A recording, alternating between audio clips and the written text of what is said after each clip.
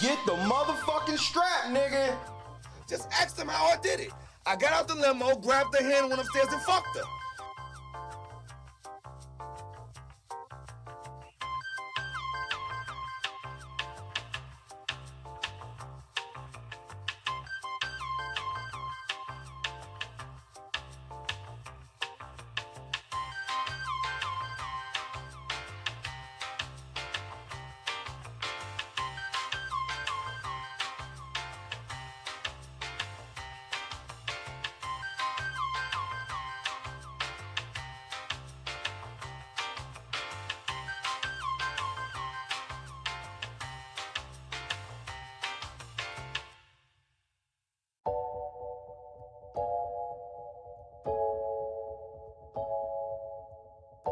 I would have been swallowed up. Have you ever been swallowed up? Have you gone through a time of swallowing?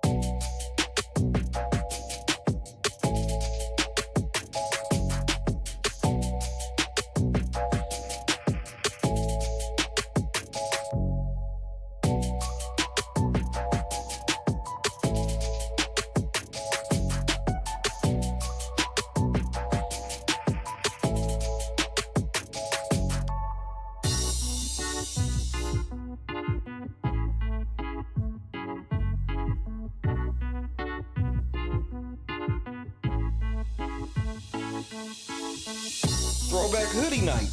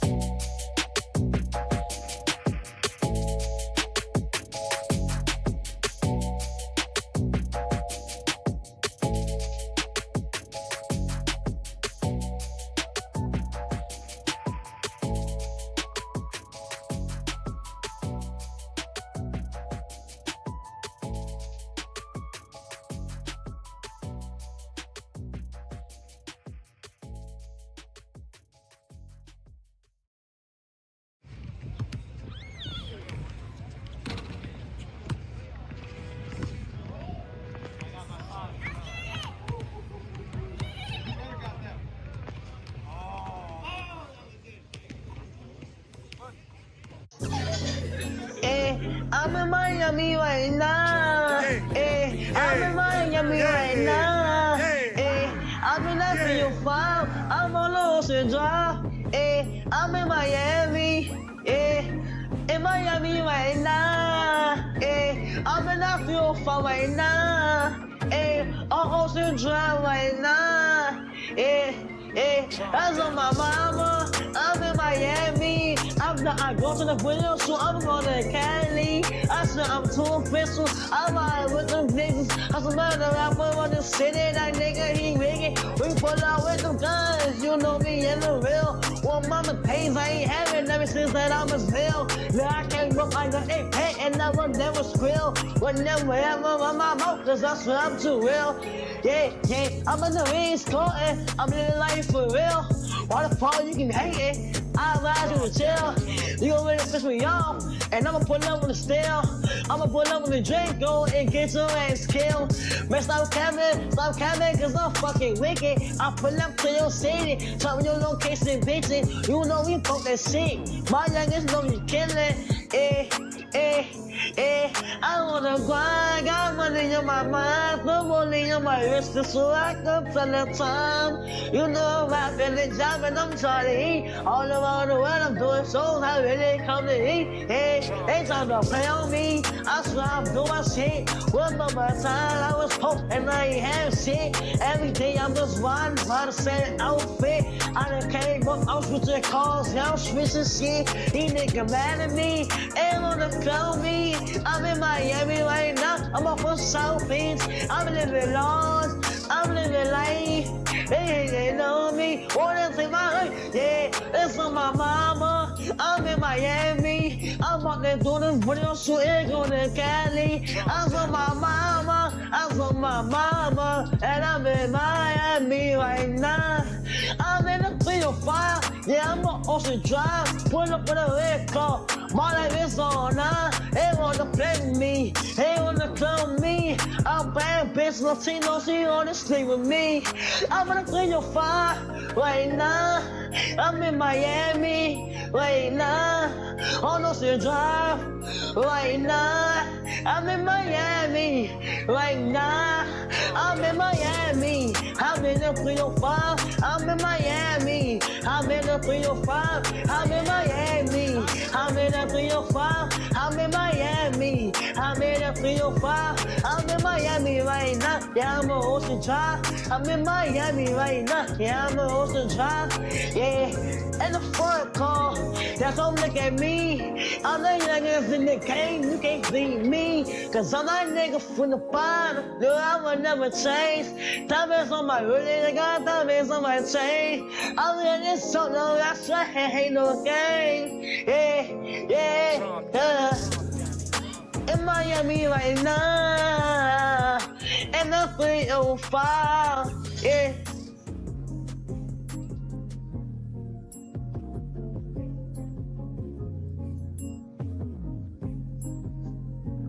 I'm from the streets, bitch. But yes, sir, not Long Island. I keep getting y'all names mixed up.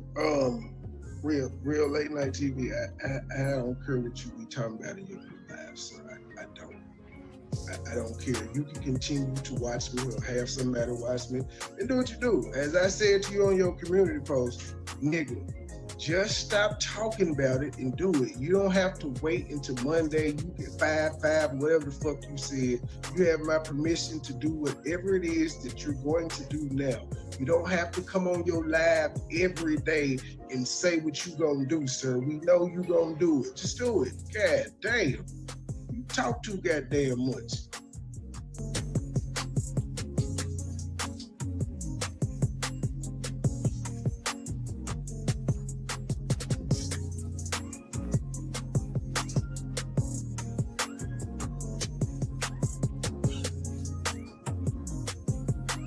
Late night crew.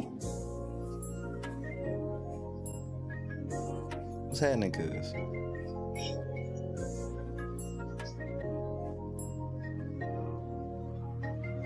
Hey, Star Report, we gotta talk, nigga.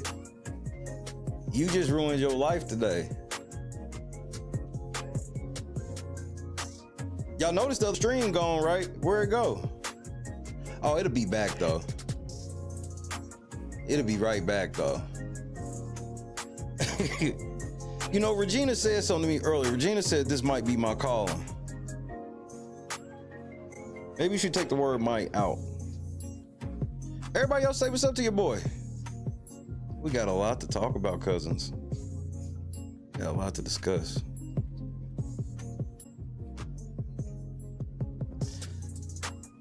I gotta show niggas that fat meat is greasy. I got a massive announcement I'm getting ready to make.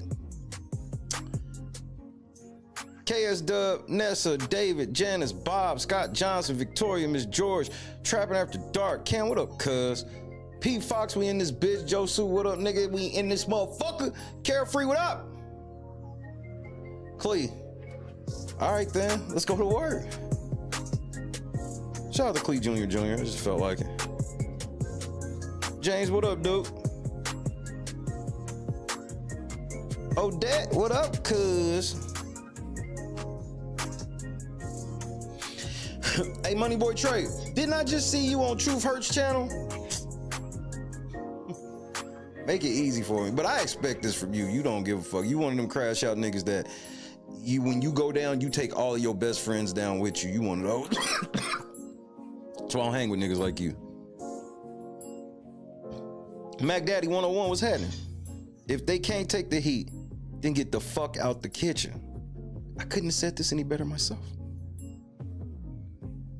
I'm from the streets, bitch. You know why I play that?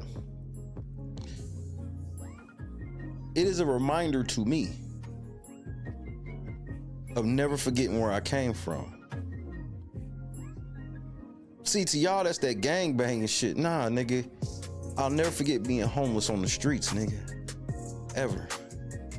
So this little shit y'all be thinking y'all doing to me, nigga, I done seen it all. I done done it all, nigga. This shit light work to me, nigga. All I know is you niggas are hoes and y'all niggas are all afraid of me. That's why y'all try to fight me in the dark. But what's done in the dark? What did my grandma used to say? What's done in the dark is what? Will be done in the light, nigga. Belt to ass. That is my slogan for 2025. Belt to ass.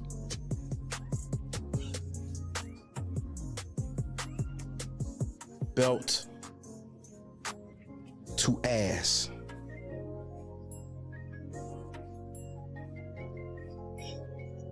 But then again,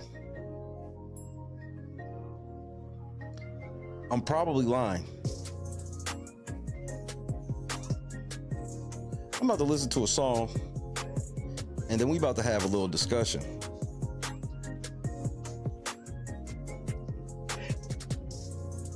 Because I'm gonna show y'all how to play some chess right quick. I'm gonna show you how to play some chess right quick. Not that chess that y'all used to. Not that Bobby Fischer shit. Now this is a little deeper than some of that Bobby Fischer shit. We gotta talk about Jason Whitlock. Jason Whitlock did a live stream today called Bone, Joy, and Harmony. For those that don't know who Jason Whitlock is, Jason Whitlock used to work at Fox Sports when a lot of this shit was being mentioned. And when I tell you he gave some insight today on the whole Skip Bayless situation, Clee, you might want to leave.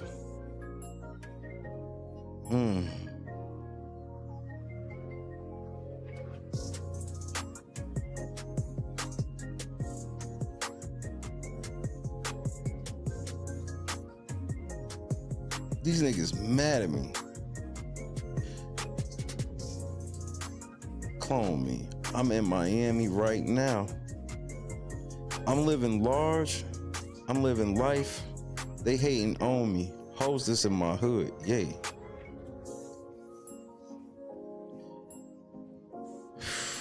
I can't even believe what all's getting ready to happen this episode. But buckle up. And the video will be back. As all my videos always come back. My videos always come back. I kind of have it like that. Why is the video down? We'll get into it. We will get into it.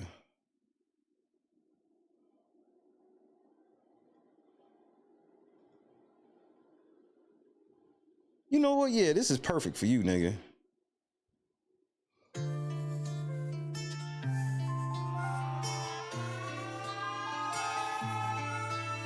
niggas so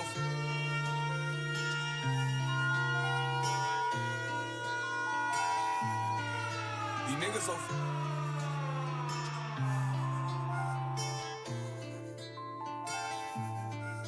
These niggas so foul, they'll take your life for a bag of some loud. That little shit with me, I'm piping it down. Walking in slowly, you dead on the aisle. Bitch, I'm a canine, I'm just like a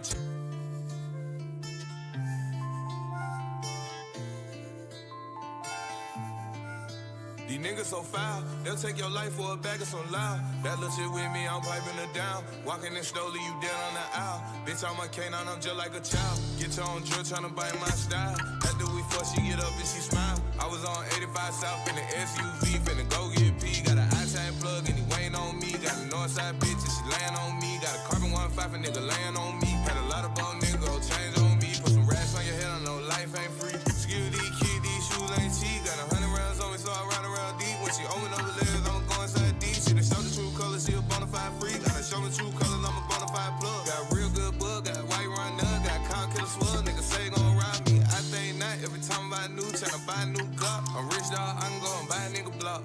All they rapping got a nigga too high, so a nigga might quit. Cause I made more money from the marijuana shit.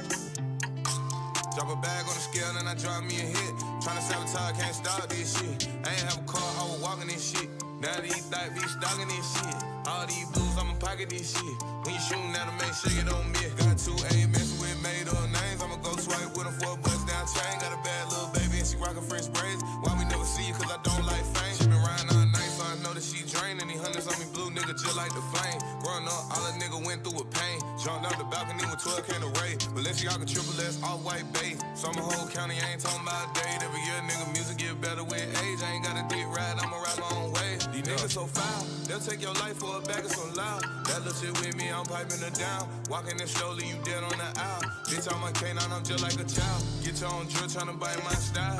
After we fuck, she get up and she smile. I was on 85 South in the SUV, finna go get P. Got an iTag plug and he weighing on me. Got a Northside bitch and she laying on me. Got a carbon 1.5 a nigga laying on me. Had a lot of bone nigga go change on me. Put some racks on your head, I know life ain't free.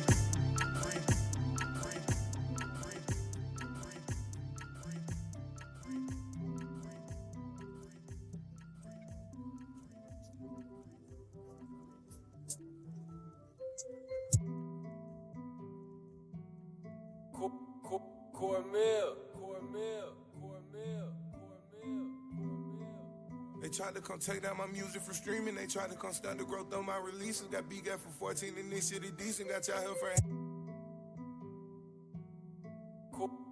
Cornmeal. They tried to come take down my music from streaming. They tried to come stunt the growth of my releases. Got beat for 14 and this shit is decent. Got y'all here for hating and that was your recent. I'm down in Grand Valley, got loud on the pallet. I'm finishing rapping, got CO2 butane. I'm finna extracted. My girl looking sexy, she got me distracted. So I sent her back and got oils and wax. Got OGs and councils, I need me a crown and a council. I'm king of shit. Just bought a phone from T-Mobile. He place that he ringing and white boy with thousands of pieces that he begging to bring me shit. Can't send no money through Walmart cause I got to see this shit. Bought me a pot and some soil, I'm seeding it. Southside of Oregon, white and I'm median. Gorilla style, I'ma grow this shit illegally. No service inside the mountains, no reaching me. Hippies who been here for years, steady teaching me. We in the field and we smoking so peacefully. Came from the street, so you know ain't no cheating me. Key that little bitch to the curb if she cheat on me. Came with the strap, matter of fact, I got 3 on me. They tryna handle my growth and success.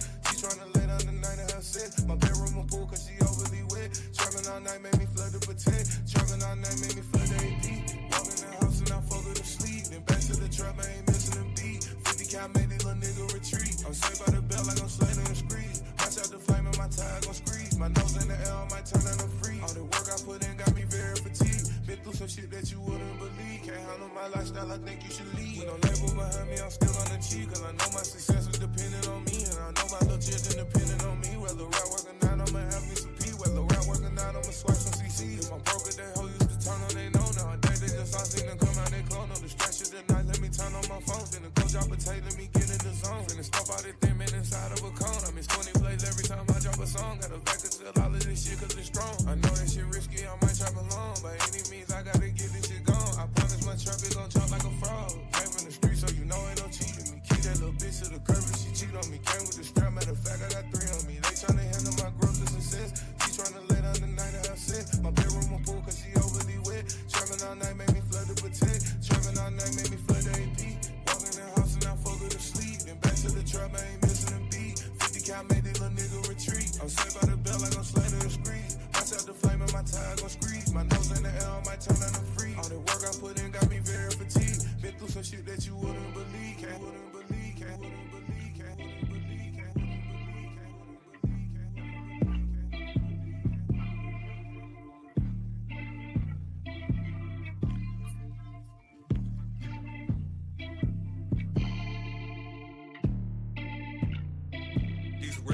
boost, baby. These ain't Tim's on the DMT drug. In the cellar, weed pens. Only real in the circle. On fuck fake friends. Only high grade flowers. So I'm going up the Mercury. Yeah, you care credit cause she said she want surgery. I'ma get it pad here going with some urgency. I went down my fashion like an ambulance merchant. Back and silly for you, I'ma show a little courtesy.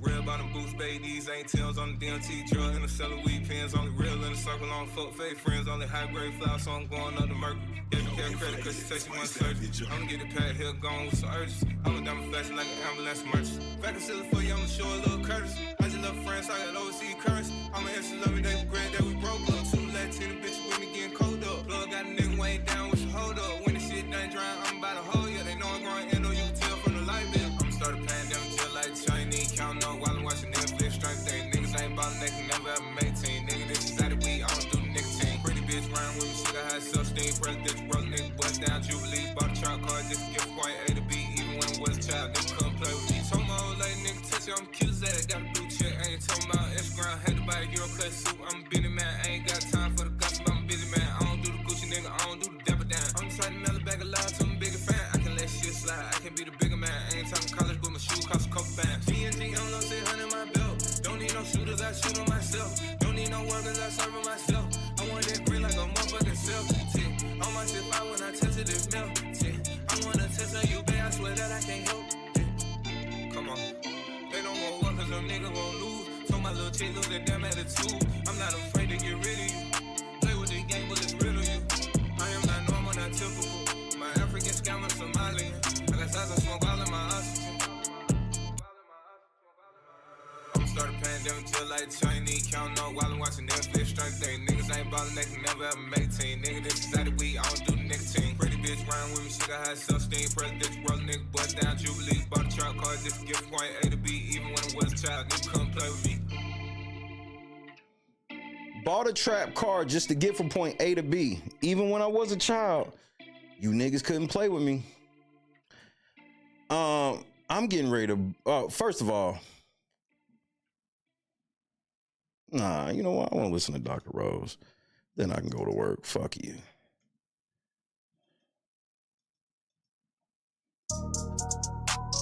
Got a whole TV down, I sent up Dr. Road, brand new Dior Python, y'all copping on the light day, got a 50 rock a retro. I was out of Portland Ground, back scene, Dane Little. Brand new tech, cost 100, I'm playing with a compact 4-5 green bean, came with a head ring, horse, go make a couple thing club. Had the car roll through the list, they were too hard. I'ma let the shots ring out like shooting guard. I just made a 40 from the Barclay debit card. I was out of home, kinda hit me with a Zard, tried to figure carry set, but the double bag go yard. Surf Jackie O in the trap, watch the Ozark. Just pad nigga with him, one, you need 3 label, breaking down bud on the 5 rack, coffee table. Plus in the load, I ain't like got sit back, young nigga boy, so I made him go spin back. He don't know the address, spin the whole cul-de-sac. Drake with a biscuit and he came with a shoulder strap. In the pack when he came, he was deep fried. Say you got a plug with the bag with a cheap price. Shawty can't shop in the truck, got D9. I was in the trenches with the gang like a D-line. I was shooting movie with a bit like a GoPro 509. I done done like a Romo. Ops don't get spent, roll him in the front toe. Flip the whole car, you gotta fix it up with Bundo. I'ma be the pack in the truck like a Mundo. Ballin' on you niggas in LA like Alonzo. You ain't finna shoot it, what the fuck he got a gun for? Still in the trenches cause the nigga really won't smoke. Got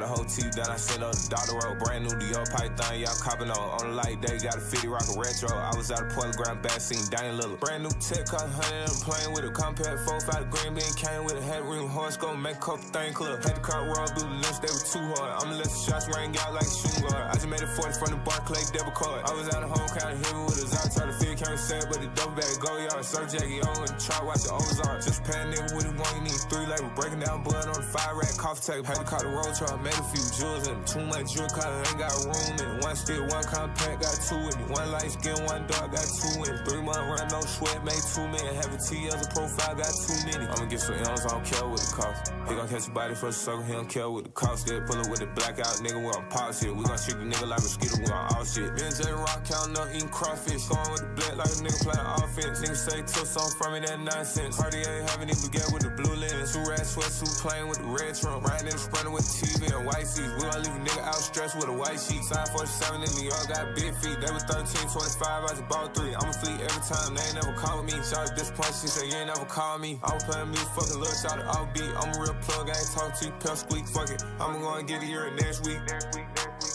I'm only talking to bosses. I ain't talking to you fucking pipsqueaks. Size 46 in Dior, I got big feet.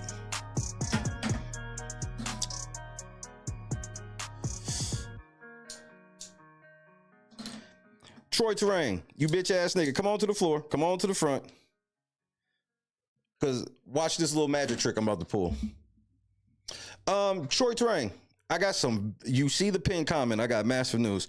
First of all, I see that you filed a privacy complaint because you think that you have the right to call my personal email communications with somebody else.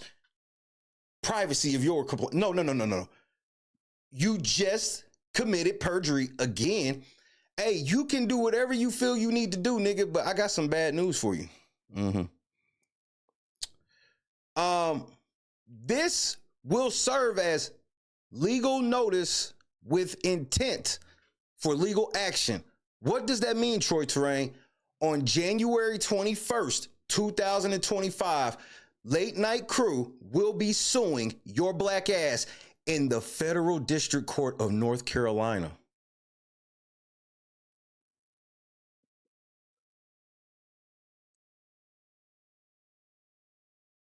I'm not lying. There's no joke. There's no punchline. On January 21st, your black ass will be in district court. Fuck, nigga. I told you, don't touch my shit. This is the second video. But here's the thing. YouTube ain't fucking with you, bro. I have no strikes. So when you do it again, I still won't get a strike because YouTube is afraid to give me any strikes right now unless you can prove that I actually violated copyright, which you'll never be able to do because you're a lying fucking bitch.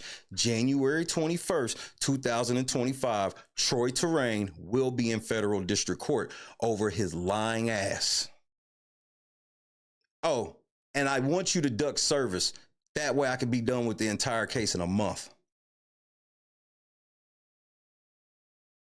Because that address you gave, yeah, I know where that address really goes. Guess what that means? I'll get to show the court where this address really is. We'll all agree that you lied, and then we will go past service. Oh, and if you do anything to this video, that means you received legal notice.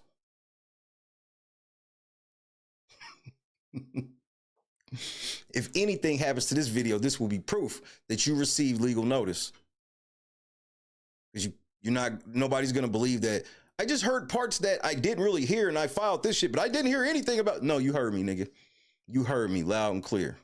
January 25th or 21st of 2025, I am going to sue your black ass. I know you think I'm playing. I'm so not. I just need 2 weeks to draw the complaint up. That legalese shit. And you're not YouTube. This will be 1 month. And I'm going to own you. There is no $30,000 cap. Not in district court. Oh, and you got to pay for everything I do. Everything. Everything. So please duck service. Because you've already signed under penalty of perjury that you would accept service from me. So duck it. It only helps my case.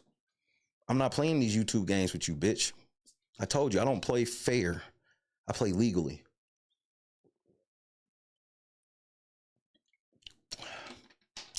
You were told several times. That other video will be back because you lied. You have no privacy complaint over my shit. I don't know where the fuck you thought you had right to claim a privacy complaint over my personal emails. Your gripe is with YouTube. Now, understand that the way that you did it and everything, all that happened was the system saw that it was an actual email, and so they just erred on the side of caution. But what you didn't understand was they also contacted me after this and let me know that, hey, Mr. Hall, we want you to fill out this legal complaint. And nigga, I know you read all my emails today. You were hot in the pants waiting to hear from a nigga like me. You know what one of the emails I sent him is?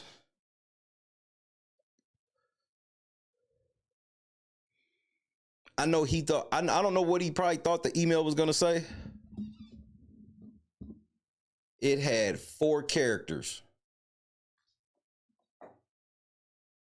Tell me what them 4 characters were. 4 characters.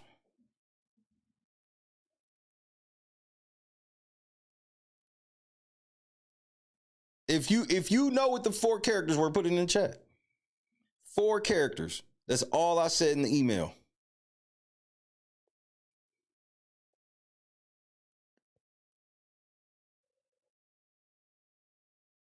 Nah, Clee, that's way more. That's 4 words. I said 4 characters. That might have been appropriate, KS. I sent that nigga 4 laughing emojis. Because I know that makes him mad. I sent that nigga 4. I forwarded him this and sent him 4 laughing emojis.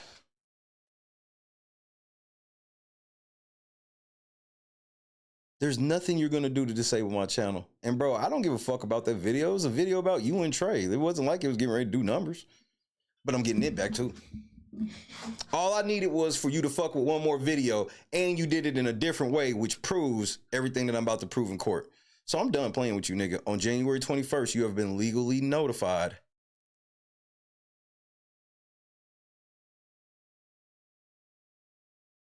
So,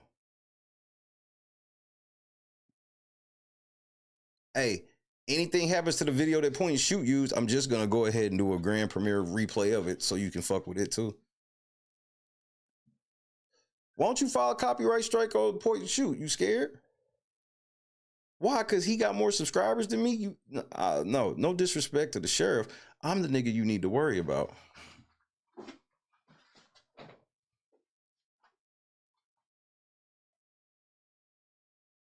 What I tell you about waiting until I just get on the air, man? I don't want to hear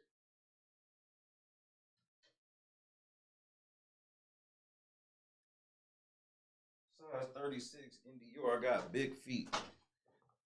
So, understand, January 21st, 2025, I will have a stream where I will show y'all the federal lawsuit against Troy Terrain. Y'all niggas thought that copyright claims board ain't nothing but a trap. It's to get dumbass niggas to commit federal crimes for $40. Tomorrow, steak dinner will begin at 7:30 p.m. Central Standard Time. The live will be set very early in the day, 7:30 p.m. Central Standard Time. And there will be massive surprises at said steak dinner.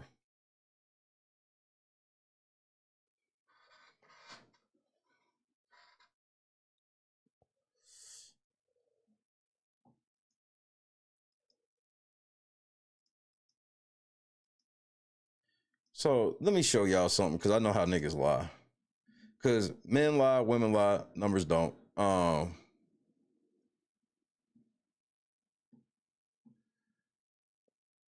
So I want to show Troy this so he can see how hurt his feelings are.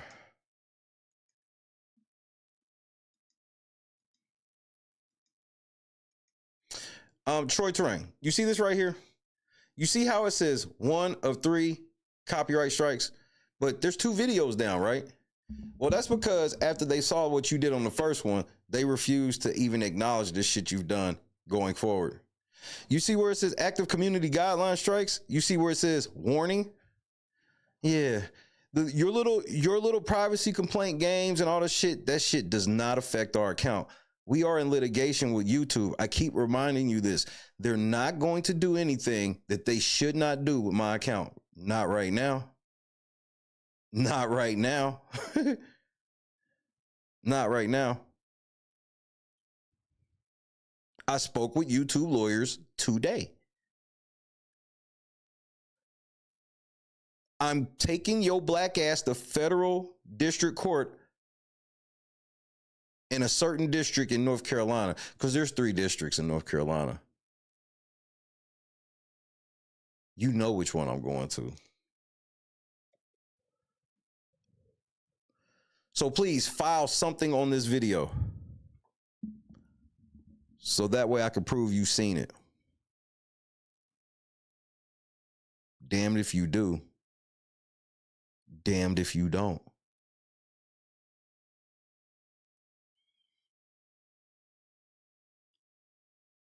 Hey, you should respect what I'm doing. You like snitches. And I know that snitches get stitches, but guess what I'm gonna do on the 21st? I'm gonna tell on them. The filing fee is $405. Some luck, I get paid that day.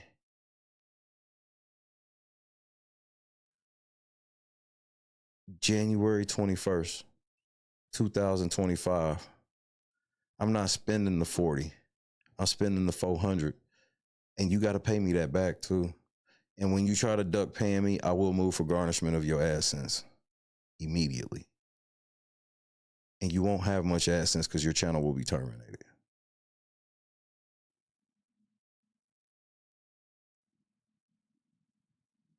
You have 1 month.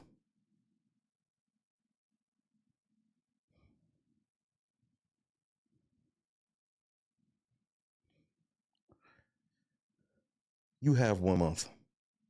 So enjoy your last month on this platform, cocksucker. Those are terms he like to use. He likes to call people cocksuckers and all types of shit. Cause he a weak ass bitch. He thought he could control shit on this fucking platform. And what he's finding out is daddy runs shit. Ain't that right, Trey? Tell this nigga that daddy runs shit over here. Tell him. Tell him. Tell him. You can't.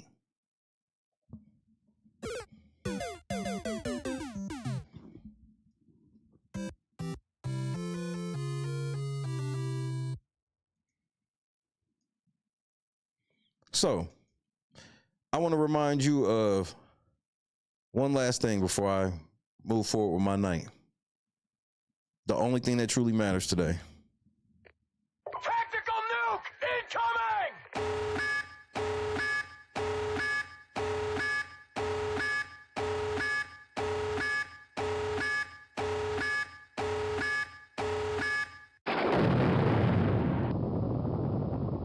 But yes, sir. Not Long Island. I keep getting y'all names mixed up. Real late night TV. I don't care what you be talking about in your new lives, sir.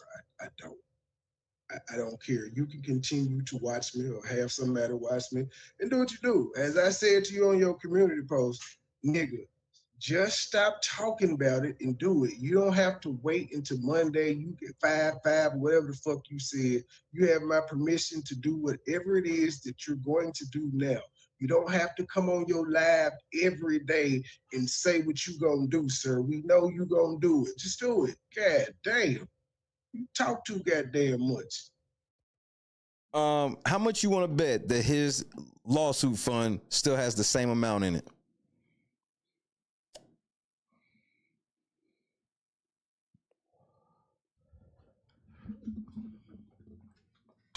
How much you want to bet? How much you want to bet the lawsuit fund is at the same amount? Donna B, good evening.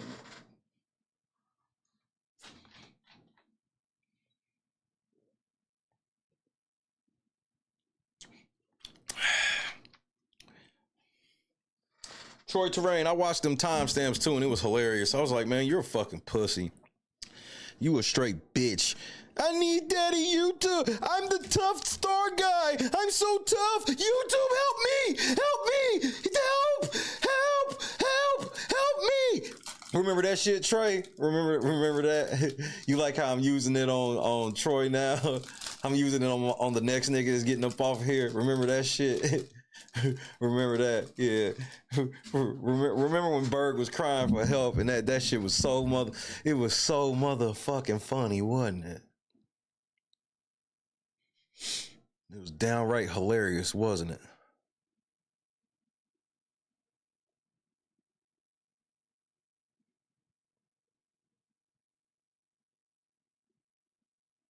You play stupid games, you win stupid prizes. You play with Shay, you go off the fucking platform. one way or another. This nigga Troy Terrain is next. Hey, nigga. And I'm gonna have you taxidermied on my wall with a Brooklyn, with a Yankees hat on, nigga.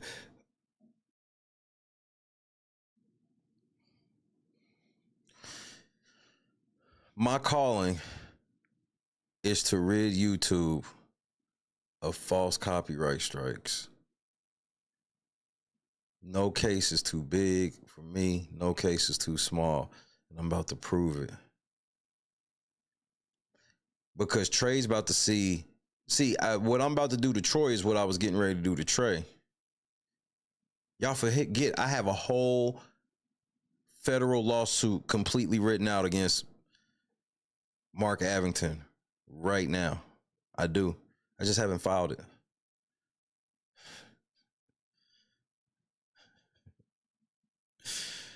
I just haven't filed it yet, nigga. But I'm filing one against you, Troy Terrain. Sweet. Sweet. Sweet.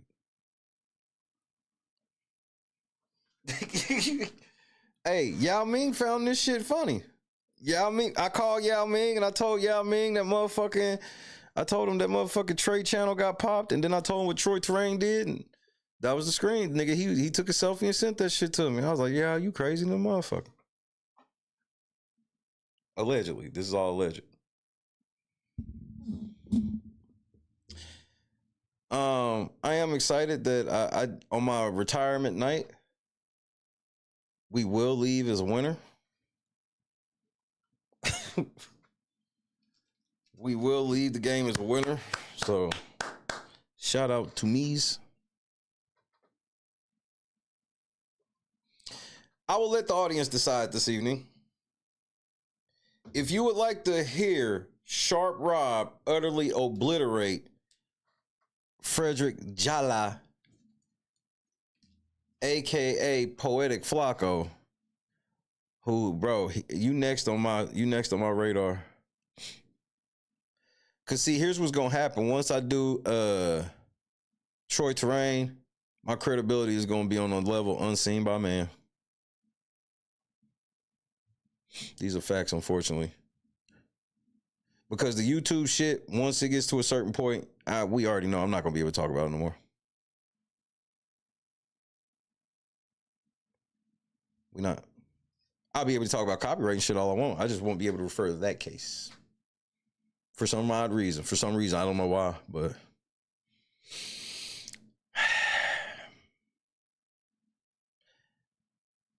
Or... if you would like to hear Jason Whitlock give inside analysis of the Skip Bayless Joy Taylor situation, you may press 2.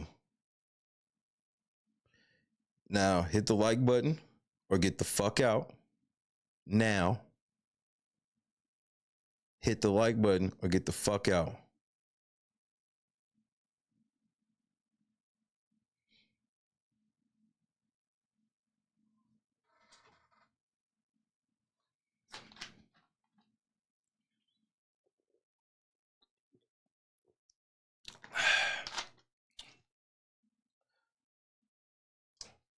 Hating Jason's one thing.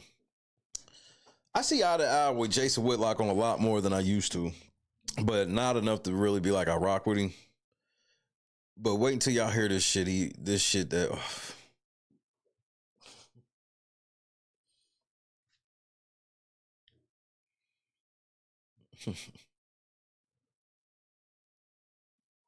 Sharp Rob, it looks like they fucking with you.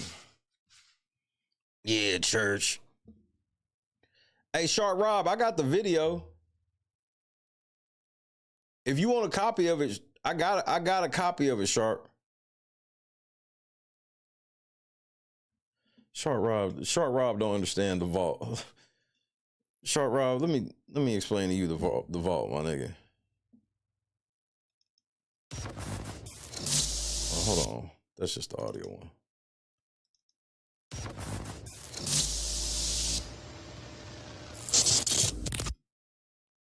We around this motherfucker. Y'all know where we at, man. We over here in Burbank.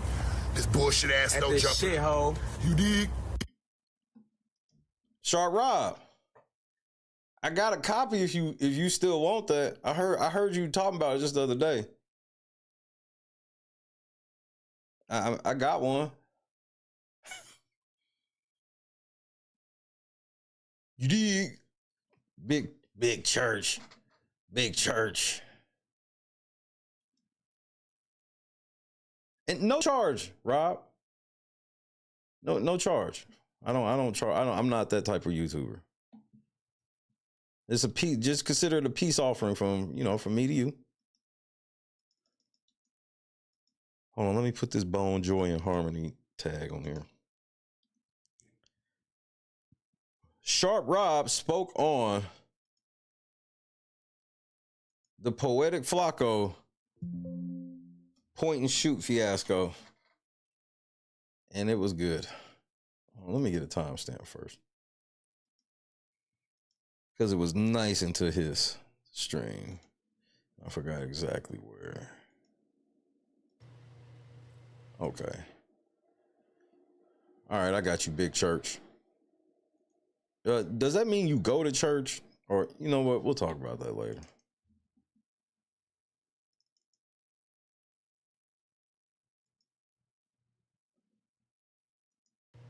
She stopped talking because she knows she. Nigga, what is this Boys to Men varsity sweater you got on? See, I'm just asking, bro. I be trying to understand what y'all niggas be wearing, bro. I just be wondering, Sharp, do you really be going for are you trying to be the villain, or are you more like anti-hero now? And I'm not even talking about to the bitches. I know that, your thing with the bitches. I'm talking about just in general. Were you a villain when you were on No Jumper, or were you anti-hero then and villain now? I'm just asking. At anybody that's shooting shots.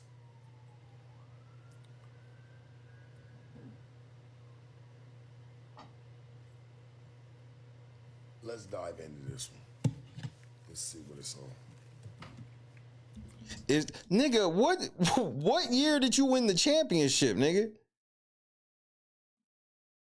This nigga got the same ring that motherfucking Tony Parker got when he won in 07. Let's touch this one right here for the record books. I'm going to be going over this new. Look, let me just say this right quick, Rob. Can you just give this just one more inch? Pause. Just one more inch. Because that shit just be making me feel like I be feeling like I got to adjust my shirt just looking at it. New lawsuit that has been filed against me by controversial YouTuber and Liberian national Poetik. All right, so for this video, I'm going to be going over this new lawsuit that has been filed against me by controversial YouTuber and Liberian national Poetik Jala. Liberian national. Jala is my real name. And so I want to explain this. So once upon a time, I checked my email and I see that I've been given 2 copyright strikes. One was sent by the 16 of Nashua, the other sent by Jala. And 16 of Nashua. I just could not believe my eyes. It was just so peculiar. And the way that Adam 16 shit, like, that's what they be calling him all on the internet now. Because everyone knows that my work is a textbook example of fair use, including Jala and the 16. And so I'm wondering why they're sending me false copyright strikes. And then it became clear to me that this was an orchestrated attack, and that these 2 were just abusing the legal system in order to gain my personal information. Now, let me explain what I mean by that. So when you get a copyright strike, you can... Look, Sharp, you need to learn this, nigga. Bro, the way that niggas do not ever want to listen to the copyright law itself. I've noticed this in so many people's videos, because you know what I be on. And because I'm listening to see if whoever's talking about it really know what they talking about. And not even from like a disrespectful point of view. Sharp, I know you don't know the DMCA law. You need to be paying attention, nigga, before they get you. I don't even know my name in the mix of it. It's crazy when I look at it.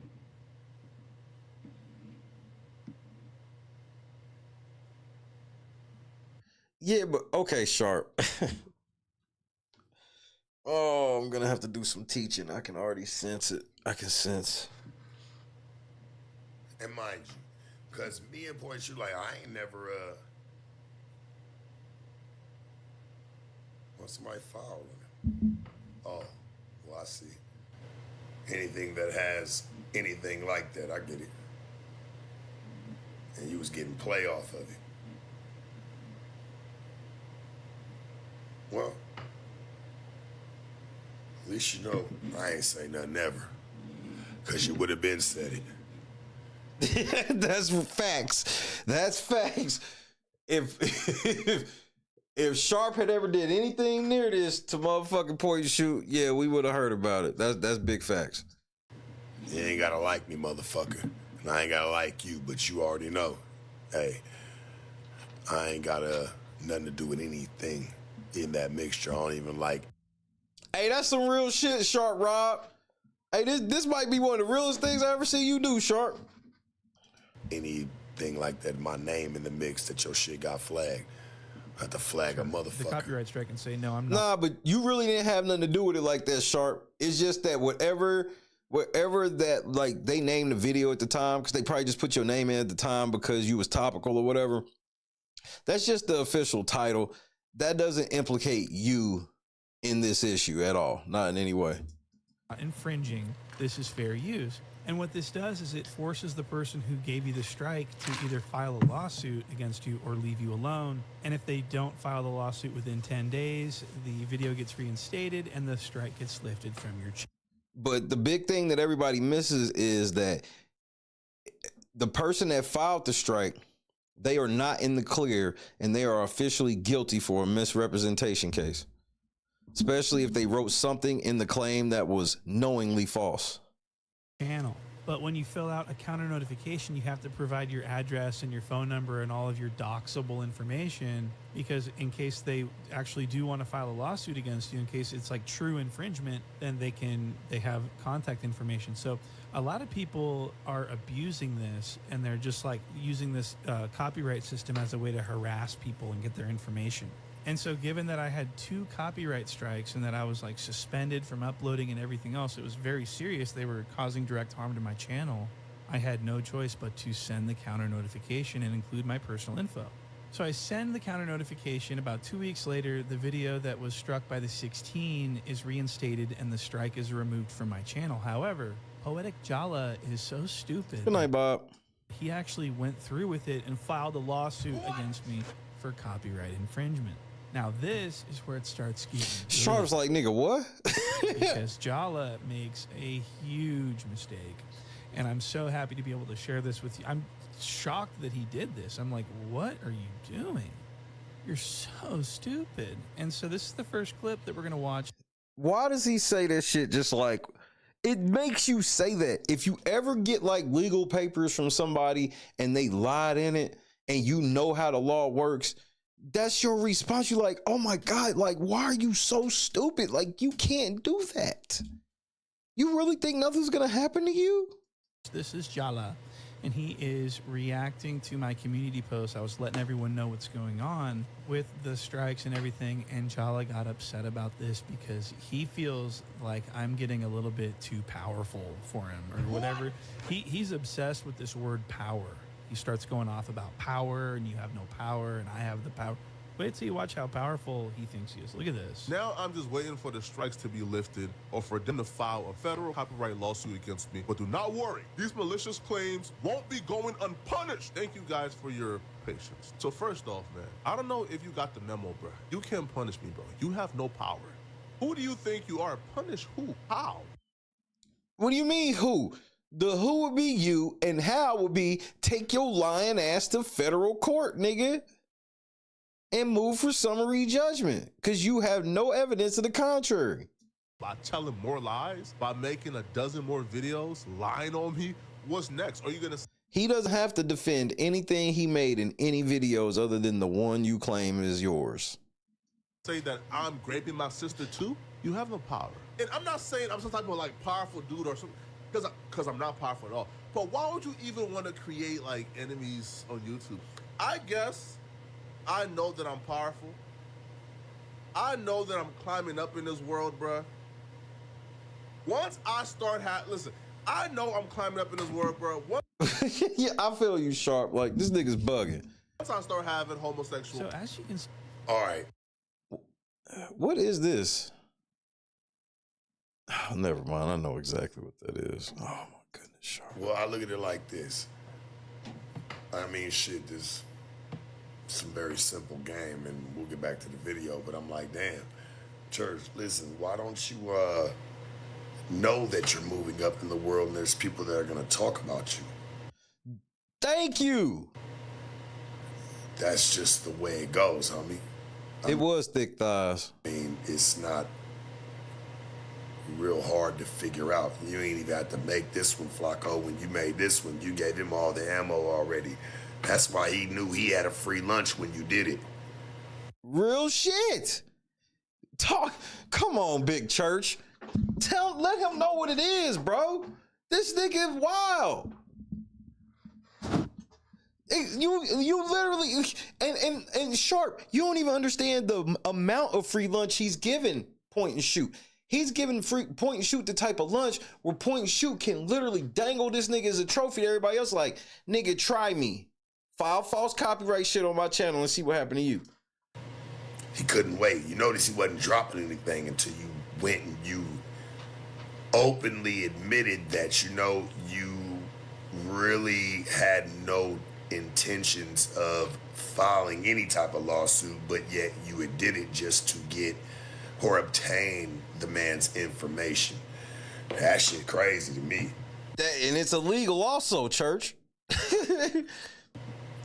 Sharp Rob, he's not in character right now.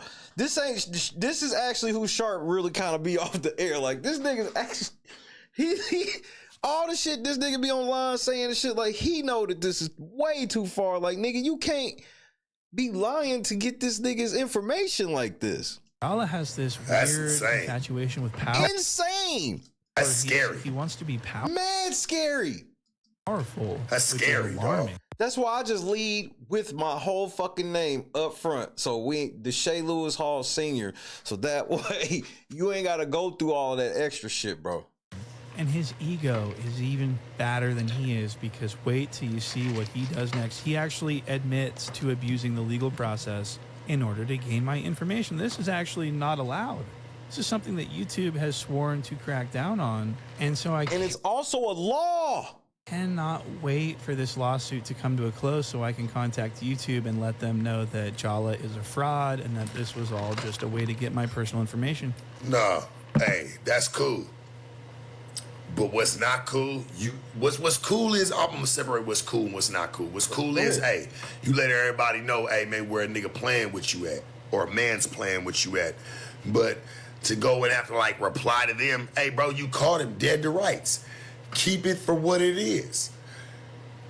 Let your channel grow. Keep growing. Nah, I see what you saying, Sharp. No, you can't let niggas pull federal crimes on you, nigga. This go for you too. We ain't talking about call the police. Yeah, here's the number one thing, Sharp. If he just hits YouTube, that shit ain't even gonna work anyway. What he gotta do is hit YouTube with the results of his federal district lawsuit where he beat his ass. We not talking about call 12. Nah, nigga, go to that courthouse. Bro, all of y'all, bro, y'all let y'all biggest motherfucking rappers and shit y'all love. Y'all let them niggas take niggas to court all the time. Y'all don't think that's fake gangster. It ain't. It's a one-on-one. Going to court is a one-on-one, nigga. It's a one-on-one where we guaranteeing to settle this shit without violence. Ain't nothing wrong with that. Cause trust me, that shit get cutthroat. I see what you're saying, Sharp, but the bygones, let bygones be bygones shit only goes so far. You can't be known as the motherfucking place is easy to steal from, or everybody gonna come steal from you. Shan, what's happening? There's nothing you need to, and I would want, hey homie, I'm just. Yes, thick thighs is the same as the nigga whose tongue is the same consistency as Italian beef. Telling you some real shit, point shoot, like for real. Just Shan, what's happening, champ? What up? Keep growing. Like, don't worry about none of that. I see what you're saying as far as like an ego thing. this is some shit you have to take serious, because you see how, look at it like this, Sharp.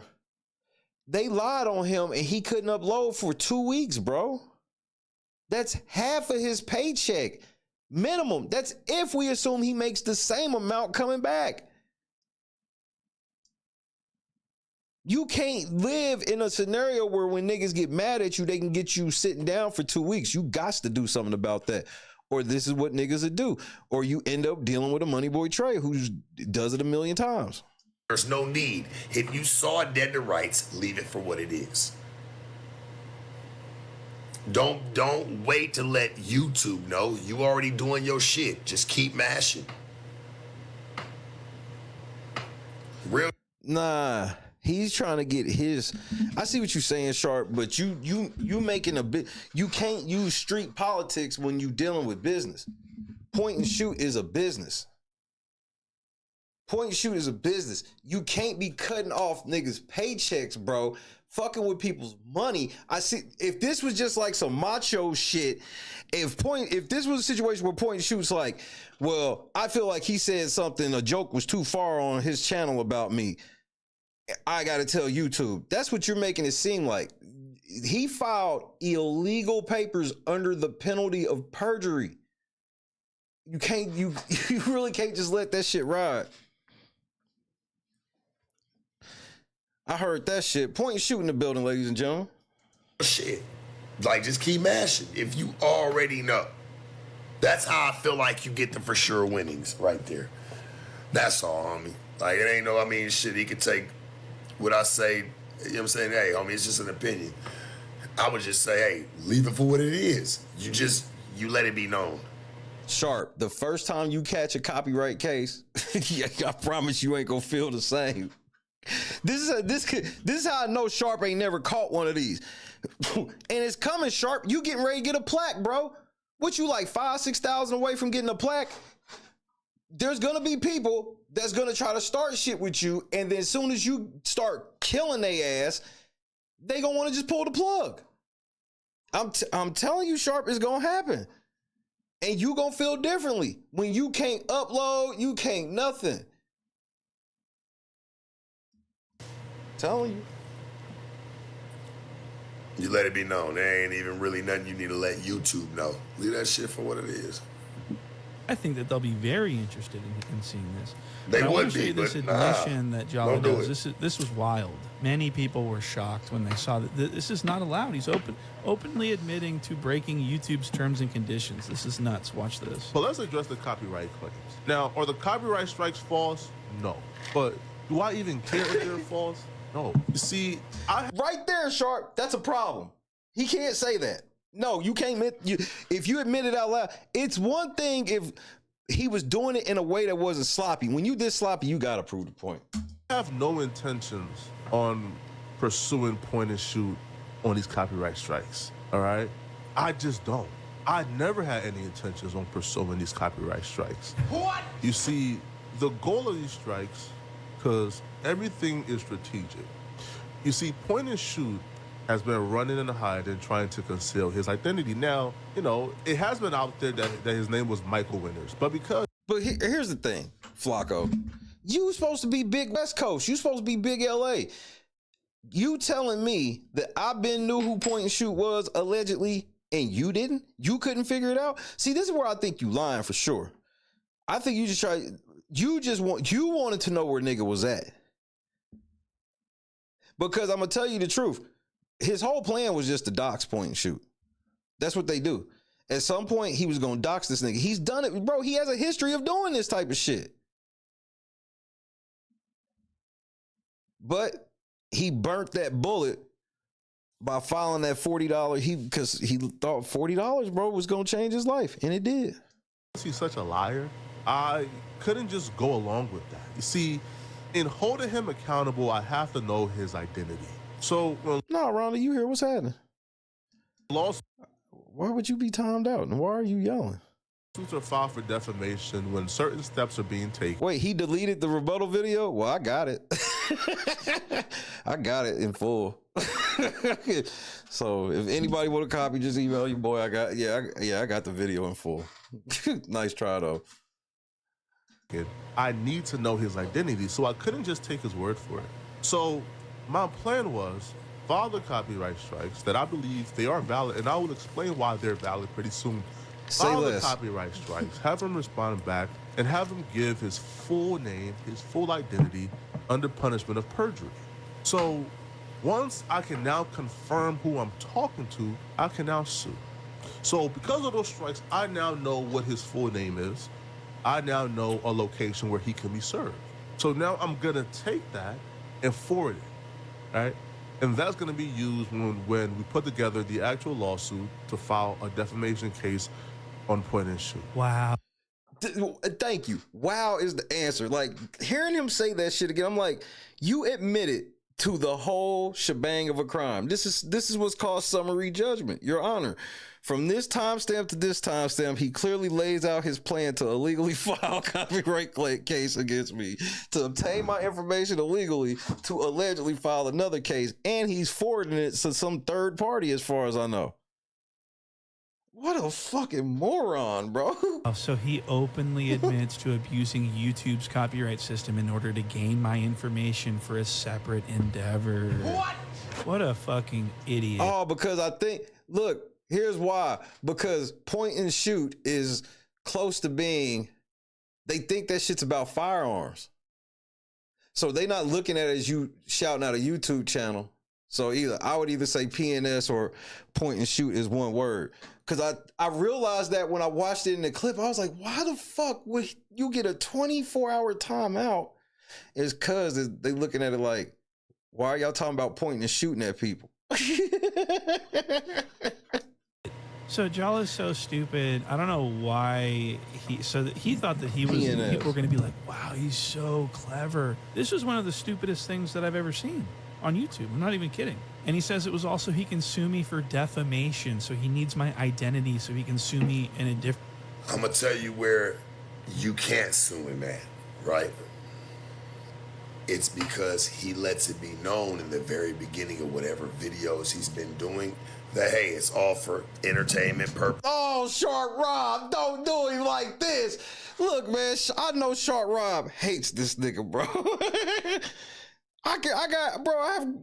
I've just gained a lot of respect for Sharp just tonight, bro.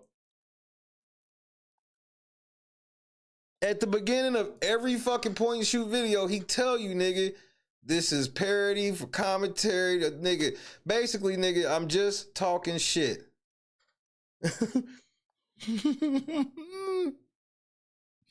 Damn, Sharp. This is only in that, you know, he's just having, hey, he's making fun of it. Hey, dog, it's almost in a, it's just a laughing standpoint, it's some comedy. Like, that's really what it is, some online comedy, dog. If you take that shit serious. Bro, understand the reason why I've gained so much respect for Sharp in this. If you haven't watched Point and Shoot's videos, go watch just the music videos he's done about Sharp. When he did that motherfucking song with Sharp and Sharp and Dijon Paul, when they, what's the name of that song? I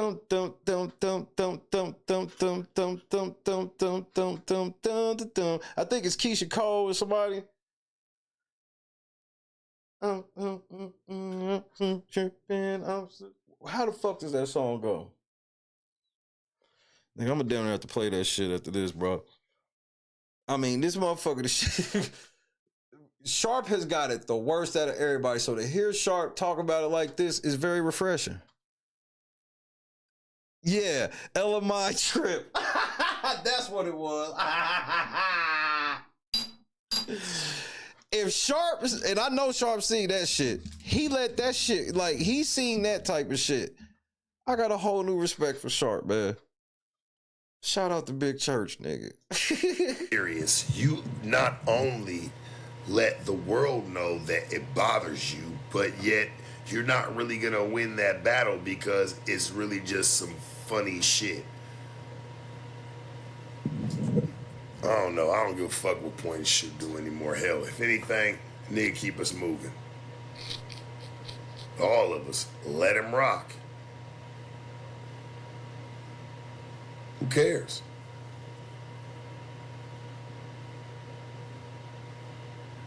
Sharp, the anti-hero, is weird. This shit crazy. Or why didn't your lawyer just simply subpoena my information from YouTube and show them that there was a lawsuit and that you needed my information? This is how everyone else does it. Do you even have a lawyer? I mean, this is really strange. So your lawyer advised, let me get this straight. Your lawyer told you to file false copyright strikes to get my identity. That's so that you guys crazy. can sue me. Well, I'll say this. That's crazy. Your lawyer sounds very stupid. That's crazy. You know? And I'm going to touch more on this defamation stuff later on in this video, but I've got to show you this lawsuit docket. This filing is alarming. This is total textbook fraud, and I'm not even joking. This is clear misrepresentation. So this is the docket. It says claimant name Frederick Jala. And I want to point out that in order to avoid having to send me his address, he listed himself as an authorized representative and then gave a bogus address on the docket. And the deception does not stop there. The bogus address so helps you. It helps you serve him so more easily because he signed under the penalty of perjury that he would accept service from you and then gave you an address that was invalid. So now you can move forward. Like, man, just fuck. Bro, they be thinking the court, I don't know what their idea of how courts work. Like, you cannot do this type of shit. He's actually, so this lawsuit is for 23 seconds of a video that I used from his YouTube channel that he doesn't even own. He doesn't even own the video that he's suing me for. It's impossible for him to own it. Well, I shouldn't. No, he actually can't own it. Damn, I did not mean to do that. He actually can own it.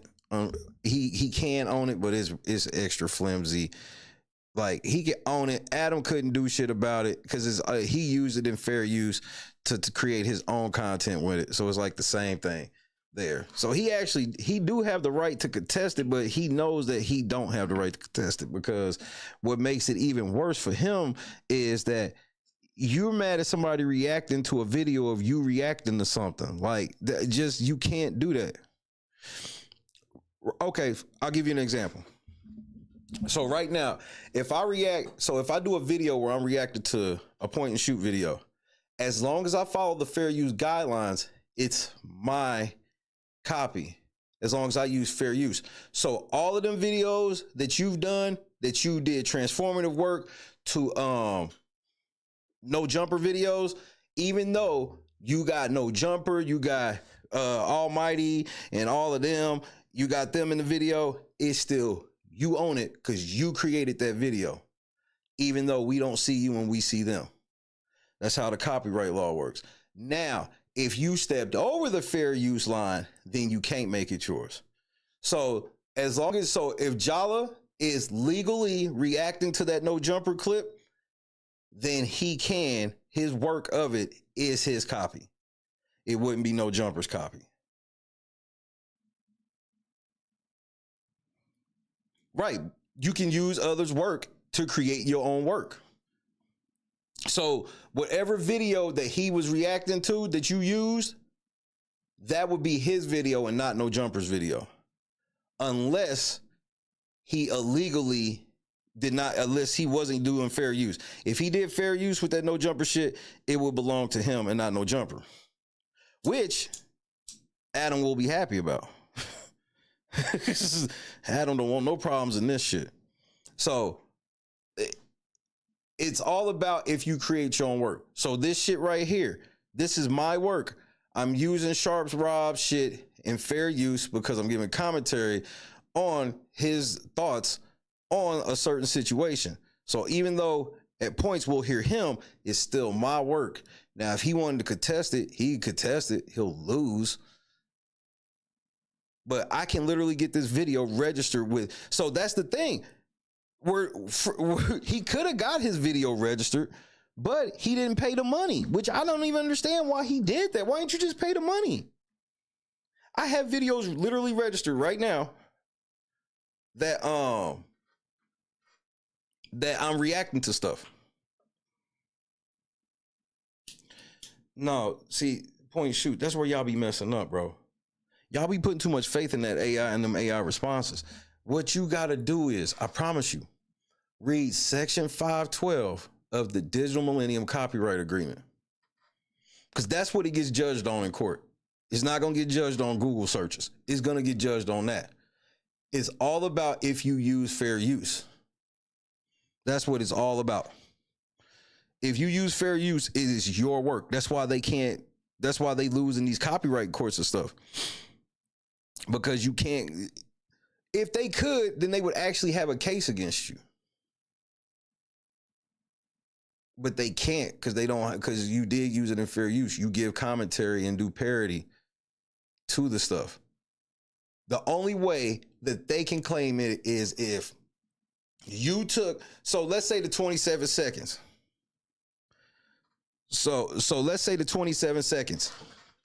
The only way that he could get you on 27 seconds is if you put up a 27-second video that was frame for frame his video. Then he can claim that, bro, this is the exact same video. He just took it from my channel and just uploaded it to his. That's copyright infringement. But if it's 27 seconds long and you talking over the motherfucker and you make it, you just say one thing to give it context and you turn it from 27 seconds to 32 seconds. That's your video, not his. Because it doesn't serve the same purpose.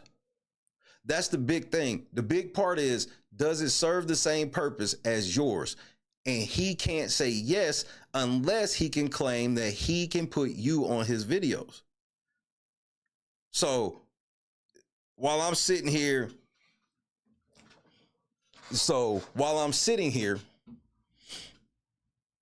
doing my thing, the chat on the screen, even let's say I sat on the screen and I didn't say anything and the chat was rolling. That still makes it transformative because I can fairly argue that people will watch mine over that one because they want to see my chat. There's several that's why it's like, that's why there's several different other ways that they could try to fuck with people's channels. This one's the dumbest because all I gotta do is prove that you know, like you swore under, that's why YouTube makes you swear under perjury and all this shit. So that way, when you go to court, you're fucked and YouTube ain't gonna do nothing. Because for example, Adam 22 is fucked. The moment he filed that copyright takedown, yes, he ended his damages. He cut off how much damages he knows.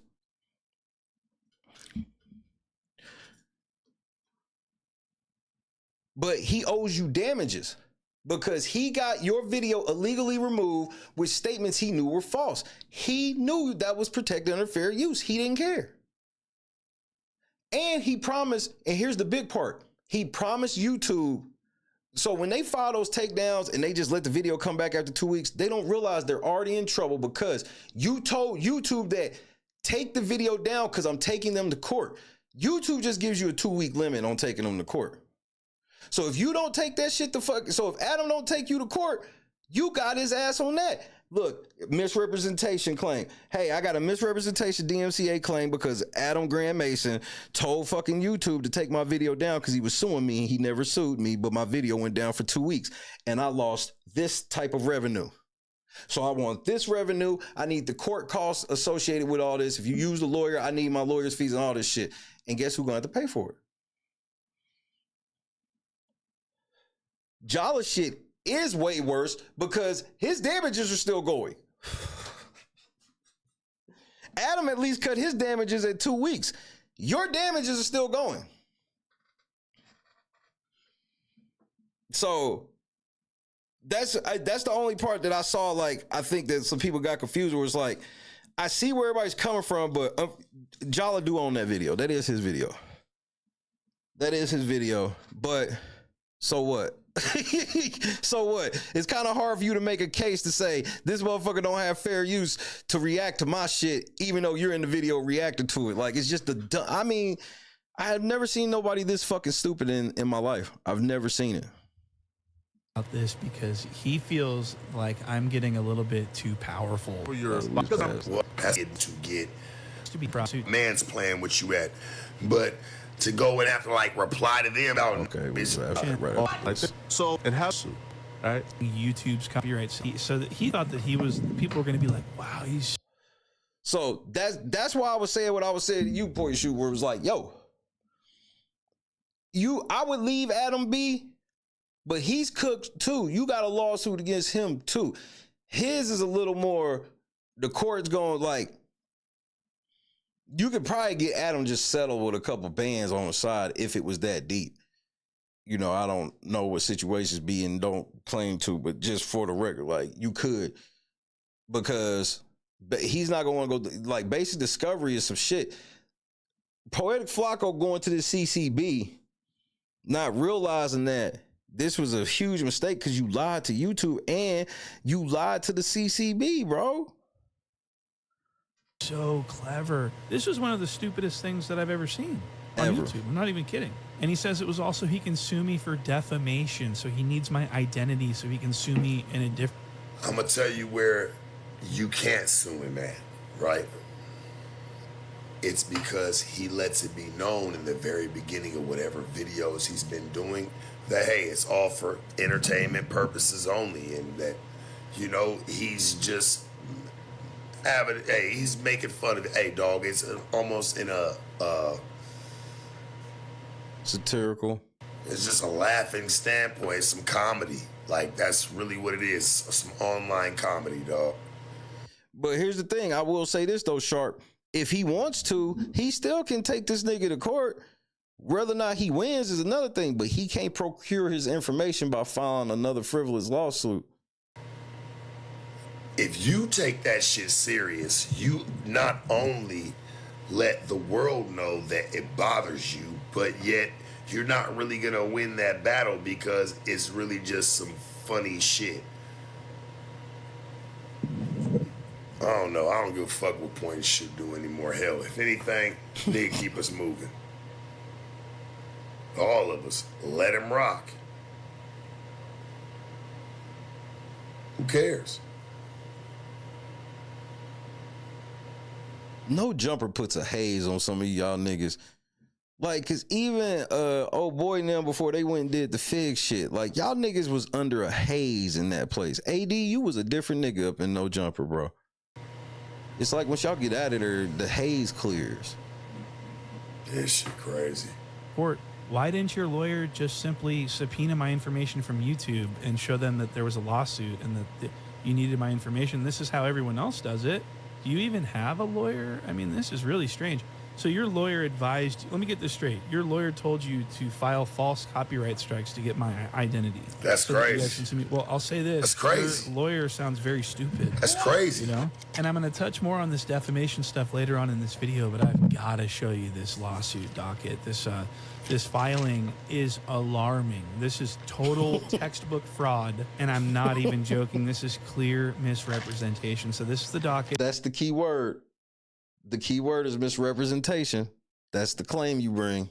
It says claimant name Frederick Jala. And I want to point out that in order to avoid having to send me his address, he listed himself as an authorized representative and then gave a bogus address on the docket. And the deception does not stop there. He's actually, so this lawsuit is for 23 seconds of a video that I used from his YouTube channel that he doesn't even own. He doesn't even own the video that he's suing me for. It's impossible for him to own it. Well, I shouldn't say impossible. The 16 could always cooperate and say, yes, he owns this. You know, the 16's helping Jala. Okay, so that's, I shouldn't say impossible, but it is very bizarre for someone who's using someone else's clip as fair use in the clip that I'm using that you're suing me for. I mean, it's so stupid. And it's a YouTube video, and this is what he sent the copyright strikes for, to get my identity. So now he has to file this bullshit copyright lawsuit in order to shield himself from any penalties from YouTube for abusing their system. You see, in his mind, all he has to do is prove that he filed a lawsuit to YouTube so that it will appear that he acted in good faith with the copyright strikes. And so where he fucked up was, so here's where he fucked up. He could have got your video gone for 3 months, but he did it wrong. What he was supposed to do, he has to write the complaint in a way that's compliant, whether it's true or not. If he wrote it in a way that was compliant, then the Copyright Claims Board would have said, okay, let's move to the next step, which is you serving him. And they give you 3 months to provide service. He sends that to YouTube. And then after 3 months, they dismiss the case. And then you get your video back after 3 months. He just didn't know how to do that part because he's a fucking idiot. Let me grab my drink.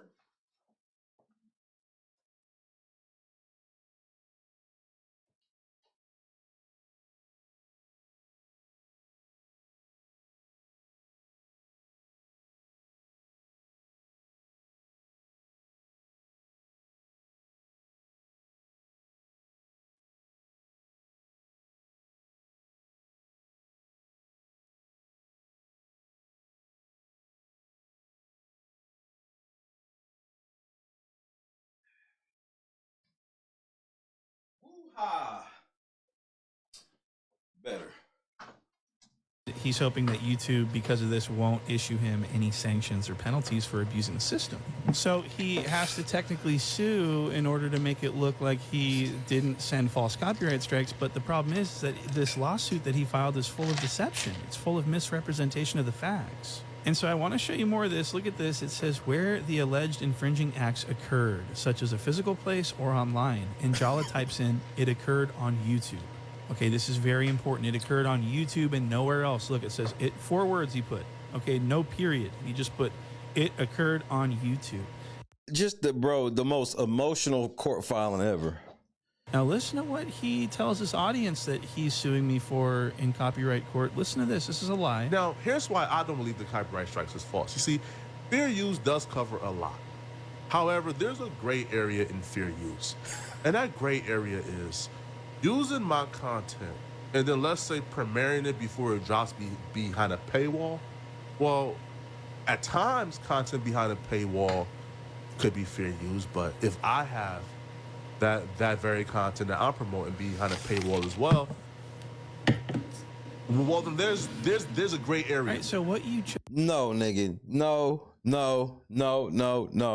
There is nothing in the digital millennium copyright agreement that says anything about some gray area that involves motherfucking behind the paywall or not. Now, here's the shit behind the paywall. So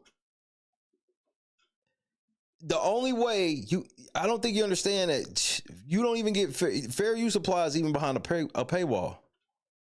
Because somebody that had access to it behind the paywall can talk about it. Yeah, it's rude and all of that shit, but it ain't like that. The only way you got an issue is if this nigga stole the video off your hard drive and he uploaded it before you ever put it public. That's the only way.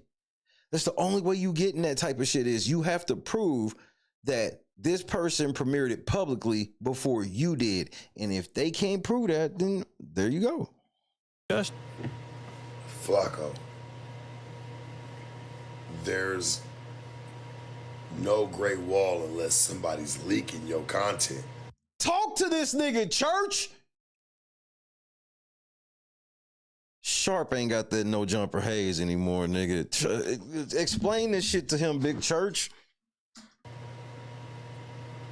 And I'm sure he's not getting it because he's logged in or has the access to your stuff. I mean, come on, I see where you're going with it. But nah, Church, that's inaccurate. Facts. That's not realistic. You're saying that the man's pretty much touching your content before it hits the paywall. Paywall as in once it comes out and it's being distributed as it's monetized.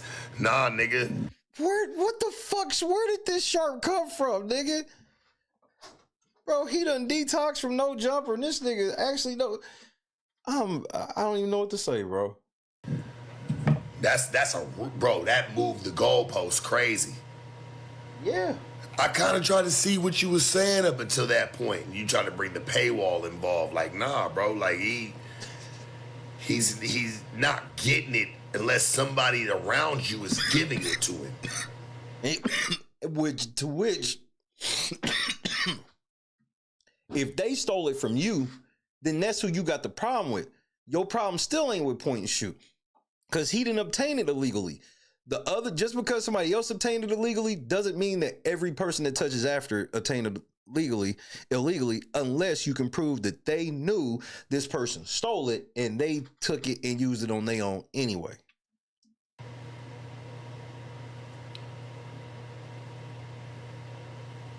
Which we both know, shit, nigga, you run a tight ship, right? We both do. We all do. If we understand media or just content in general. Facts. Oh, this shit is insane, homie. It was an insane lie. What? So Jala is now saying that I am putting content of his behind my Patreon paywall, and a video that he has the same video up on his Patreon, and he says that I'm taking away from potential viewers of his because I have the same work behind my paywall, no different. So that's actually a 100% provable lie. And I'd like to show you. So Jala put this clip in the docket and said, this is the infringed work. Okay. And this clip it can't be owned by him because he's reacting to no jumper content. So it's impossible for him to own. So so the clip I'm using of he's acting under fair use.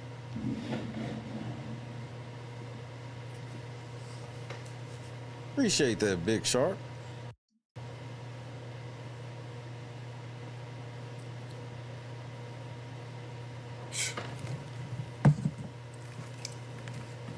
I don't even like my name or like even anything even involved. Like, nah, nigga, you gotta take the bad times with the good times, nigga. Nah, nigga, you can't turn around now. When y'all was getting them millions of views, let me see how many views that video got. Adam responds to Sharp.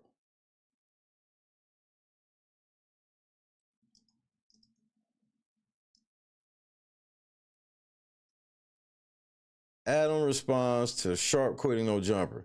So that shit got 135,000 views or 125,000. Sharp, bro, you almost at 100 bands. That's part of how it happened.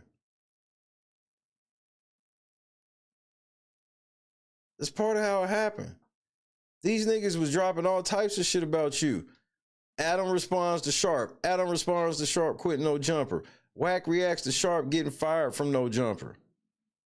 Adam explains why Sharp's views started dropping.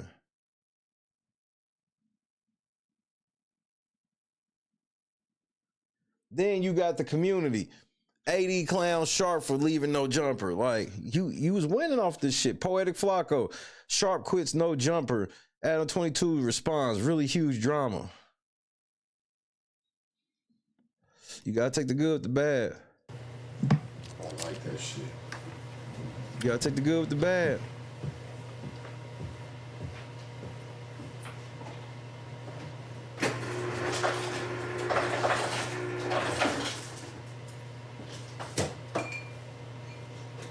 Nigga hit the ice machine, nigga. I don't like that shit.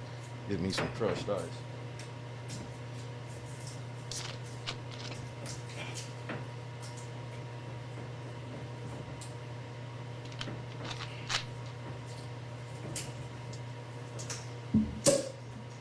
Wait, we popping bottles? We start with straight shots and then we pop bottles? Sharp, you gotta stop drinking so much, cuz. Stop sipping so much in 25, bro.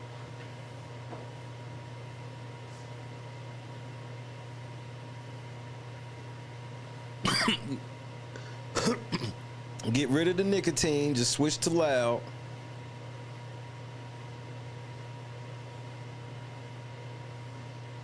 Sharp, where you go? I thought you was coming right back, nigga. This goes to show, like, why is my name in the mix? Like, this the clip that you're suing him for.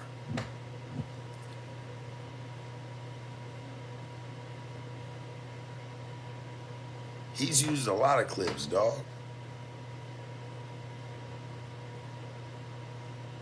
Like Drake said, be sharp. Sharp. Tell me that was kayfabe. I just want to know if that was kayfabe. Did you really think Drake was talking about you? I'm not gonna clown you in the same way that everybody else did because it's already been done. But seriously. Do you feel like I'm the nigga that, like, for real, Flakko, you feel like I'm the nigga that causes you the least problem from anything you've ever posted about me? And now you say, oh, well, I ain't make no money up off of it, you know, I ain't put on my premium. Man, that should be some bullshit, homie. Straight up. You wouldn't have sued him if you didn't feel like that shit took money from, it didn't take money from you. We can't be talking about notoriety here, my nigga, because everybody's doing that. Everybody seems like everybody's pulling from that fucking program. Like, what's really going on? And why the fuck? Like, I'm just now seeing this. I swear to God, homie, it's crazy. Like, my name came up once. Like, my name was just in the mixture once. And then it came up a second time. Talking about this, the clip right here you suing him for. Well, don't look into it too deep. I see what you're saying, Sharp, but you shouldn't look in it too deep because Flakko is not this layered. I think that y'all be giving Flakko too much credit for being able to put Easter eggs into shit. No, it was more simple. Like, he was able to figure out what video. He was probably watching Point and Shoot's video, figured out what video because the video itself made him mad. So he went and saw the only clip that he used that was his video and just made a big fuss out of it. Because I guarantee if I go back and watch that video, I'll see that 22 seconds that he used was the only 22 seconds he could have remotely claimed in that video.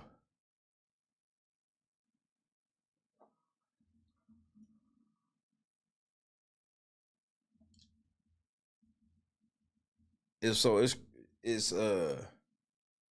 because he could have put more than one timestamp. If Point and Shoot did it in multiple places, he could have put it in multiple places. It was a popular video. It had 245,000. He was hurt. That hurt his heart. And I bet in that video, this little 22-second clip was the only video that you really used from his shit. Everything else probably like No Jumper-esque.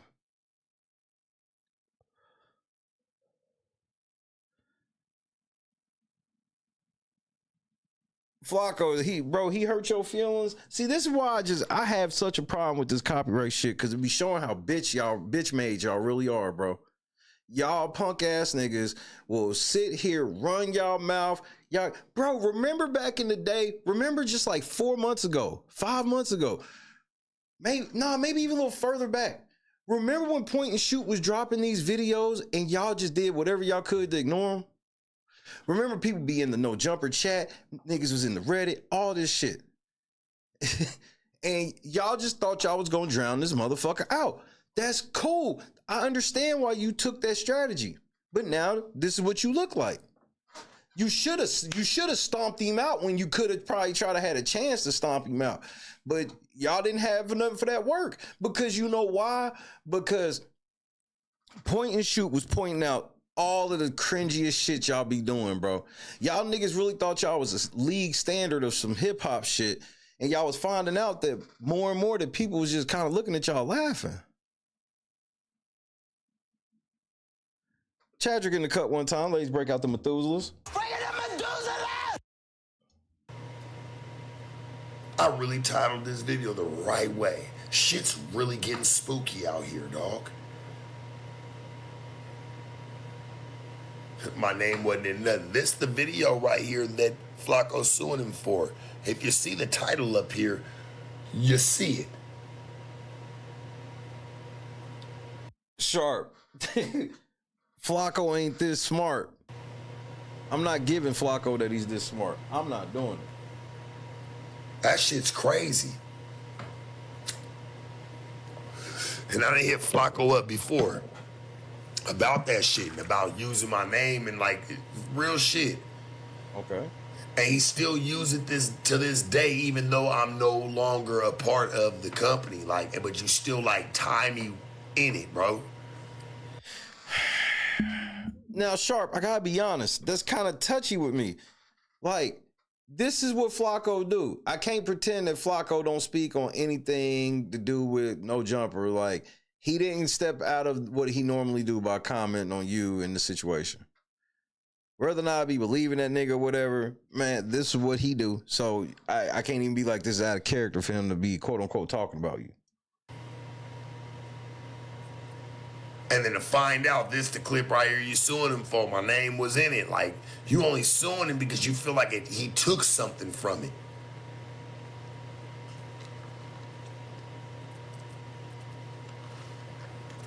Oh, that's actually bars.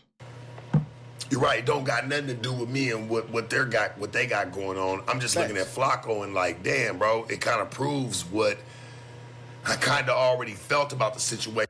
Okay, I kind of see what he's saying. where he's like, okay, hold on, Sharp. I actually see what you're saying. What you saying is you ain't got nothing to do like with this, but I told you leave me out of shit. So the fact that the video you was going to pick on had my name in it, why couldn't you pick something else? Why'd you have to pick that one? That actually makes sense, Sharp. That actually do make sense. Cause he could have tried to do the shit on like the video with him and his so-called girlfriend and shit. He didn't have to pick the video that had your name in it to hit him on. Oh, damn, Sharp. Hold on. This nigga Sharp, what the fuck is happening? And how I'm breaking it down is you would have never let this even happen. You wouldn't even gave a fuck about it. Out of all the videos, this the one you're suing him for? Why? That's a fact. Point and shoot has used a million videos that he could have tried to pull this shit on. He's like, why would you pick the one that got my name in it? Damn, Sharp. This is crazy, nigga. You got tired of competing with him on Sharp content? Because he was already dropping a bunch of fucking shit about me, my nigga, and you was over there competing with him too? Shit, I'm over there telling you is like, hey, my nigga, what are you doing? Like, what are you doing? Oh, well, I'm not making any money off of it. Like, it's not on my premium. Straight up. That's what I'm looking at. That's what I'm dissecting from it. It just so happens that it was that video. This is the video right here that he's grabbing. I didn't know this.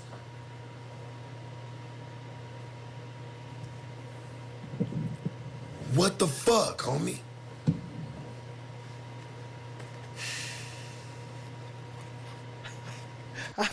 I fucking feel him like, nigga, you want to do this goofy ass shit with point and shoot? Leave me out of it at all levels. I'd feel the same way if I was Adam. Nigga, why'd you pick one that had me in it? Nigga, pick another one.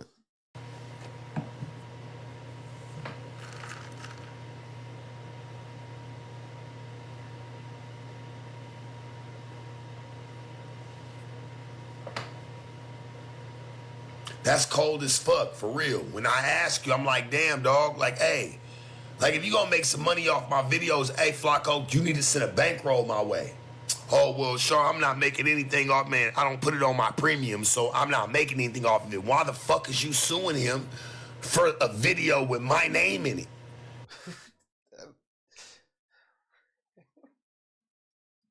I didn't get it at first. I totally get that shit now. Such and such responds to Sharp quitting No Jumper.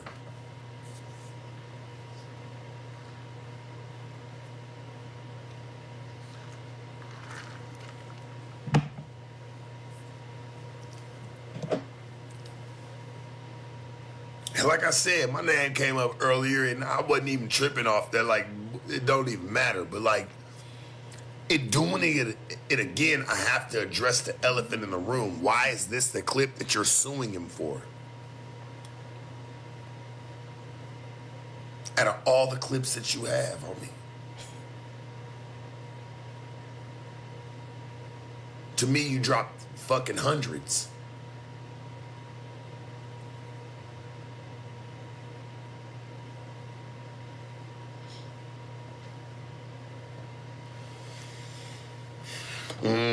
This shit is fucking insane. Man, this shit is... It's not everything. I swear. It's crazy. Just like I am. He can't own footage that he is reacting to. It's impossible. But that's what he's doing. He's suing me for footage that he doesn't own. And then he's saying that I put this footage behind a paywall, which is a lie. It's 100% false. He made it up. And 100% irrelevant. So the following is a 23-second clip that I'm being sued for, and this is the work that he cited. Tracy, what's happening, Ma? As the infringed work. There's no Patreon video included in this lawsuit. All that Patreon stuff is just Jala lying to his own audience, trying to justify his actions. So the following is actually what I'm really being sued for, and I want to be clear on this. This is a 23-second video that Jala cannot own legally, and he's suing me for this, nothing else. This clip. and who does videos on me and shit, right? Like, is he used my clips, but he only has 2 videos where my clips he used is more than like 30 seconds, right? Like, I'm just waiting for him to drop like one more video where he used like one of my clips that's more than 30 seconds, right? So then I can have the 3 I need to clap his channel and get him out of here. You can't say that out loud. That's all types of illegal. And get him out of here, you feel me? Right? And yo, I won't feel bad. There's, for the record, for those that don't understand, there's nothing in the Digital Millennium Copyright Agreement that says how long the clip has to be. It's all about how long of the clip is needed to tell the story you are telling. So if you telling a story about the whole movie, you can play the whole movie as long as you stopping and telling your story in the movie. So this whole thing where it's like, well, if you let my shit play for like 60 seconds, it doesn't matter. If the whole point that you get, let's say you got a whole point that takes you 3 minutes to get that whole point out, I can let that whole fucking 3 minutes rock and then stop and assess said point and then move on to the next thing. Y'all gotta read how that law is written. All these fucking, I can't wait to start doing my course.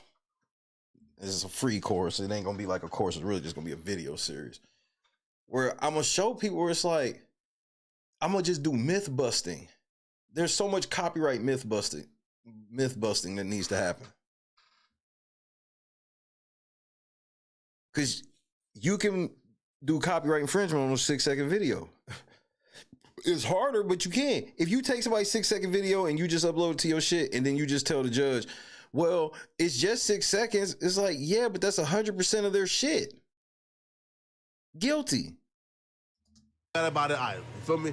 I know I'm gonna have a lot of people crying and mad. I don't give a damn. F him. You feel me? F him. You feel me? Right? But I'm just waiting. Right? And that's why, yeah. You feel me? And that's why I ain't copyright right.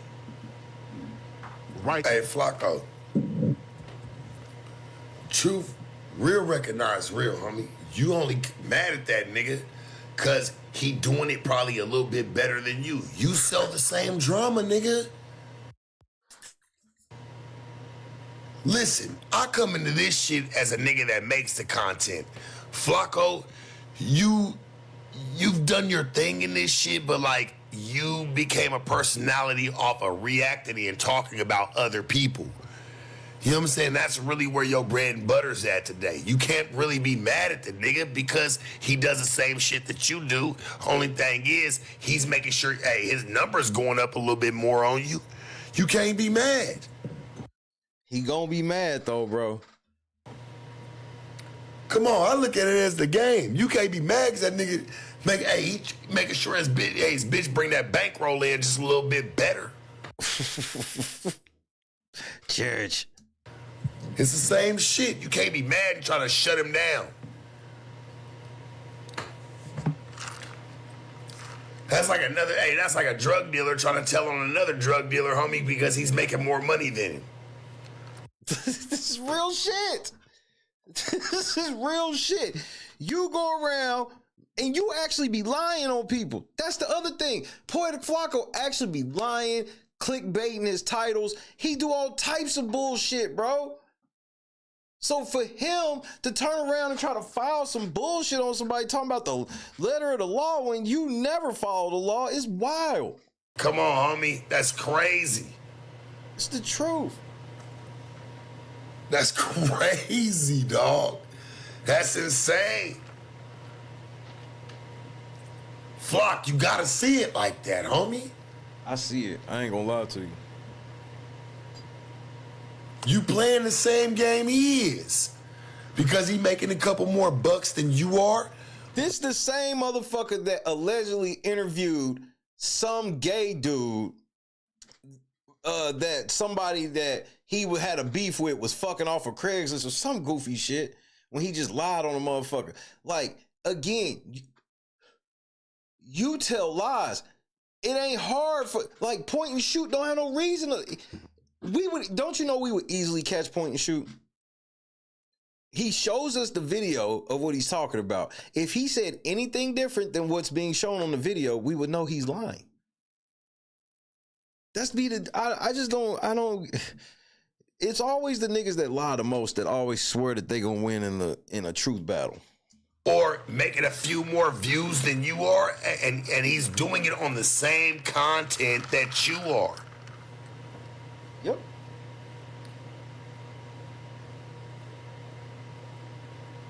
That's facts, which is proven by the video, 245,000 views. You're selling $10 stones. He took a $10 stone, cutting it in half, and he's selling 1 for 6, 2 for 12. Or 2 for 10, rather. Excuse me. He's selling 1 for 6, 2 for 10.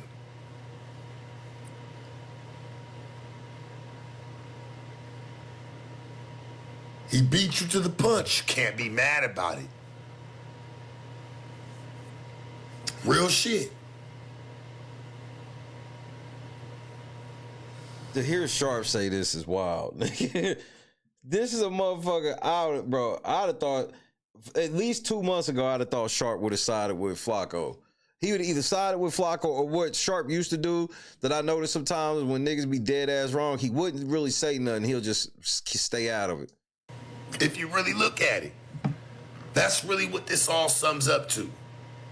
You sell a $10 rock, he sells a $10 rock. Only difference is he cut his in half, my nigga, and he's making sure it moves. I don't know the nigga. I don't know nothing about him. That's on my kids, man. That's on my soul, my ism. I don't know nothing about him. I'm just dissecting the situation. Shit, I can really look at it for face value and as a whole. Real. He beat you to the punch. That's real. Now you want to get him up out of you.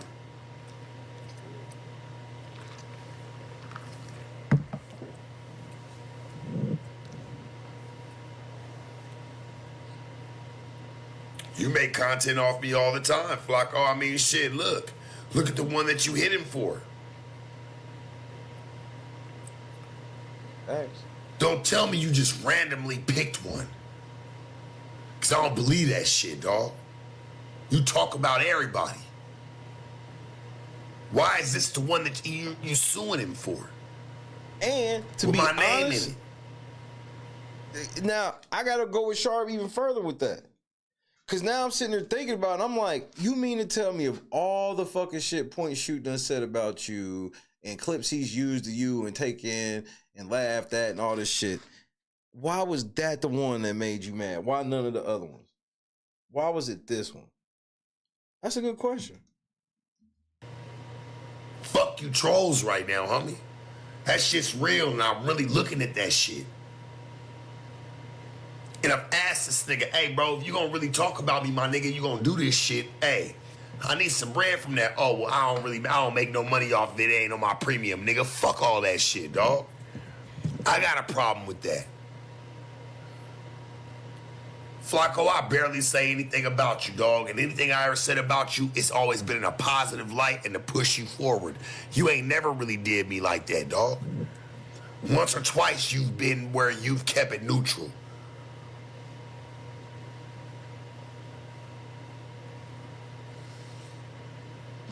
What goes around. Sharp just got that his heart. Sharp real life thinking about all that fucking goofy shit that this nigga's done. That's why Sharp just feel like he also, nigga, I ain't got no sympathy for you. This is, I mean, just to keep it real, this is like what happened with Money Boy Trey. Like, bro, it's one thing for me to feel sorry for you, but then I gotta forget about all the other shit you've done. Why would I do that? This shit's crazy, my nigga. I didn't see this. Like, why is this the video? Why, nigga, do somebody else's. Don't do mine, because all this shit does is just piss me off, Flock, for real, bro. And it makes me look at you a little bit differently, and I'll explain to you why. It's because I've asked you before, my nigga, if you gonna make some bread, dog, hey, you need to go ahead and break some of the bank. I do the same. You saying it on your premium, but yet, nigga, you try to throw my name up in there. What, you didn't care? You just picked the video? Nah, you didn't. You're smarter than that. Even if he ain't, I told you, leave me out of shit. Especially you ain't breaking no bread. That's real shit. You're way smarter than that, Flock.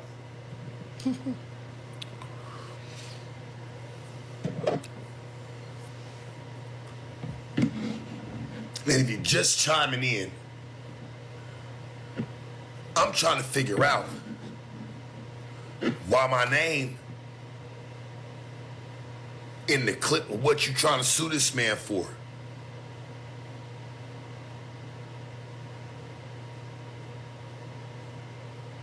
You know, being a real nigga that I am, you know, I wanted to hit Flakko up. I hit Flakko up after, you know, okay. I spoke on his situation, like what happened, and you know, with him talking about his grandfather. Okay. For the ones that wasn't here, like, you know, I spoke on his grandma. I'm like, damn, I kind of see where he coming from. Like, and I can understand, I can resonate. Like, even though I don't speak on it, I'm like, people don't expect me to speak on it because I'm a strong nigga. That's why people throw sticks and stones and do all the little bullshit because they know a nigga like me can really take it. But I get it. I understood where he was coming from. I hit the nigga up, like, you know, I called him once, he didn't respond. I texted him and I just told him, hey, my nigga, hey, hit me when you get free. Okay. He was like, I'm around family. He said something, whatever. He was like, you know, I'm busy right now, but he said, I'm going to for sure call you. I said, bet. This nigga never hit me. I mean, this is some shameful shit.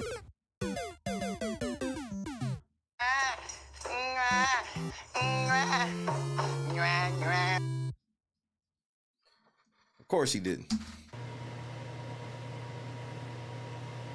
Like, I don't know, I never blew him up, no nothing, but like, I hit you up, bro. Just, you know, rap with you one-on-one. You never even hit me back. And then to see what you're suing the man for, my name in the motherfucking mix, bro. I'm tired of niggas, homie.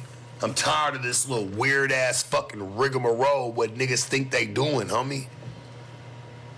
You niggas lie.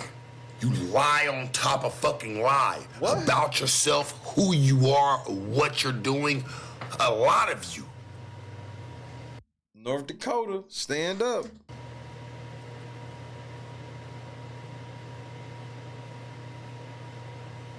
What the fuck were you eating in North Dakota to get your thighs that size?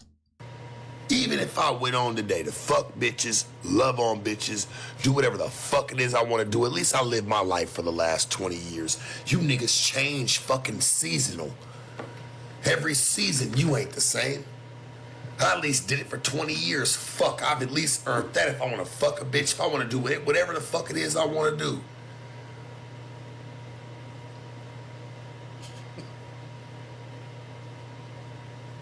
Get my dick sucked in a park on a sunny day.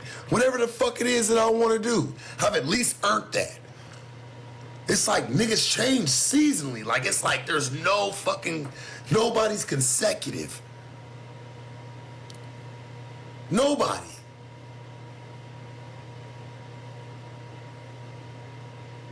Nobody's concurrent. Nobody runs one after a motherfucking another. Wait. That's right. Sharp did have the torso. Sharp, was that a real thing, bro? Tell me she was lying, bro. I thought they was lying about the Drake in the bathroom shit. And I did hear your explanation. And all I got to say about your explanation is you got it in there for the bitches. So that way the bitches, you tell the bitches to go into the bathroom, and while I guess they taking a piss, they supposed to pick out which Drake album or take that shit out of the bathroom, bro. Nobody. Everybody changes in this shit. It's crazy. That's fact. That's coming from a nigga who got his alleged torso talked about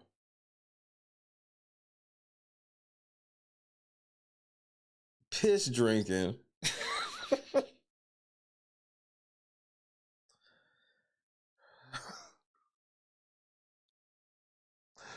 Drake shrine in the bathroom. Like, Flakko, you ain't get none of this type of work. That shit bothers my soul, man. I'm just keeping it real. Niggas can talk all that slander shit. Nah, nigga, we're keeping it real therapeutic. Cause that shit's bullshit. I don't think a lot of these niggas that I've met throughout even doing media or anything have ever been them the same way every day for fucking 2 years, let alone 5, 10, 20, nigga. Yeah, right. Niggas change within the seasons. Niggas change within the seasons, man. They don't even stay them. That shit's crazy to sit back. Staying you is different than changing with the seasons, though. I can look at. He sounds like the type to keep a torso around. See, that's that bullshit shit. Big Church, you ain't got no big torso. Tell Sharp, man, what's the I mean, I guess you ain't got to deal with an attitude.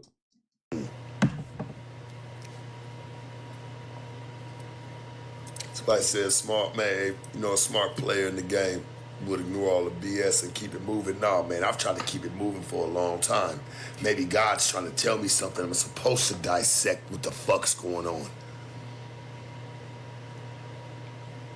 Trust me, I tried that route, dog. That don't work. I think God's trying to tell me something else. He's trying to tell me I should look at this shit for face value and speak upon it. Hell, he gave me a voice. Barely. Hell, gave me a platform. Excuse me. Barely. Look, Sharp. Are you still pimping? I don't know if you. Never mind. Your relationship with the Lord, we'll see. It's my language. Yeah, he's really big church. I'm supposed to see this. I give you that.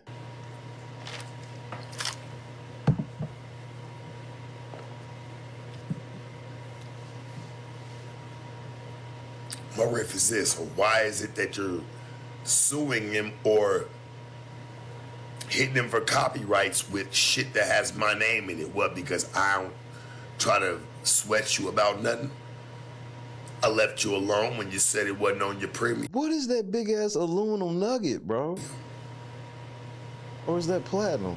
I don't like that, Flakko. Then when I hit you and I tell you, hey man, just call me, you don't even hit me back. You square ass niggas, man. Stand for nothing but fall for everything.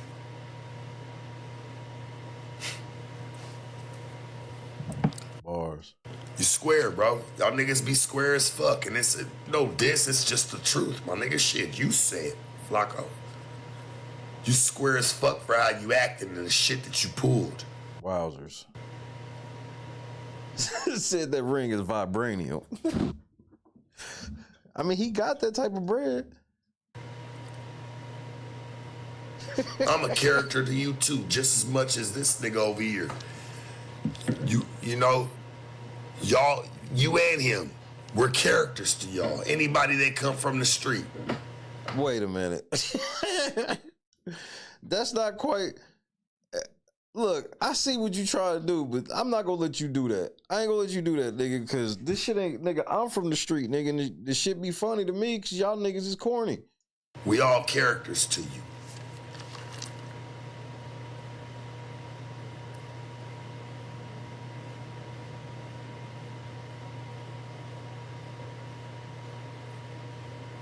You know, I wanted to watch this, but like that shit just pissed me off. Like,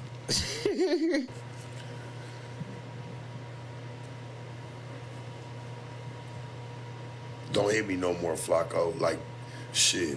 Only time you ever hit me is when it's any type of benefit anyway. But don't even hit me no more, dog.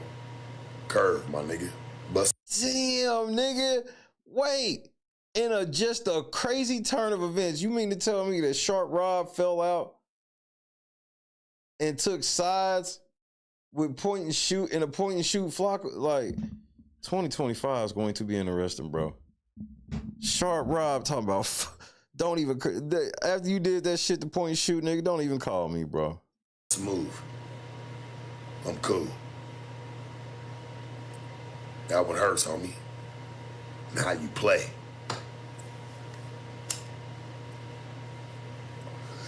And if you make a video about this shit, no, I ain't gonna copyright you. I ain't gonna do nothing. But just know, I'm looking at you weirder than I'm already looking at you now when you do something like that, dog. I ain't gonna even speak on it no more. Anything that got content to do with you, anything, man, I'm cool. I've only spoke on you in a positive light. I'm done with you, homie. Damn. I don't even hear that shit no more.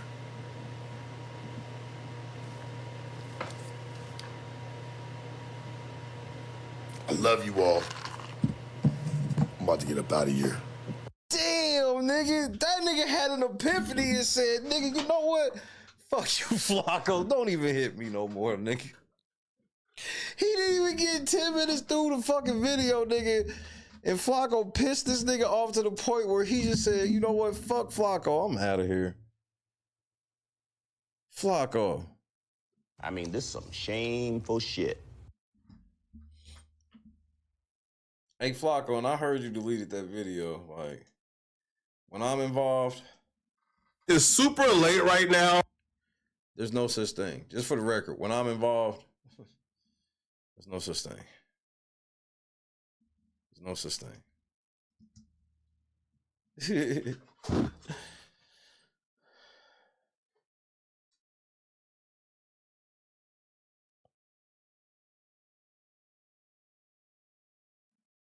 Who won an award at the last Players Ball? Who, Sharp? What, for best haircut?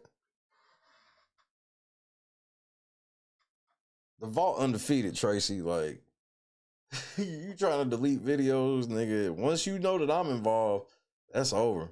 Once that shit hit the ground, it's gonna stay public. That doesn't mean that I take pride in plastering it, but just know that if you ever try to lie about some shit, I'm gonna show that you lied. Nigga, Sharp done chose sides. Sharp said, fuck Flakko.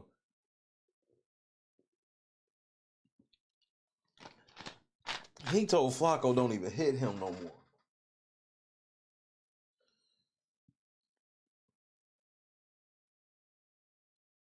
What?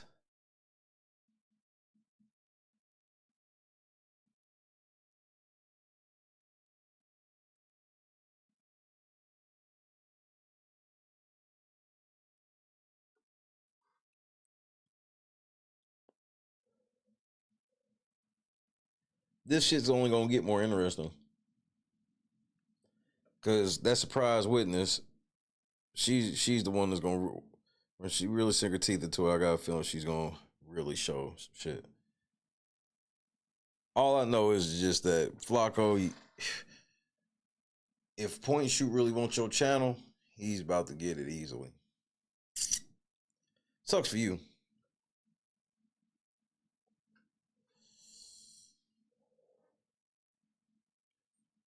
We gotta talk about this Skip Bayless shit. Do you know who Jason Whitlock is? Press 1 for yes, 2 for no. And hit that like button while you're doing it. Y'all changed by the season. I'll give Sharp that. He consistent in who he is, whether right or wrong.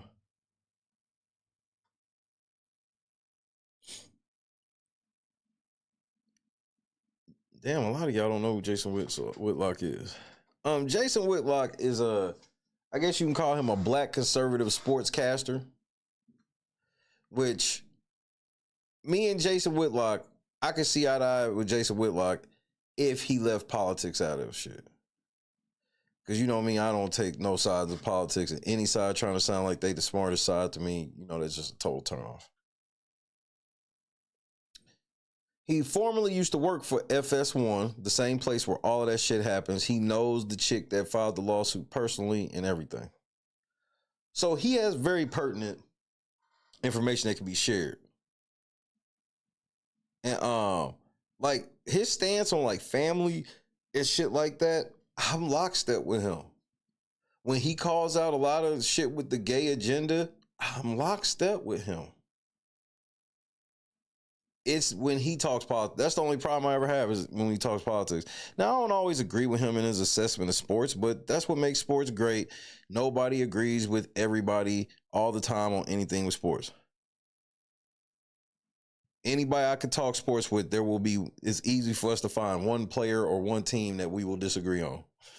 That's just how sports is. But like the family aspect of what he talks about and shit, I be with it.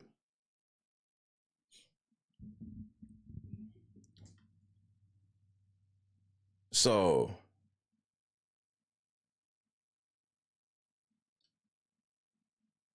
but regardless of any of that, he worked there. He knows the people involved. And it'd be nice to hear him put some shit on record.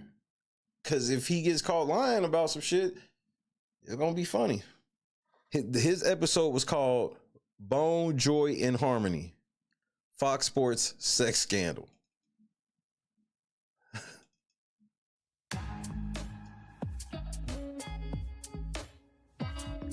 Jonathan in the cut one time. Ladies, break out the Methuselahs. Bring it the Methuselahs!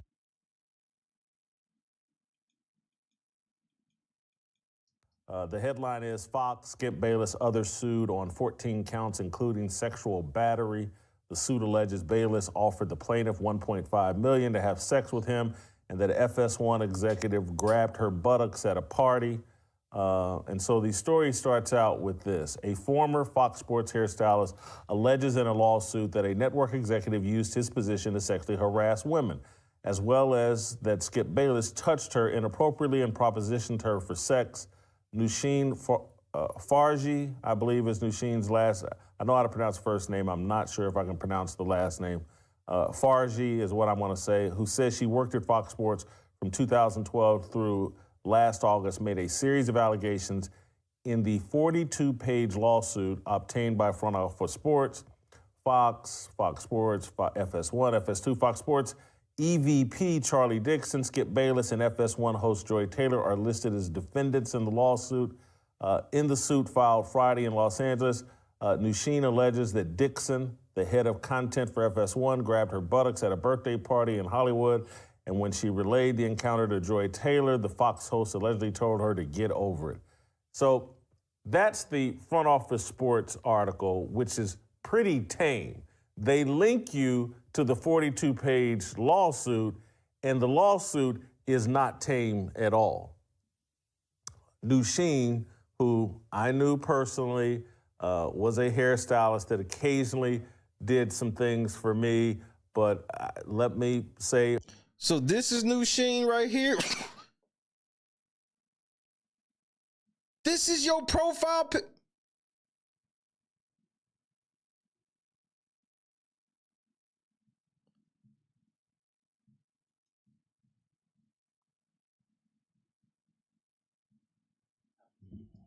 Off top, I was a fan of Nushin in terms of thought she was a good person, thought that she was a friendly person, easy to get along with. Did I think that Nushin, and that's Joy Taylor, and then that's Nushin off to the right on my screen at least, helping her with her hair.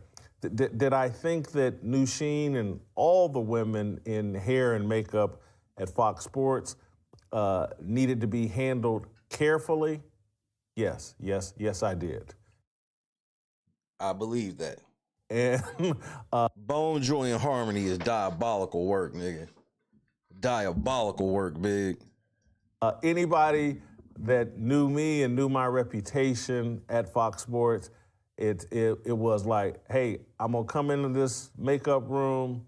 I'm going to say very, very little because I'm not going to give any of you all leverage over me. I'm not going to make a mistake and allow some woman that I know a little bit but don't really know to have leverage over me. That makes all the sense in the world to me.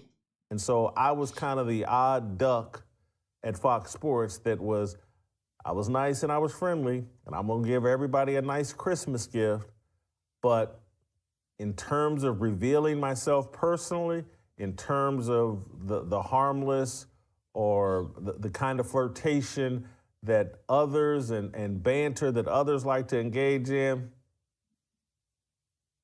not me. Not gonna happen.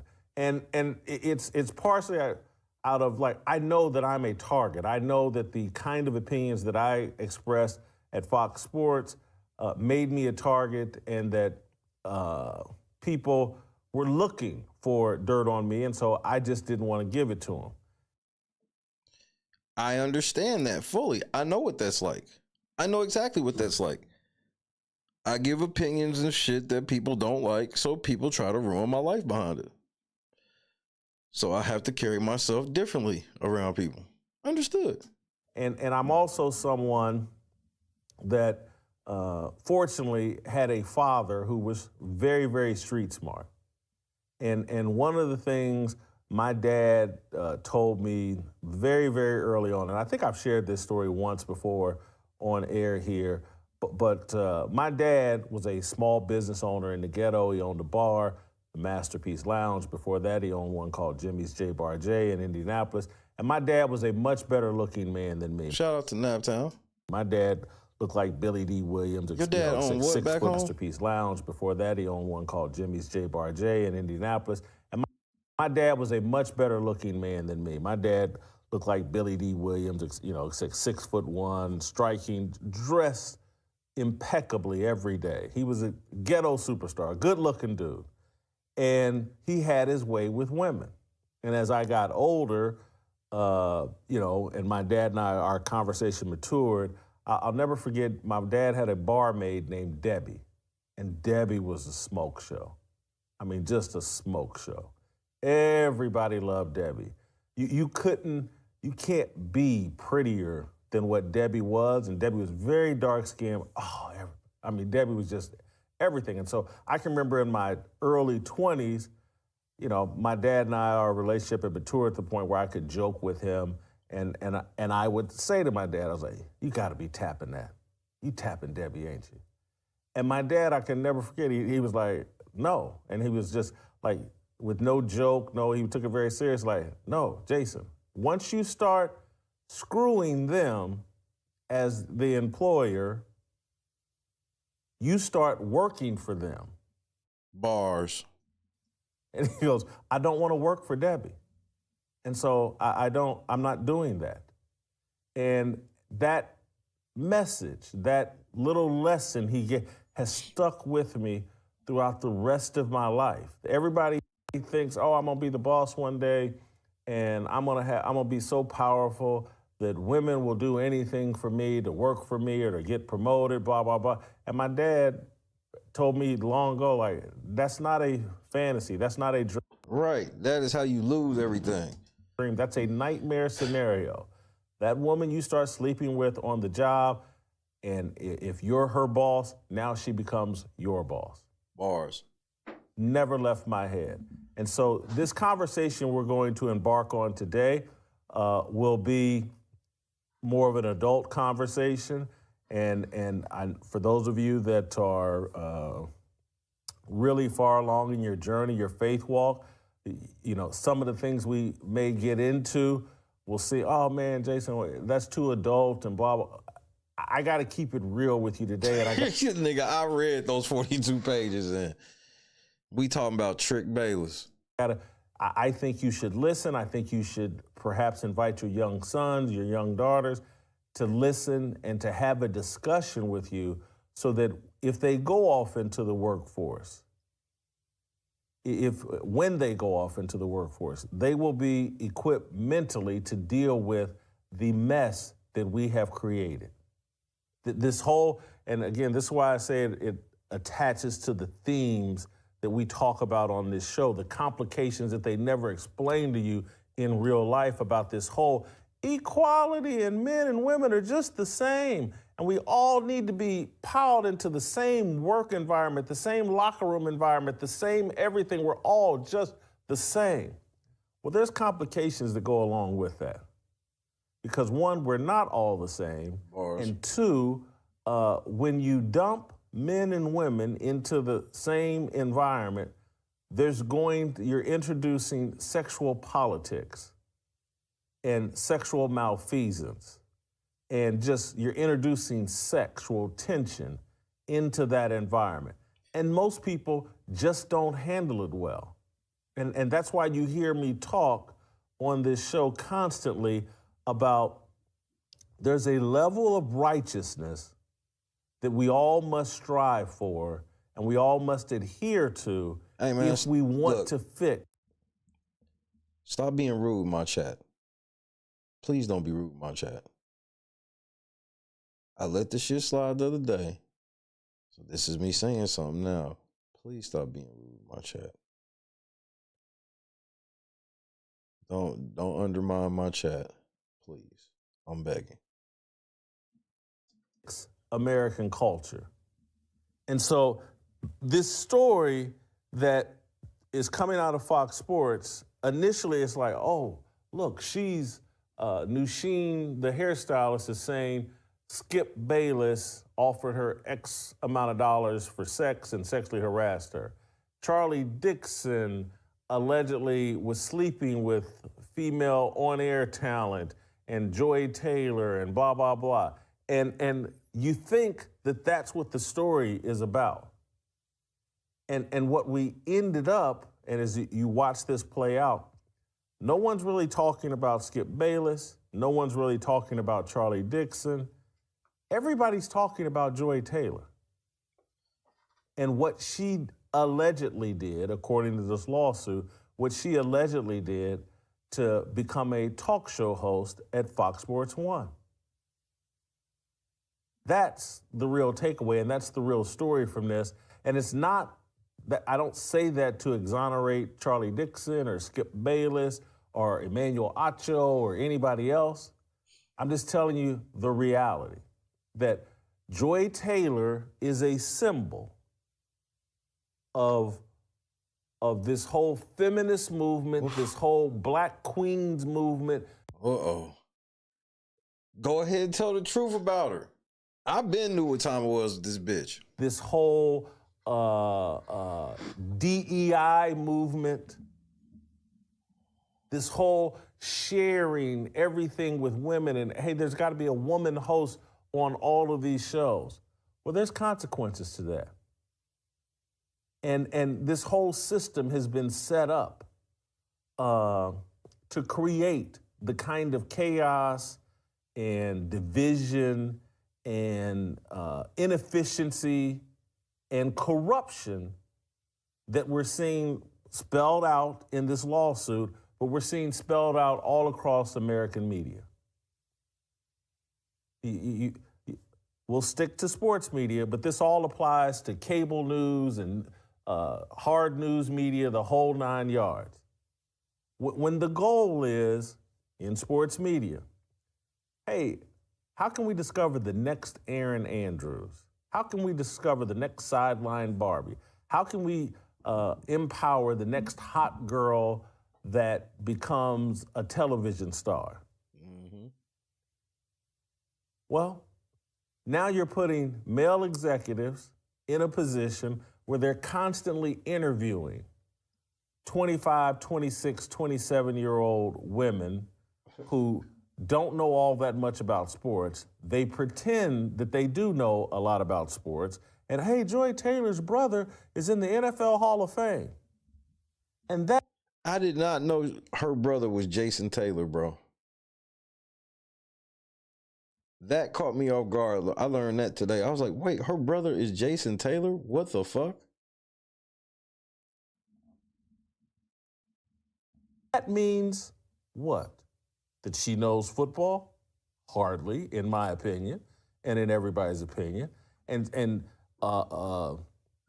Does that mean, oh, her brother's in the Hall of Fame? I want to hear what Joy Taylor has to say about football and basketball. That's not how that works for me. I want to hear from Jason Taylor. No. No, we don't. And Joy Taylor knows that. She knows that she has very little to offer. And so what does she end up offering up? If she doesn't have insight, if she hasn't paid her dues and become some great journalist, what does she have to offer? And what has she been offering on Fox Sports?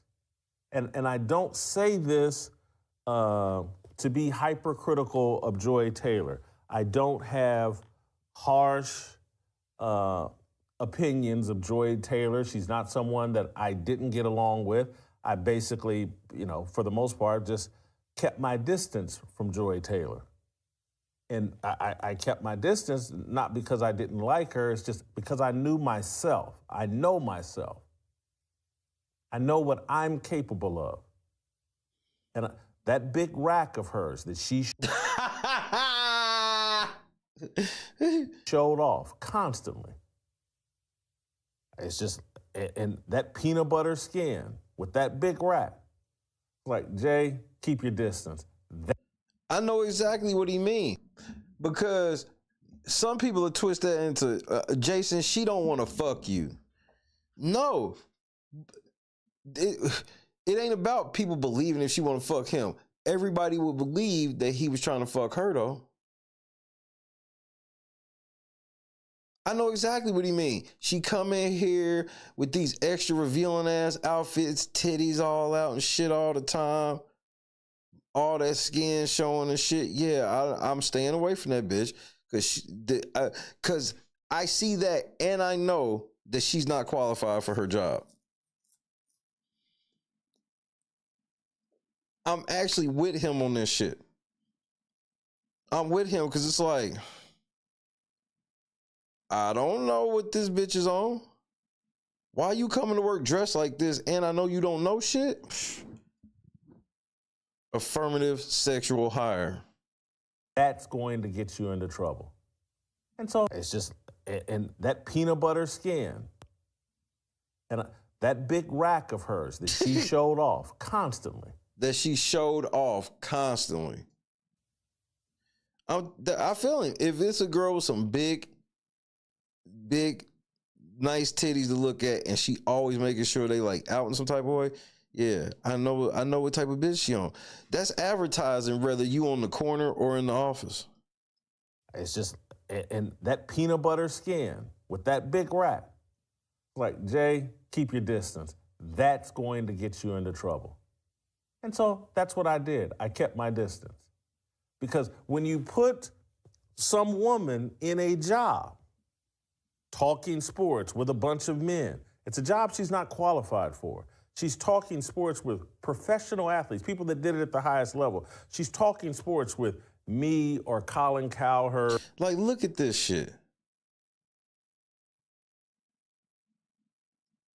Or other people that have like really studied sports at a super high level. What does she have to offer other than her sex appeal? And so, wowzers. So should we be surprised that she leaned into that? I'm not surprised at all. No, we should. They put her in that position where it's the only thing she had to offer, and so she offered it up and got what she wanted. Let's think this through. As if you go into the lawsuit and the things that Nusheen says and the way she says things played out, Joy Taylor was some sort of fill-in talk show host down in Miami who, people in Miami kind of knew who she was. I think she may have had some association with Dan Le Batard or whatever, but... Did you fuck Dan Le Batard?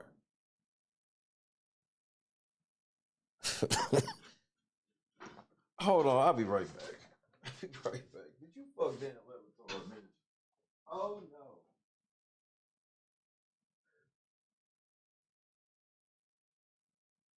Did you fuck Dan Le Batard?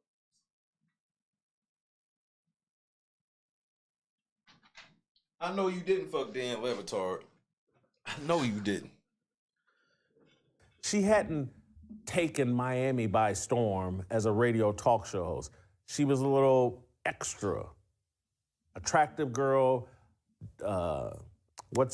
Jason Taylor's sister. Hey, let's put her on radio. But she hadn't really done anything. But somehow, she's qualified to be the host of Undisputed, a debate show between Skip Bayless, who, like him or not, was an accomplished sports journalist for a time, Fact. and a Hall of Fame football player in Shannon Sharp. Shannon Sharp reached the top of the sports industry. Skip Bayless reached the top of the sports media industry. And Joy Taylor had done some radio work down in Miami. That's fact. What does she have to offer? So how does she get that job? How does she even get that opportunity? Because she's got a big pair of cans, and she's, according to Sheen, she's willing to let people enjoy those big cans of hers. I'm losing my motherfucking mind, man. That's how we got here.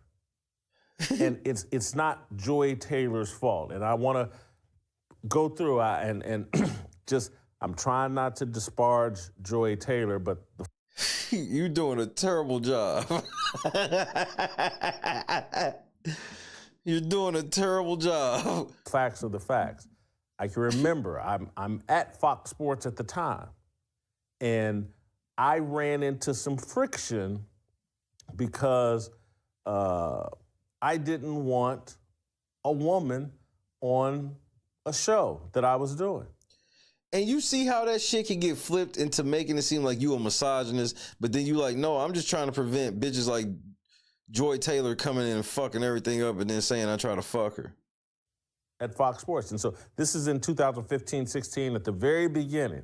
And I can remember they brought Joy Taylor in for a test on the show that I was doing. Yeah, this is at the time when I was going to be initially doing my own show, and Cowherd was doing something else. And just keeping it all the way real, Charlie Dixon wanted her to be involved with my show. And so we brought her in for a test. And I didn't think the test went well. And I let everybody know, hey, I don't think this test went well. I don't want, this isn't the direction I wanted to go. I was trying to play nice and trying to meet them halfway in terms of okay, you guys are insisting on a woman being on this show because that's what everybody wants. And I was like, well, you need to bring a grown-ass woman on the show if it's going to be with me. It can't be at this time. This is 10 years ago. Joy Taylor's probably 25, 26 years old.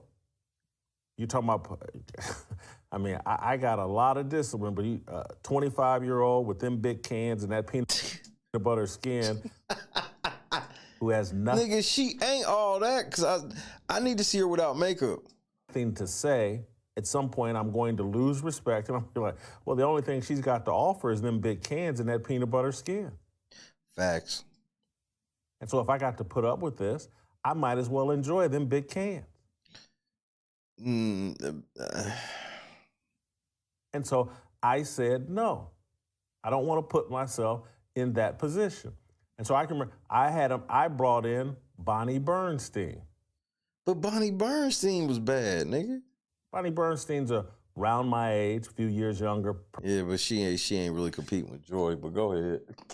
Perhaps. But I was like, she's been around the block. She actually has been involved in sports media for a long time. She might have something of substance to offer. And the test we did with Bonnie Bernstein went much better. And I was like, if we're gonna go, they were adamant, no Bonnie Bernstein. When I look back in retrospect, when I say they, I'm talking about Jamie Horowitz. And I don't know if I heard from Charlie Dixon on this, but I'd certainly heard from Jamie. They were adamant. No Bonnie Bernstein. And when I look back in retrospect, I'm not trying to disparage anybody. I'm just keeping it real. This show is called Fearless.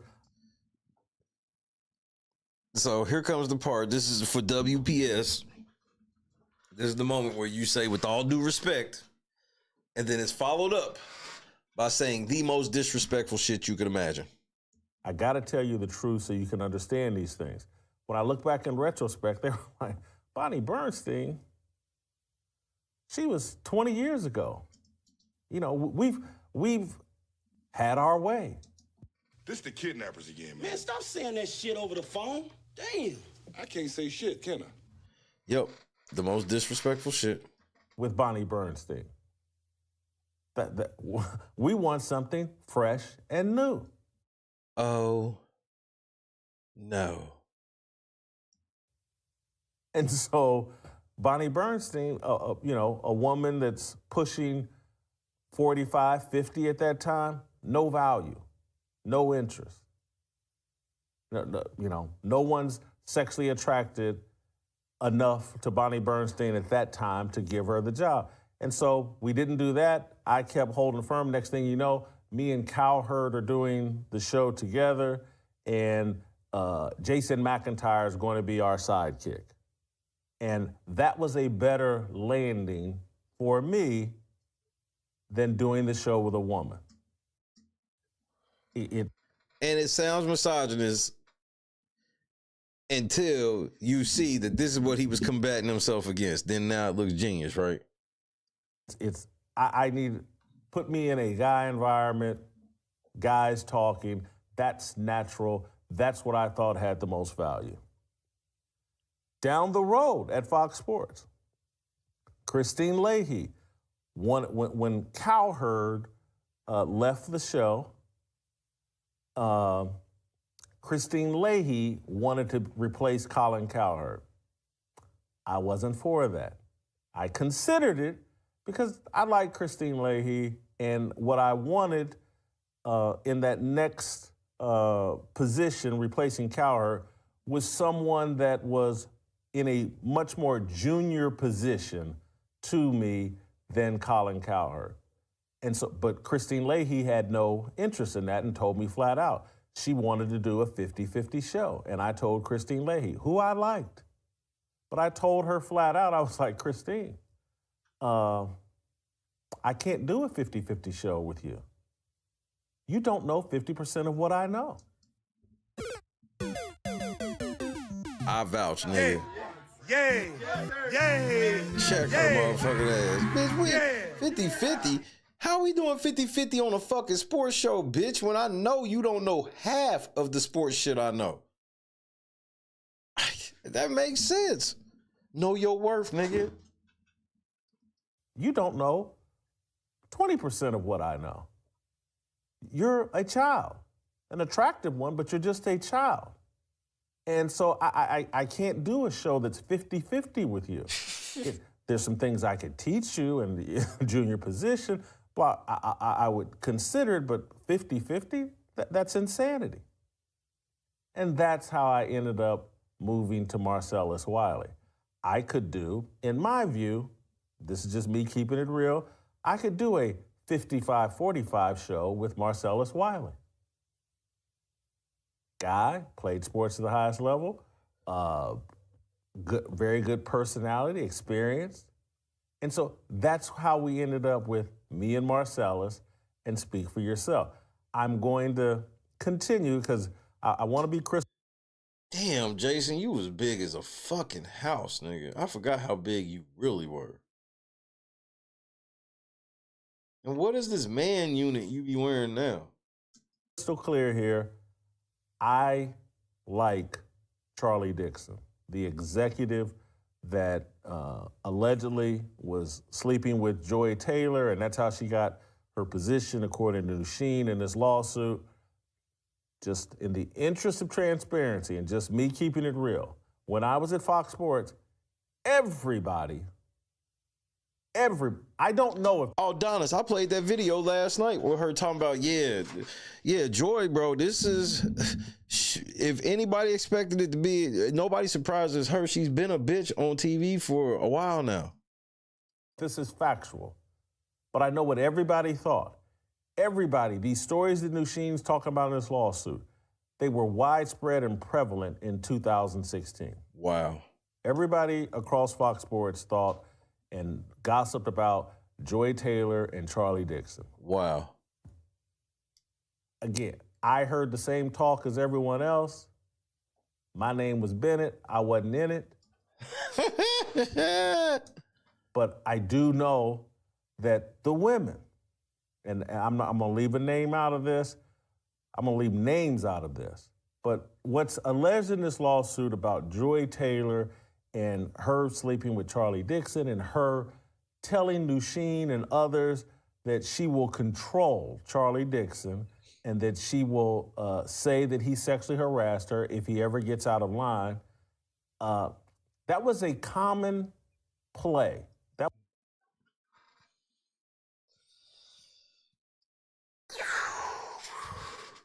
I can't believe FS1 was running a place like this in 2024, bro. They wild as fuck. That was a common tactic by women in sports media. What Joy Taylor was, she's more transparent in talking about it than perhaps she should have been, but that was a very common practice. I had a very attractive, big-breasted woman that wanted to work at Fox Sports and another one, I'm not talking about Christine, but another one that wanted to be on Speak for Yourself, and she would ask me out to dinner about once a month. Joy, I have not. And I don't know what the fuck I was waiting on. Let me look this nigga up right now. Thank you, Joy.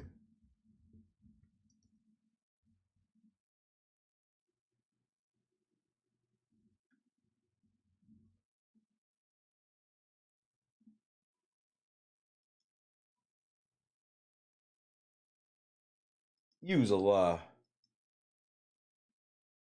You a motherfucking...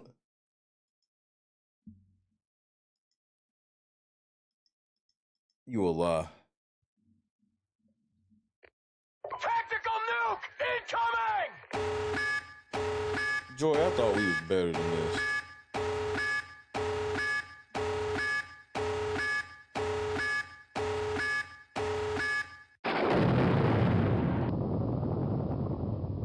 You a motherfucking lie.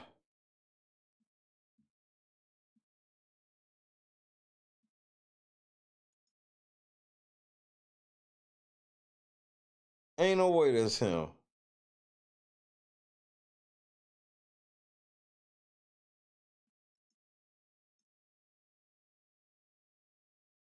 Yeah, you know you fucked that nigga to get up there, nigga.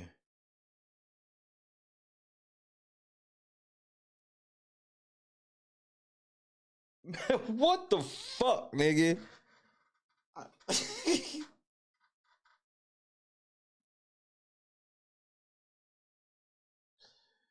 No, nigga. Joy, you is a slut.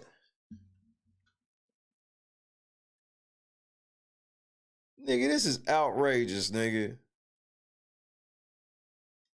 Joy Taylor, I always knew you wasn't shit. None of this surprises me.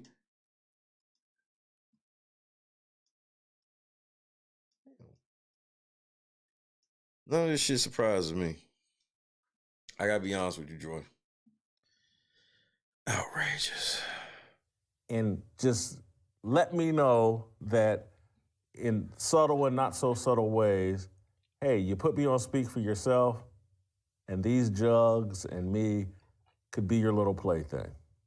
And this goofy ass nigga he ain't never fucked a bitch that looked like Joy before.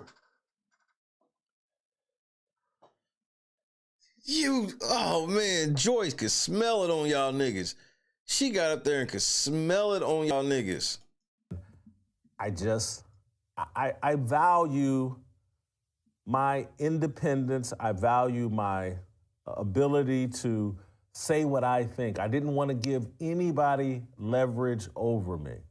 And this, I've told you guys previous stories about executives asking me, hey, who on the network would you most like to sleep with? And my thoughts always were, particularly at that time out in Los Angeles, when I was out there from 2010 to 2020, I'm just like, I'm on TV, I make enough money, and there's enough women out here just giving it away, attractive women just giving it away. I don't need to be doing anything here on the job. I don't understand why. That's exactly what I said about the shit. Like, I got enough money in a position like they got where I can fuck a bitch that look better than Joy Taylor without this bitch being at my job and trying to leverage that shit. That could potentially undermine me. I didn't want to be in anybody's potential lawsuit. I didn't want Lucine or anybody. Not that I think Lucine's a bad person, but I didn't want anybody having a lawsuit where they're talking about me. It's unnecessary. In Los Angeles, if you have money. No. What he's saying is it ain't about him being that nigga that can pull the bitches. He's like, I'm out in LA and I got money.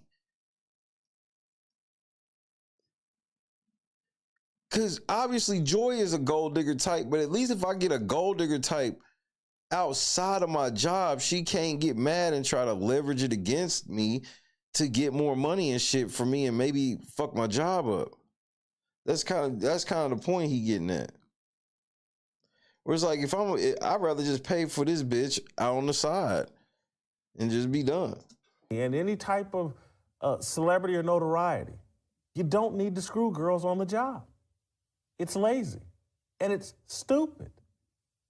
But that's the trap that's laid, and most of these men have no discipline, have no foresight. Talk plain. They didn't have a father who was telling them when they were 19, 20, 21 years old, like, you start sleeping with them, you start working for them.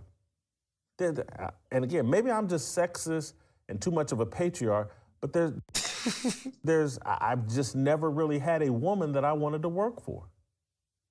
They're too emotional and too thin-skinned for me. I say something they don't like, they can hold a grudge against me for the rest of my life. With a man, you got a shot at them getting over it. And again, so I say all this to say, especially with all that makeup, Top 20, that I've read the 42-page lawsuit, read that right before we came on the air. I've had other people read it. I've talked with people that are in the know, and people are asking me, you know, like, do you believe what's in the lawsuit? And what I would have to say to that, it has an air of truth to it. Do I think everything is told accurately? No. There's lawyer spin on any lawsuit. Right. A lawyer's always going to twist a lawsuit and make it as sensational and as embarrassing as possible. Forgotten what's happening? But when you read through that lawsuit and she's citing dates and times and we read it. Talking about a diary and talking about I went to human resources on this day or that day. She's not pulling that all out of her rear end. She's got receipts for what she's talking about. And so there are people have asked me about, you really think Skip Bayless offered her $1.5 million to have sex? And I was like, well, that's in the lawsuit, but here's how that could happen potentially. So if you understand Skip's personality and how hyper-competitive in a delusional way, he's competitive. He actually thought the debates on that show were real. He actually thought there was a winner and loser to the debates he and Shannon Sharp were having. He took that thing very seriously. I think, in my view, I think Skip's a little bit on the spectrum.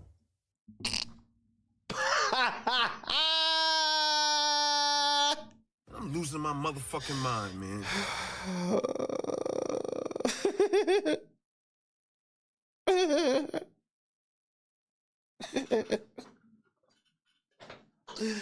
This nigga did not just tell me that Skip Bayless is on the spectrum, nigga. He's a weird and different dude. And so he's locked into a competition with Shannon Sharp in his mind. Shannon Sharp is somewhat giggling, like, competition with Skip Bayless? I'm in the NFL Hall of Fame. The things Skip speculates about as it relates to sport. Nigga, the whole Lakers was bad. Bro, I wish the Lakers would have just, or the Grizzlies would have stomped this nigga out. Every time I see this picture, I'll be like, man, why didn't y'all just stomp this nigga out, bro? I would have stomped him out just for talking shit with that sweater on. We gotta stomp him out. I know intimately. Oh, it may be deeper than that, top 20. Just wait. My brother, Sterling, an even better player than me. We know this sports game and arena. We were unbelievable athletes. In Shannon's mind, he's like, I'm not competing with Skip Bayless. This is a wannabe ex-jock who wrote about sports. He's in no competition. But eventually, Shannon is sharp enough. He's got that old school Southern street smarts enough to know Skip Bayless thinks he's competing with me. Well, let me draw Skip Bayless into a competition he will never be on the same planet with me on. You want to debate LeBron and GOAT, blah, blah, blah, you know, have at it. But in these sexual Olympics that athletes play in every day of their life, Skip Bayless is so outside of his area of expertise. And so what happens in these locker room environments at these sports networks, they inject them with all these athletes and they inject them with that locker room culture because they brought all those athletes in. There's a sexual Olympics inside of male locker rooms, probably female locker rooms too, but I'm getting ready to log off over this motherfucking Bone, Joy, and Harmony cover. I'm getting ready to log the fuck off. I've never been in a female locker room. But in a male locker room, there's a sexual competition going on. Everybody swapping stories about who they're banging. And if you can rope someone like Skip Bayless into that sexual competition inside the locker room environment that's created at FS1, it's created at ESPN, wherever athletes go, they bring that culture with them. And so Skip Bayless, at his own foolishness, thinks he's competing with Shannon Sharp and Shannon Sharp's ability to seduce, flirt with, conquer the women inside the Fox Sports wardrobe, makeup, hairstylist locker room. And if you read this lawsuit, Nushin is saying Skip started accusing her of sleeping with Shannon Sharp. That's a man that's trying to compete with Shannon Sharp. And he's jealous of Shannon Sharp and all of Shannon Sharp's conquest.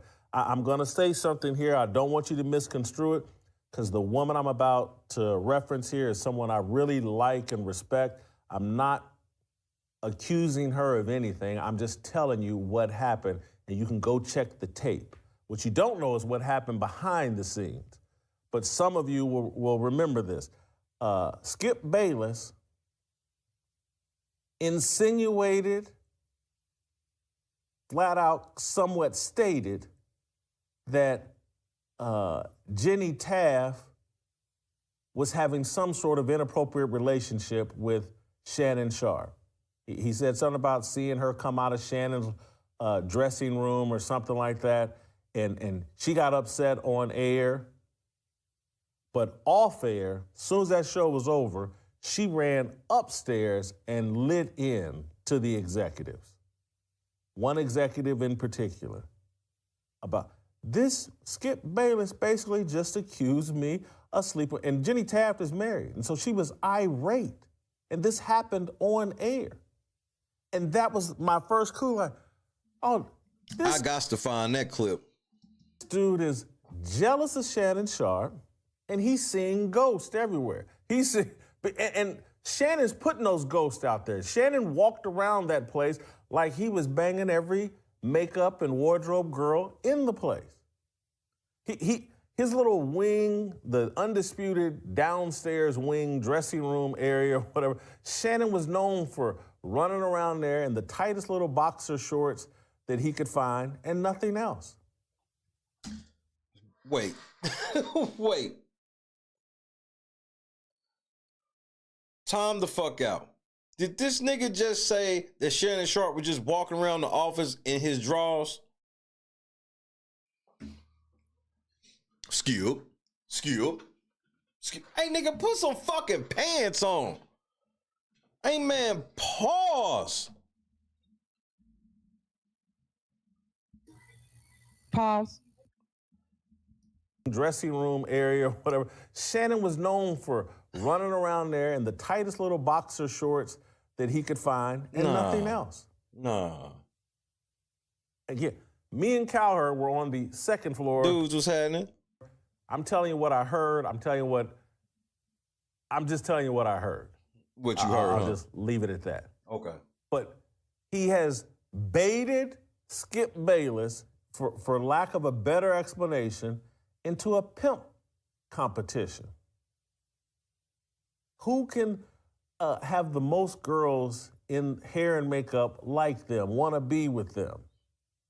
And again, Skip's mindset is competition, and I'm competing with Shannon Sharp. And Shannon Sharp has now baited him into the sexual Olympics. And now Skip Bayless like, oh, he's sleeping with Jenny Taft. Oh, he must be sleeping with Nusheen. And Skip and Nusheen were very close.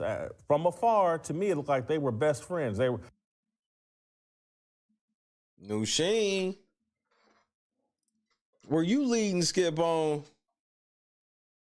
You know, I'd see him in hair and makeup quite often, always conversating. Again, I don't know what they were talking about, but reading this lawsuit and what she's saying is at some point, Skip clearly got jealous and thought she was sleeping with Shannon Sharp and kept accusing her of that. And so could I see Skip, and as close as he and Nusheen were, could I see Skip getting into a conversation that at the time he thought was playful, where he's then, again, because he's entered this sexual competition, he's throwing it out on the table, he's talking to Nusheen, the way he's overheard Shannon Sharp talk to all of these women.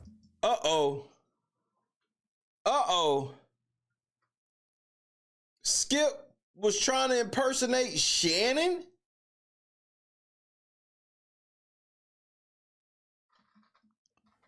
These are just facts. Shannon Sharp kept a flirtatious conversation going on with all of them. Wow. Things would fall out of his mouth to these women, and they'd laugh and they'd engage in a conversation with him that you couldn't pay me $1 million to say this stuff at work. Wow. Skip fell into it. Someone like me, like, I'm running away from it. I'm not in that competition. That competition is for idiots. That's bars. Remember, Shannon Sharp proudly talks about he ain't trying to get married, so this sounds about right. That competition is for people that want to get Me Too. That competition is for people that want to end up in a lawsuit. Facts. And that's where Skip is. Facts. Because at some point he probably said something in jest or like, oh, what you need? What do I got to pay to get in them panties? Something along those lines. And Nusheen probably said, Shannon Sharp said he would put me on scholarship for $1 million. What? And by scholarship, it's like, let me play a clip for you and this is going to take much longer than I anticipated. Someone tell Steve Kim to be prepared for anything, perhaps not appearing until tomorrow, because this is going to take me longer than I anticipated. But I want to play the Gilbert Arenas clip. This is Gilbert Arenas. This is SOT number 5. This is Gilbert Arenas talking about the culture inside NBA locker rooms, and he's giving advice to a young woman basically about how to negotiate a scholarship from an NBA player that's making $30, $40 million a year. You know, but let's play the clip and then I'll explain. So let's just say 4. If you 4 dudes a year or 3 dudes a year, I'm telling you, from the ages of probably 18 to 35, treat it like a business. Get you some NBA players. Let them 3 NBA players. Think about it. The NBA player on the lowest end, on the brokest in the NBA, he gonna pay you about $5 grand a month just to with you. $5 grand a month. So if you got 3 of them, that's 15 grand a month just on the bottom end. Now you talking about you got like a James Harden, a Paul George or something, or me. Heels, yeah. You talking about just around with you. You talking about 10, 20 grand a month just to be cool, and you might have to sleep with dude maybe twice a month. What the fuck is wrong with y'all niggas, bro? See, this Gilbert Arenas is the dumbest nigga ever, bro. The dumbest, bro. He think he sounds smart.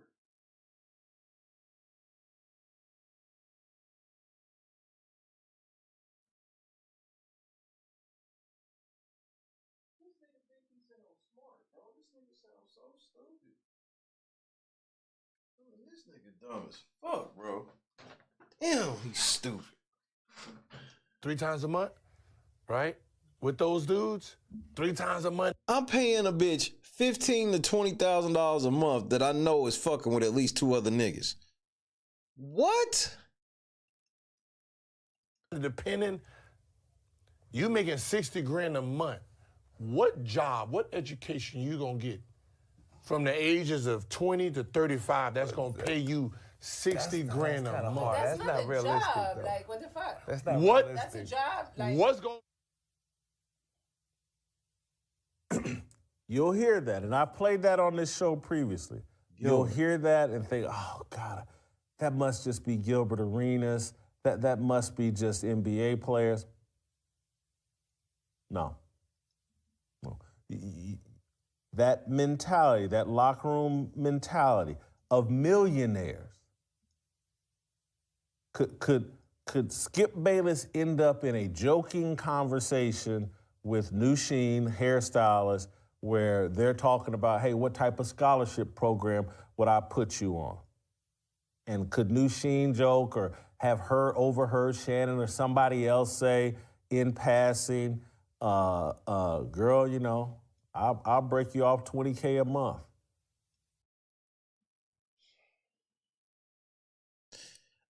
Bro, pictures like this don't help what you try to say you was on, Nusheen. Like, were you thirst trapping Skip Bayless? You know, we can do a 3-year deal. And could Nusheen say, yeah, you know, Shannon or Steven Jackson or somebody else that used to frequent on them shows was talking about, yeah, you know, I put you on $1 million scholarship. And Skip fire back, I'll do 1.5. He's saying this.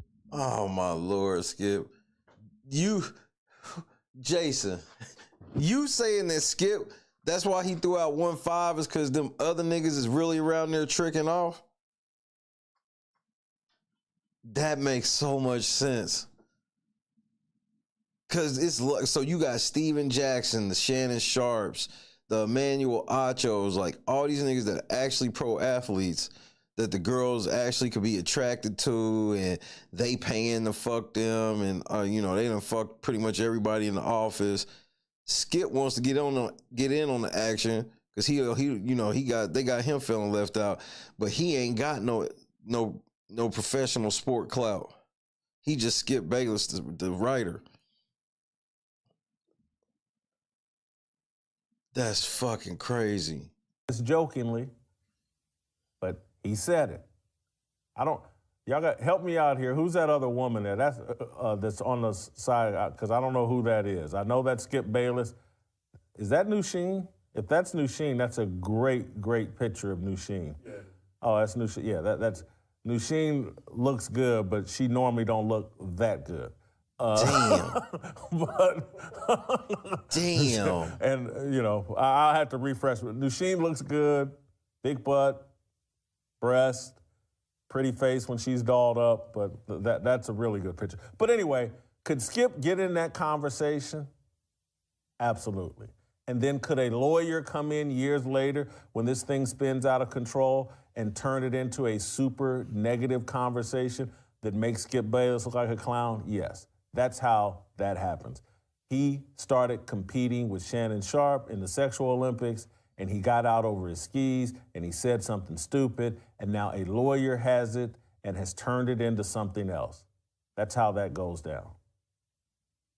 Let me take care of some business, and then I'm going to go back into this and walk you through a little bit about Joy Taylor and Emmanuel Acho and all that. But let me take care of, before we get too much deeper, let me take care of our great friends at Preborn. It's a Preborn paid real money, and please be to unpack here. Here's my deal with Joy Taylor, and my problem with Joy Taylor, if I were to have any problem with Joy Taylor, it's the feminist attitude. Talk plain. It's the hypocrisy. Talk plain. It's the finger wagging. Talk plain. It's the, oh, I've worked. Like, would it surprise you if you found out Malika Andrews fucked her way to where she's at? Would it surprise you?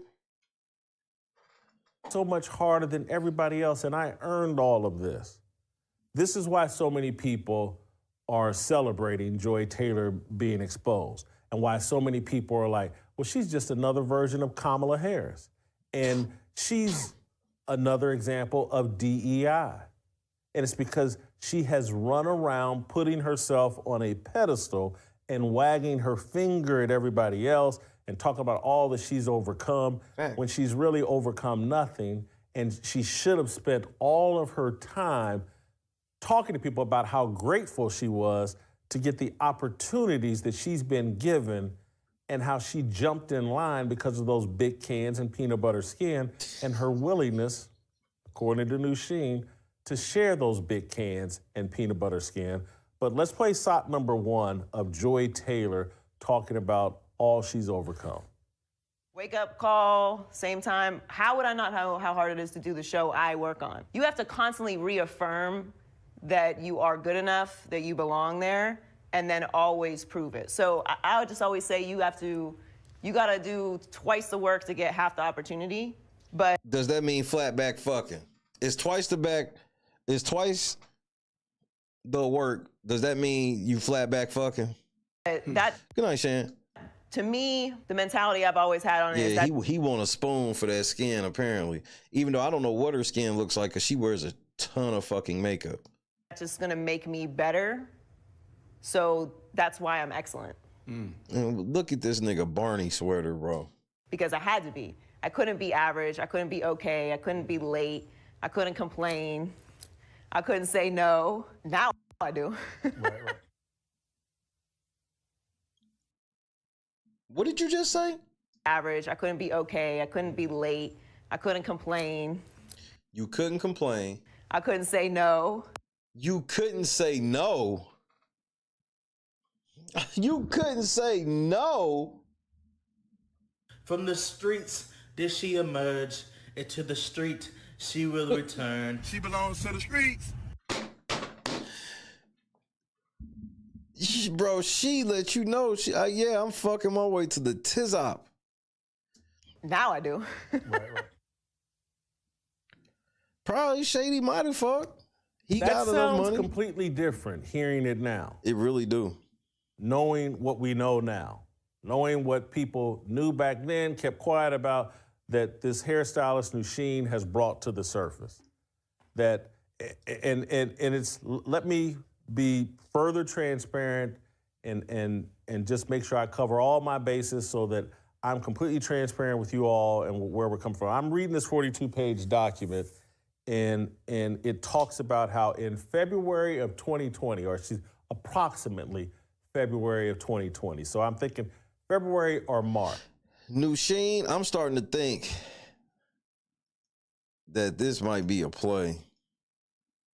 Because for you trying to act like you this quaint chick in your shit, I'm finding a lot of pictures of you that are questionable that you've posted yourself.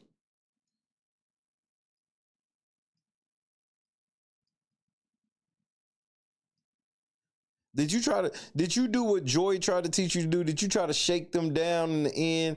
And then since they did, now you claiming that you getting sexually harassed? Because you did say that's what Joy said she was going to do. Are you doing that as well? In this lawsuit, Nusheen claims that she met Joy Taylor out for lunch or dinner, and Joy Taylor was there with Emmanuel Acho. And so this is in February of 2020 or March of 2020. And it rang a bell with me, and this is what I got to be transparent about. It rang a bell with me. I was like, oh, look at this. Joy Taylor's meeting with Emmanuel Acho in February or March of 2020. And later on it says that Nusheen ran into Emmanuel Acho inside the Fox building, and come to find out he's working there. And she says something to Joy Taylor, and Joy Taylor says that, hey, I want Emmanuel Acho. Because I'm going to tell you one thing is how she conveniently kept a diary. That's some elite level gold digger shit. Elite level. If that's the case. If that's the case. To insist that I'm on Speak for Yourself. And so this is later in 2020. This has to be, because I would think this has to be right around September of 2020, because I think that's when Emmanuel Acho started working with Marcellus Wiley. And so what that gives you a clue to is like the plans for Emmanuel Acho and Joy Taylor to be doing Speak for Yourself, that started in February or March of 2020. Wow. Guess who the host was of Speak for Yourself in February and March of 2020? Me. Oh. And oh no. Not this niggas finding out why they did the shit they did. Oh my goodness. This is crazy. This is fucking crazy. What a coinky dink, huh? This lines up and coincides with, I was given a take it or leave it offer, let's say in April of 2020. And Speak for Yourself with me and Marcellus was the only show on that network that was growing exponentially at that point. We were a rocket ship, growing. Well, here's the thing. There was a part in her shit where she talked about she was getting ready to record them, but she didn't say whether or not she did or didn't. So I'm pretty sure she got some recordings. Growing. And I was looking forward to redoing my contract and getting compensated at a rate that was consistent with the growth of the show. Fox Sports said, no, we will not offer you a pay raise. We'll offer you the same thing. And I had made it clear that would be problematic and I would probably exit. And so they had already hatched plans. They were already interviewing my replacement, Emmanuel Acho, in February or March. And she was already fucking that nigga because she's like, this nigga's getting ready to take Jason's spot. And so now I can have power on that show that she couldn't have had before because Jason was like, I don't want to be around that bitch.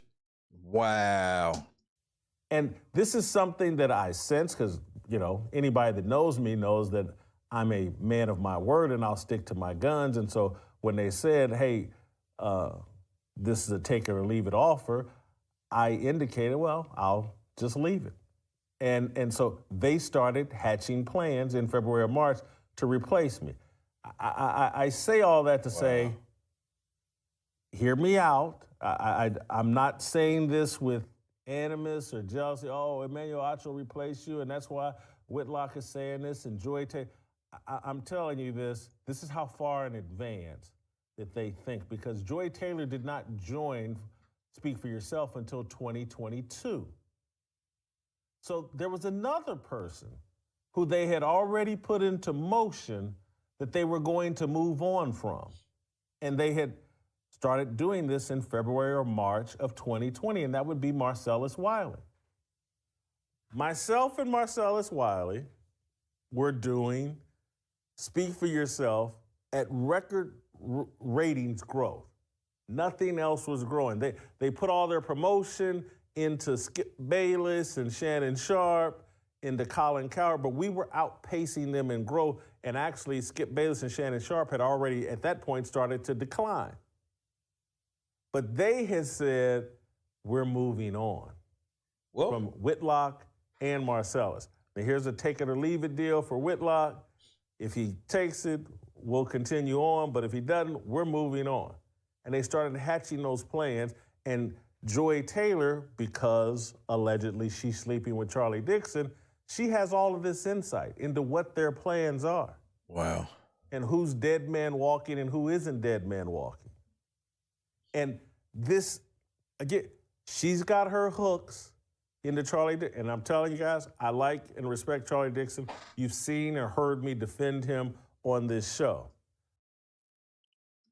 But I'm not. Way to disclose. Not naive in terms of how this game is played. And I'm not naive on what the consequences are for someone like me who says, hey, I got a set of values and boundaries that I'm going to stick to.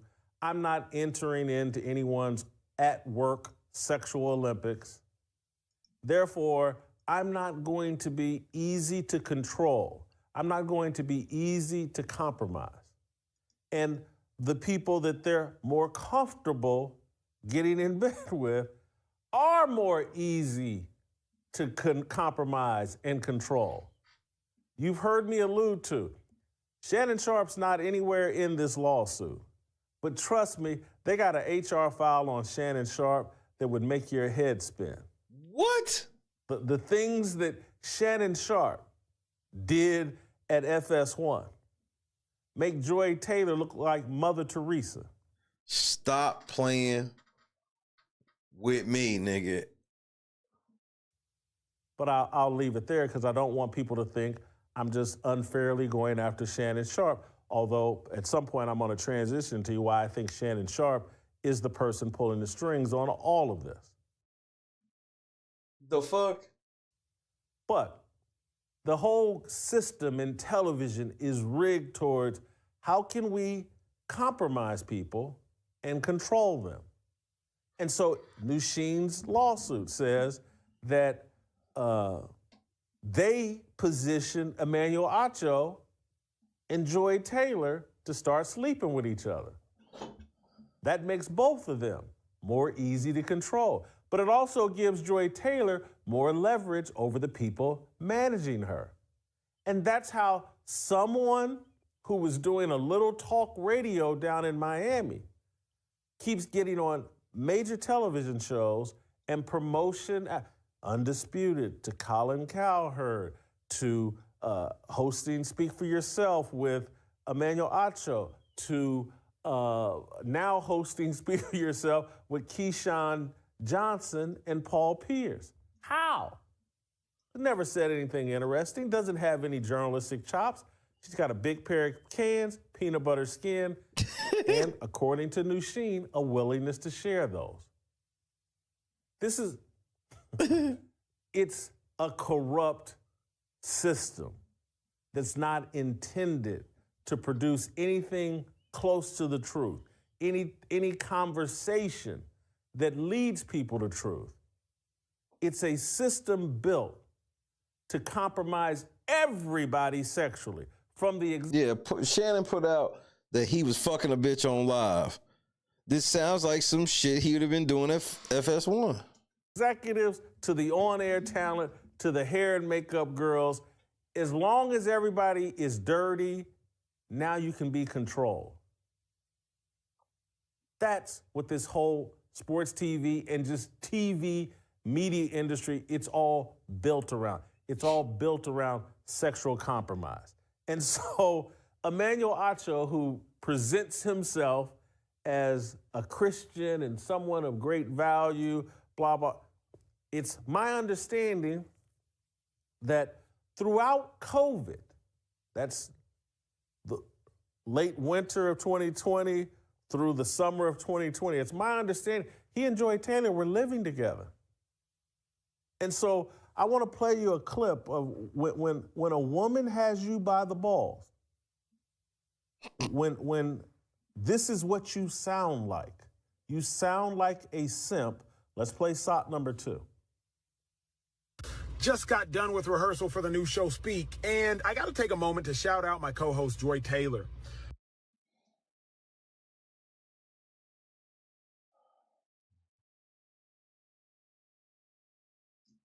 A woman, a black woman. You know, Rick is so wild and has went so far off the meter. It's shit that I can't even tell you on TV. I mean, you know, for the sake of our friendship, you know what I'm saying? I'm not even gonna bring it up. But trust me, he's went there. He has went where it's like, yo, Rick, man, what the fuck is wrong with you, man? You done took this shit too far. And his response is like this: there's no such place. Darkness. Let's go to the abyss, nigga! I'm not with it, man. I don't want to go to the abyss, man. You know what I'm saying? Rick wants to go to the abyss. In fact, he dwells in the abyss. Rick James dwells in the abyss, okay? And he wants company sometimes, you know? And for some reason, he likes to reach out for me. Whenever I'm around, when he wants to go there, he will reach out for me to try to take me to the abyss with him. And I'm not with it, man. I'm not with it. And that's when we end up, you know, tussling or whatever, you know what I'm saying?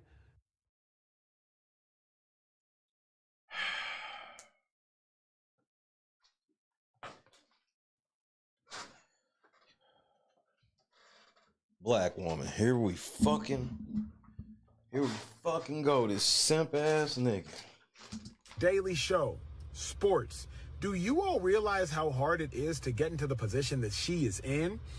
So often there's misogyny and sexism running rampant in sports, and we don't even care what women have to say in sports.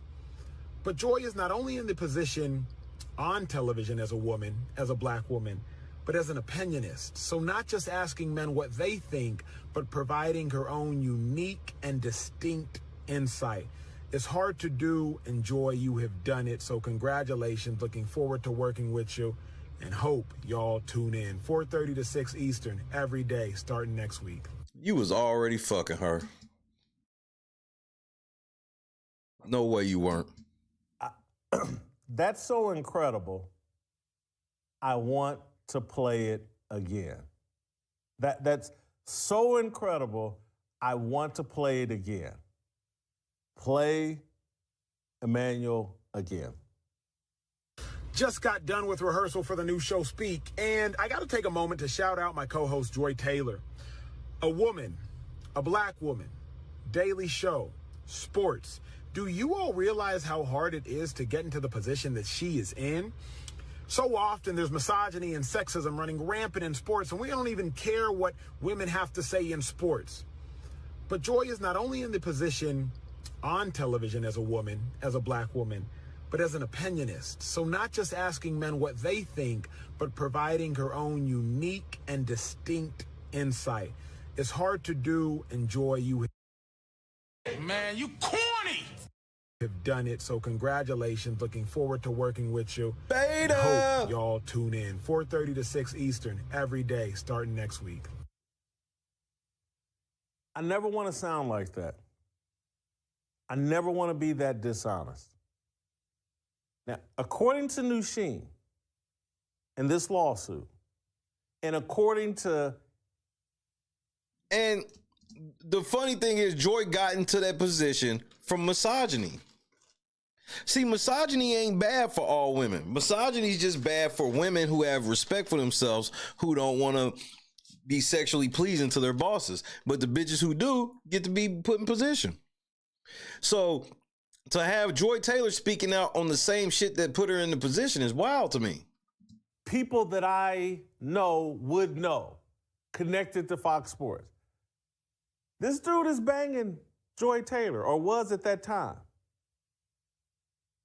Does he reference that at any point? Does he?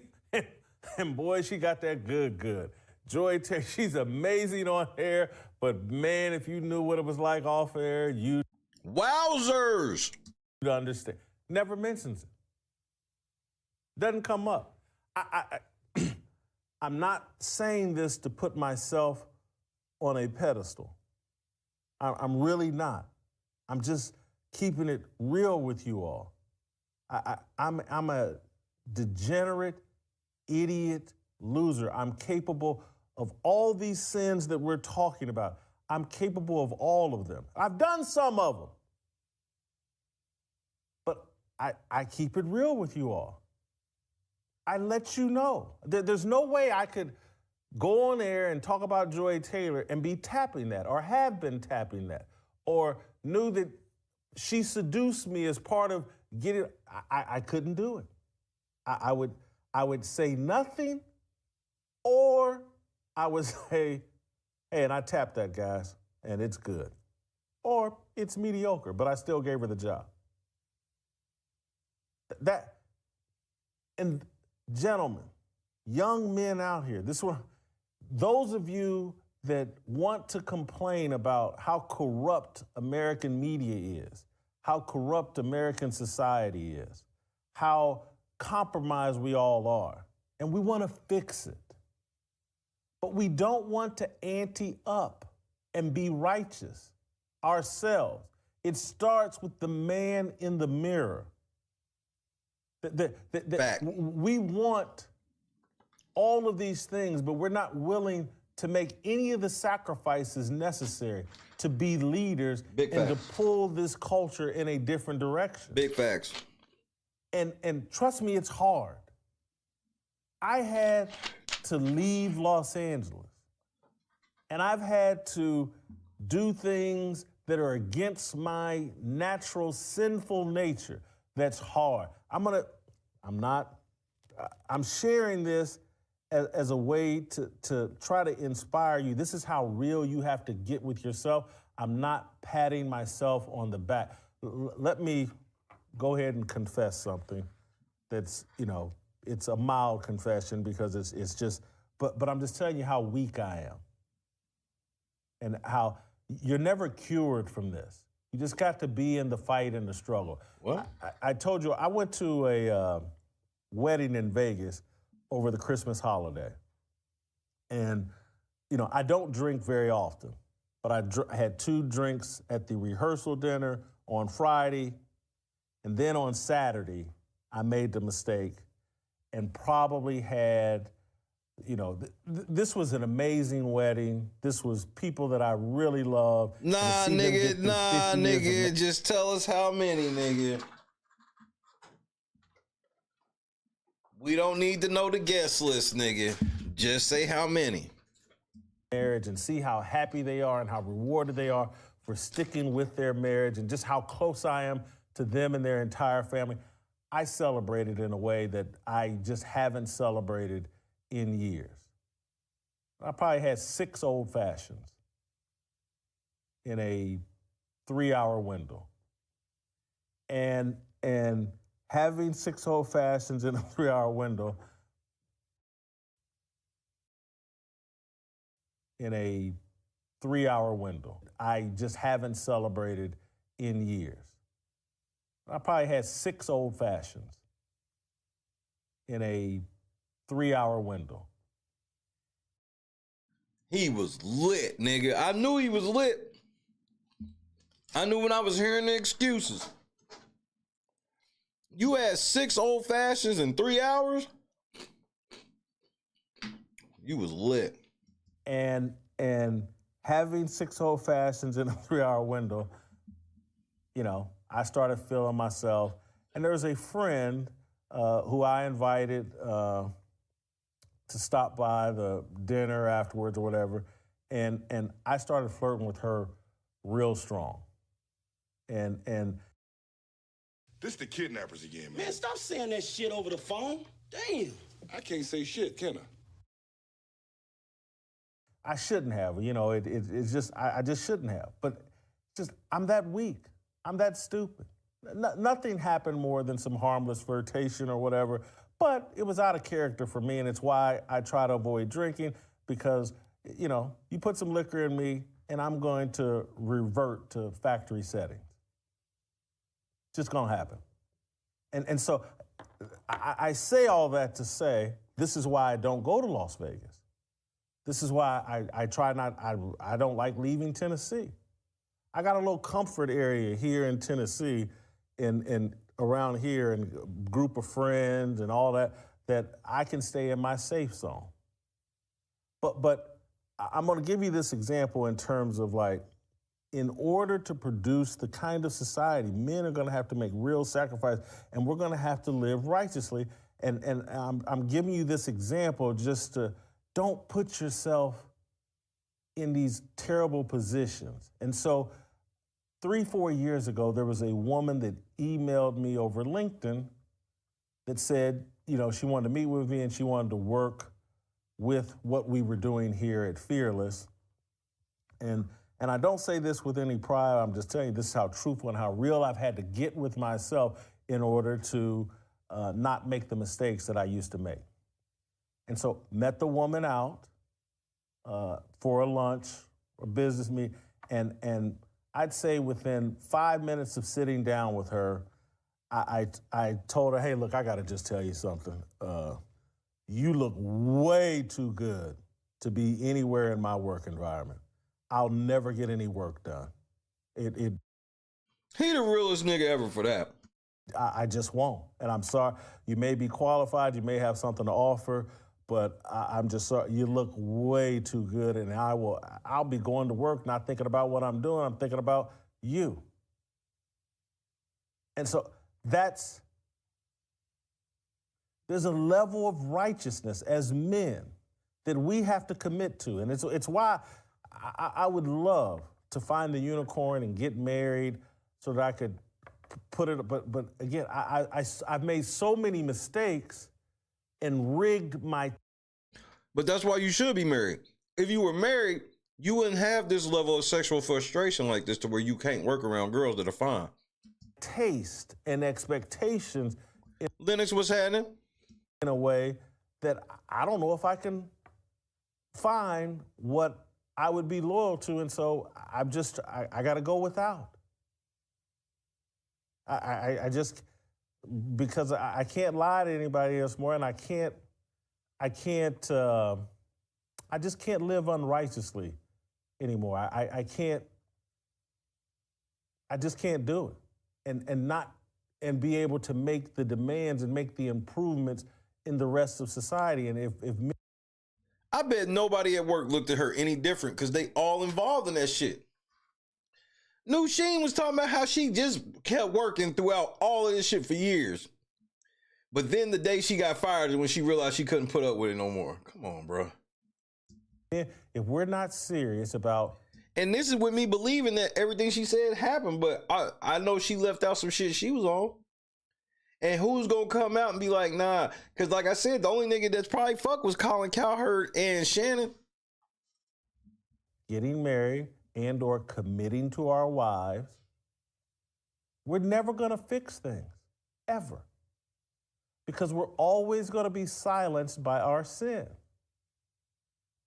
And so you look at this system they built in television and in media and the whole influencer world, and it's all designed to build sexual dysfunction, sexual immorality, so that we're all compromised and we all have to shut up. Bars. And it's like, it's the mafia. It's like hey, you got to kill somebody before they'll let you in the mafia. You have to be as dirty as everybody else. Whenever handing out that much money, that much influence, that much fame and attention, you got to be as dirty as everybody else, or they're not giving it to you. And so the whole system is designed to do that. And that's why phonies like an Emmanuel Acho, they'll get promoted. People with big cans and some peanut butter skin, Joy Taylor, they'll get opportunities. And you'll be sitting there like, how? Why? What? How did we build a system? We've had sports talk for years and decades. And then all of a sudden, everybody just figured out that when it got to TV, that in order to have sports talk, there must be an Instagram model sitting at the desk on the panel directing the conversation. Makes no sense to me. And that's been something that I talk about where it's like, I don't have a problem with women in sports in certain elements, but it's like, if I'm sitting here listening to two niggas that have been deeply involved in sports for 20-some years, like the chick sitting up there don't remember when Shannon Sharp played at all. And even if she could, she wouldn't because she didn't watch it. All these different things. That's not me saying I have a problem with women in sports. It's like, bro, it's just like, you don't have to shoehorn a woman in everything, because I don't think that men should be shoehorning everything women got going on. Women can have shit going on without us involved, nigga. Oh, there has to be a little Asian Mina Kimes doll talking. Like, NFL I do not think they need to shoehorn a man in the view. Football in order for the conversation to have the diversity, equity, include. No, man, they're spreading sexual immorality. They want you thinking with your penis all the time. Because if man thinks with his penis all the time, he can be controlled. He's going to bow to women. And even the gay dudes are going to bow to women. But the heterosexual dudes, we're going to bow to women because we're thinking with our penis constantly. And we're constantly in a negotiation with women about, hey, pleasuring our penis. And that's why you need a wife. Facts. Who is submitted to you and to God. Facts. Or we're just going to continue to have more and more corruption. I'm with him on this one, bar for bar. I want to take care of some more business, and then I'm going to go into why. Me neither, Big, but I still don't think that we should shoehorn a man, even though I would rather watch it with different women. It is what it is. I think Shannon Sharp is playing a role in all of this that's going on with Nusheen. But I want to talk to you guys about the Center for Academic Faithfulness and Flourishing.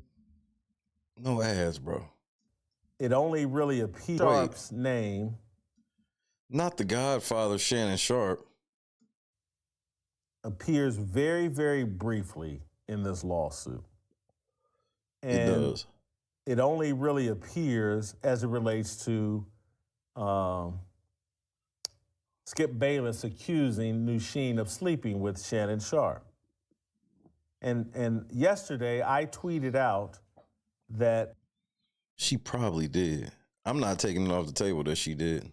Especially now that I've seen her and heard how Shannon was acting. Because now it makes sense with Skip Bayless. It's like, he's sitting there, he's like, nigga, I get paid just as much as Shannon around this motherfucker. But Shannon, big steroid ass nigga. He nasty, flirty, all this shit. He fucking bitches. I'm Acho fucking bitches. They got money. They big niggas and all of this shit. Skip felt left out, bro. Crashed out because he felt left out. What a loser. Shannon Sharp, I hat tipped Shannon Sharp that Shannon Sharp had two enemies at FS1 that he wanted to settle a score with, and this lawsuit settles a score for him. And that's Charlie Dixon, the executive, and that is Skip Bayless, his former co-host. Wow. I mean, obviously this is alleged, but still. He's made comments. He's made comments on other podcasts talking about Charlie Dixon and his problems, or alluding to Charlie Dixon and his problems with him. He certainly has made comments about his problems with Skip Bayless. And so yesterday, Shannon Sharp on his own podcast with Nightcap, he's talking, I believe, with Ocho Cinco. He kind of rails against me, not stated, but saying that people are dropping his name and he had nothing to do with this lawsuit. Let's play SOT number 6. F off, address the elephant in the room. You're trending on Twitter. That ain't got nothing to do with me. Stop playing, nigga. It directly has something to do with you. Cause here's the other part, Shannon. So all of this sexual harassment was happening with your co-host and the bitch that was doing your makeup and hair and her, and you never helped? You just turn a blind, you don't know what the fuck they talking about? Okay, I got you. Guys, the news of the day, absolutely, it doesn't. What y'all want me to say? That ain't got nothing to do with us. Yeah, that ain't got nothing to do with me. So there's nothing to address. I don't know why everybody if you notice, everybody's posted it. They got me. In the 42 pages, it don't mention nothing about Shannon Sharp did anything. But you're mentioned in it. But you're mentioned in it, though. That's why you just worded it like that. But y'all want to get clicks, so y'all mention me. Right. Yep, ain't got nothing to do with us. It literally was about the show that he was on. There was 3 people on the show. You, Joy, and Skip. And you like, yeah, it should to do with me. 66% of the show is involved.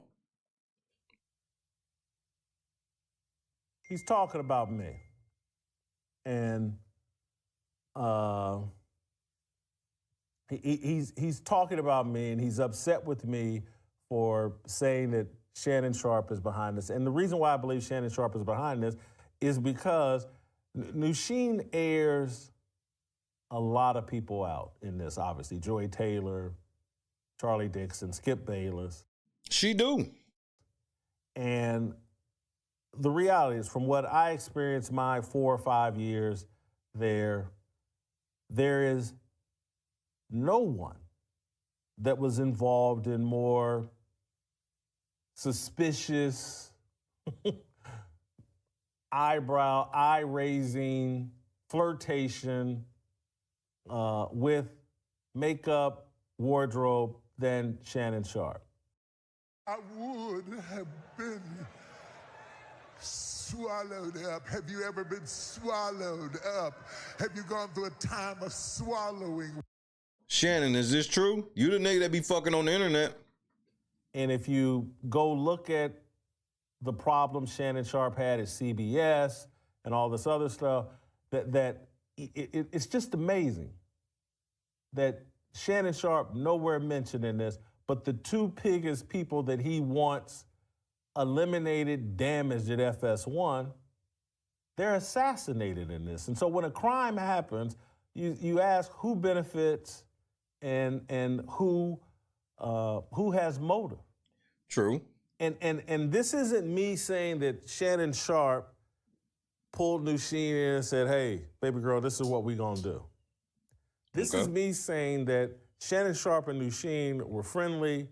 Shannon Sharp probably gave Nusheen a shoulder to cry on. And when if she need a shoulder to cry on, she can cry on super dick. Yeah, I feel you, Shannon. When she put together this lawsuit, I think Shannon Sharp was aware and made sure that he could go on air and say what he just said. Shannon Sharp ain't nowhere near in that. He had nothing to do with any of this. And I'm, by hat tipping Shannon Sharp, I am not disparaging him. And I say that in all sincerity. I'm saying that in this corrupt television environment with all this phoniness and phony people and all of this sexual immorality built into the system and all of this leveraging of people for opportunities, Shannon Sharp played the game the way the game should be played. There was a piece. Nusheen is basically a piece on the chessboard. Let's call her a pawn, and I don't say that disparagingly. But he caught wind of like, hey, there's a piece on the chessboard that could be moved in a direction that benefits me. And he took advantage of that. The same way his position is, Skip Bayless had pieces on the chessboard that he thought could move in a way that benefited Skip Bayless and eliminated Shannon Sharp. So you will hear me and think, and Shannon Sharp may think, that I'm attacking Shannon Sharp. I'm not attacking Shannon Sharp. I'm hat tipping the man for that's how you play the game. It is what it is. And I say that in all sincerity. You had a problem with Charlie Dixon and Skip Bayless. You caught wind of an opportunity to help someone help you inadvertently, and you did that. And the other clue in here, if you read the 42 pages, there was just this mysterious comment out of nowhere, and people will hear this, and this is me I'm totally committed to the audience. I'm not doing what's in my best interest. I'm here to tell you, the audience, what I think is going on, and damn the consequences to myself. And so I'm not trying to take a pot shot here at Colin Cowherd. But there's a sentence in these 42-page documents where it's just written in there for no reason that Colin Cowherd was nothing but nice and professional to me. That was weird. And I pointed that shit out myself. Like, where did this sentence come from? What did this have to do with anything? There's not a single sentence anywhere in this 42 where she says, and so. I mean, Lusheen, you knew me. You could. There was not a sentence, hey, and Jason Whitlock or Marcellus Wiley or anybody else. Wow. They never did anything. They were totally professional with me. There were other people there that were totally professional with you, but it was intentionally written in this 42-page deal that Colin Cowherd was nothing but professional to you. And so I read that and I go, well, who's Colin Cowherd in business with at the volume? Shannon Sharp. And so Shannon Sharp, there's nothing negative in there, and that guy had a lot going on at FS1, and then Colin Cowherd, he's completely exonerated. Who would ask for these things? Who? Because again, I don't think the lawyer was sitting there saying, hey, we better make sure we exonerate Colin Cowherd. Exactly. That doesn't make sense. We better make sure we say nothing, because no one cracked more jokes. No one said anything more potentially flirtatious or sexual inside that building for the 4 or 5 years I was there than Shannon Sharp. And I'm not saying that to say Shannon Sharp's got a sense of humor. And he cracked a lot of jokes with those women. A lot of them that if they had any animus towards him, they could spill out as like, or frame as like, oh man, that was really sexist, that was really damaging, that was really terrible. But not a negative word about Shannon Sharp. And Colin Cowherd, the only sentence in there about him, Colin Cowherd was a great man. He walked on water. Crazy. Cowherd, Sharp, business partners at the volume. My understanding, again, this is me, I'm not trying to pick a fight with Colin Cowherd. I like and respect Colin Cowherd. I know he keeps his distance from me, and you know, I don't blame him. You know, I'm way too honest for all the money he wants to make. I get it. But my understanding is Cowherd's in a really, really tough contract negotiation. He's about to get really, really paid by Fox and or ESPN. And he's frustrated with Charlie Dixon. And has been, you know, Kyle Hurd's a guy that's very loyal to Jamie Horowitz, who was briefly mentioned, but not in a real way in this lawsuit. Jamie Horowitz is the person that hired Charlie Dixon. Charlie Dixon was the number 2 to Jamie Horowitz, and Jamie Horowitz was someone who got fired for sexual harassment over something that I'm very intimately aware of.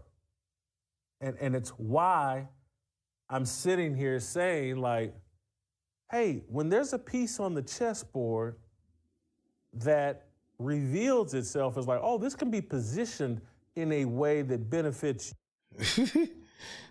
Now Shannon was like, wait, you talking about doing what? Well, come holler at me right quick. You. I've been in that position. And this is why I'm hat tipping Shannon Sharp. Because I didn't like Jamie Horowitz. We did not get along. He has a mentality towards a black person like me that until I dropped to my knees and kissed his butt, he had no interest in helping me. He had no interest in allowing me to do what I do. So I didn't like Jamie Horowitz. And when there was a piece on that chessboard that came to me crying on my shoulder about problems they were having with Jamie Horowitz, I let him cry on my shoulder. Hey, I'll support you. Whatever it is you want to do. And I didn't tell him what to do, but I certainly let him cry on my shoulder. So, but what if you liked Jamie Horowitz? Would you have still been that shoulder to cry on? And I certainly gave them the confidence to eventually air out their problems. And it cost Jamie Horowitz his job. This show's called Fearless. I'm just keeping it real with you all. And this is why I say, Shannon Sharp, hat tip, brother. It's a dirty game. You engaged in it properly, and you did what benefited you when someone presented you the opportunity. And you gave him that shoulder to cry on. Yeah, girl. I get it. Yeah, Charlie. Blah, blah. And it is what it is. Wow. But when I look at what's happened here at Fox Sports and who's been damaged, Charlie Dixon, Skip Bayless, well, who benefited from that?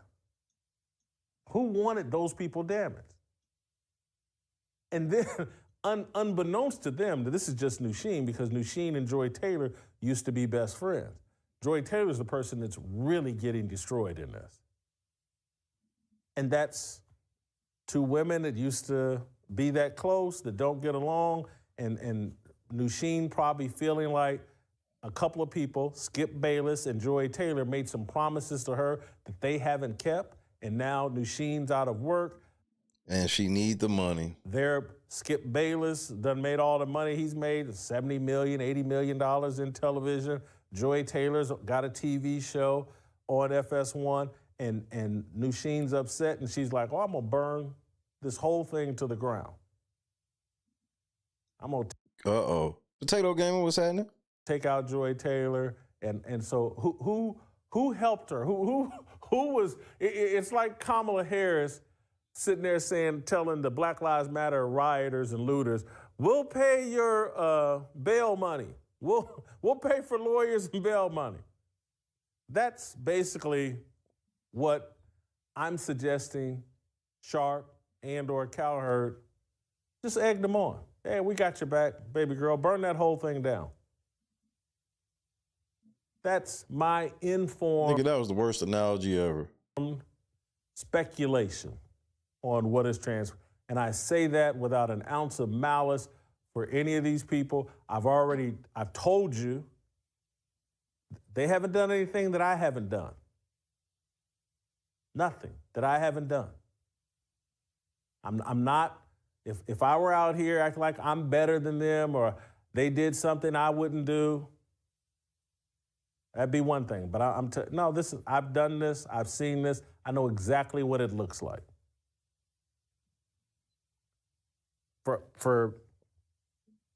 I hope that, you know, no one feels like I've betrayed them here in this conversation, but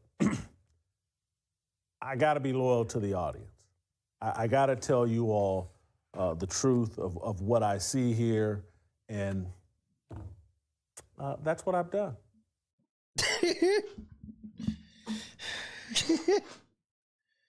Nigga, Shannon.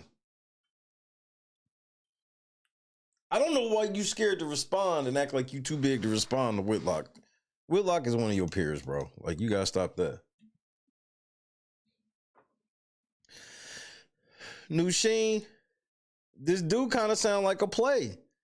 I believe that, yeah, that shit was happening, but the same way that you said that Joy is gonna pull this shit if she lost her job, I think you pulling the exact same shit. You hating on Joy. Cause it's like, cause I feel where Jay's come from is like, well, if you gonna tell it, then tell the whole story. Why are you leaving certain shit out? Why are you leaving certain people out? What, you got deals with them? What's going on?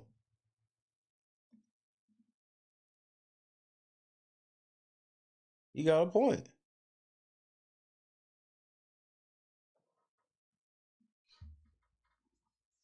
And then out of nowhere, you gave this glowing, Colin Cowherd never did shit to me and was nothing but good to me ever. Like, why would you say that?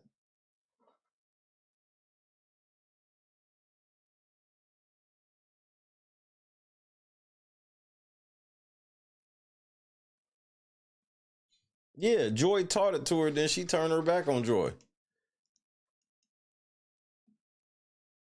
Because she was probably leading Skip on. And she didn't want to be like Skip's boo thing. I'm like, because then the thing that always threw me off about certain things was when she kept saying shit like, well, this is the job. I have to be like, this is the job. And I'm like, nah, man, you sound like you being extra flirty than you leading on. But then just trying to be the guys, I'm just being nice. Yeah, okay. I've seen that type before. But Skip Bayless, you know what his response was to the shit? This nigga released a whole show today like nothing happened. They was in the comments roasting this nigga. They was in the comments destroying Skip Bayless, bro. Like, nigga, you not just gonna act like nothing happened. Skip try to act like did nothing happen. Nigga, you offer to pay a bitch $1.5 million. You can't pretend that didn't happen. We need to address this. You can't act like you didn't hear about this. Joy needs to get fired. Tried to look innocent today. Well, it's gonna be hard to fire her because they already let her know. They've heard that she ready to snitch.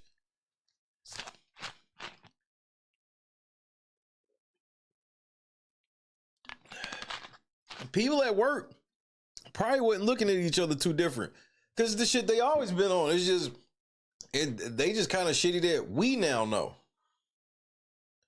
They might have to make some changes. These may be considered the old days here in a couple months.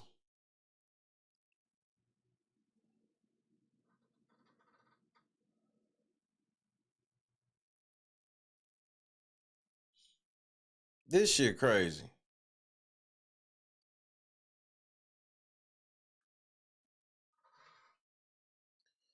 But I think I'm gonna put a period in here tonight. Just as a reminder, everybody, January 21st, we will be suing the Star Report, the Star Report's Troy Terrain. That line sack of shit. We're getting ready to get him off this platform. And we're gonna secure some change from that stupid ass bitch since he wanna play games.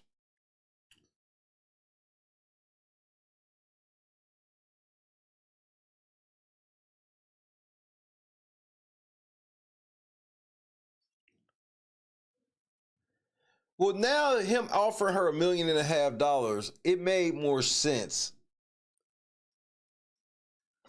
It made more sense when he broke it down where he's like, these niggas is putting these hoes on these $1 million scholarships, which is like, they don't just give them $1 million. They agree to, I'm going to give you this amount of money for this amount of time, which will add to $1 million. And shit, you just give me some pussy every now and then and we hang out. Skip wanted that same thing with $1.5 million because he got to put extra because he skipped. But then, like, remember, Jason Whitlock's like Skip, kind of like he on the spectrum. So it's like he probably just come across as weirdo. Like, some of the shit he was saying was just weird. But he comes across as a weirdo nigga. So she probably wanted to just finesse him out of the money, but he wanted to actually fuck, and she wasn't going.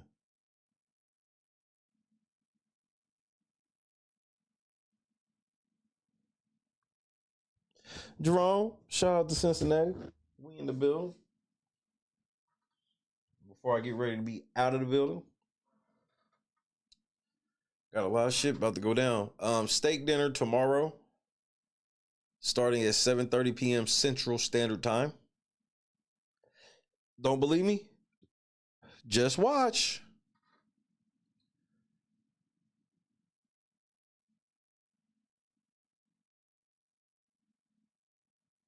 Don't believe me, just watch.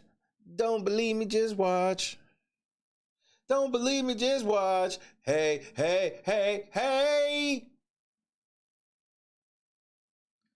Shit, I can't call it, cousin. Great night. Star Report got my video taken down, but it'll be back shortly because he's a fucking piece of shit liar. He's just racking up the bill. This is the third video he's gotten disabled. Just being a ridiculous fucking idiot, retarded motherfucker that he is. He's like, man, I got 3 videos down. Why is this nigga still on the air? Like, nigga, you don't even understand. They are not giving me no strikes in your name because they know what comes with it. You the dumb motherfucker, but you about to find out. You about to find out.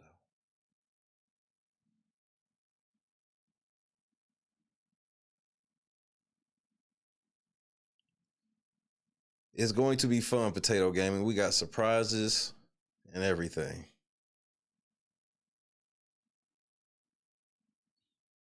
We got big surprises and everything.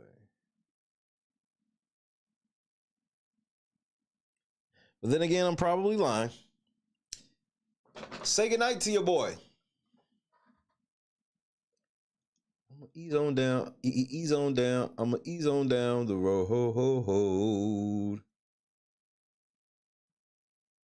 Them big old cans and peanut butter skin.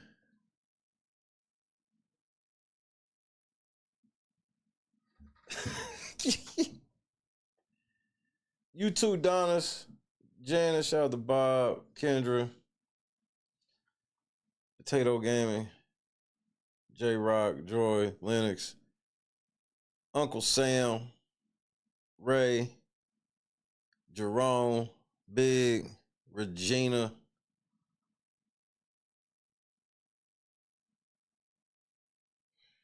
It's crazy that I just wanted to be on YouTube talking shit. Now I gotta be on YouTube fighting fucking DMCA crime. It's gonna be a fun experience. P. Fox, Miss George, Forgotten Son.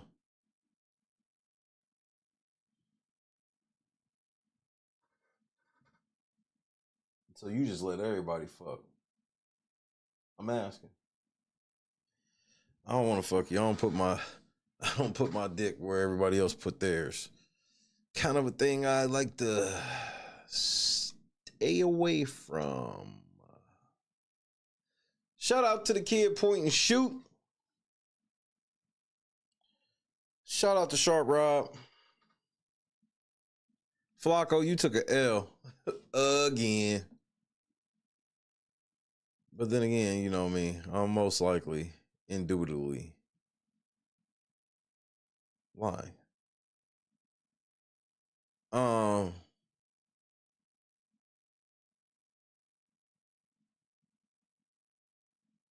Joy Reid.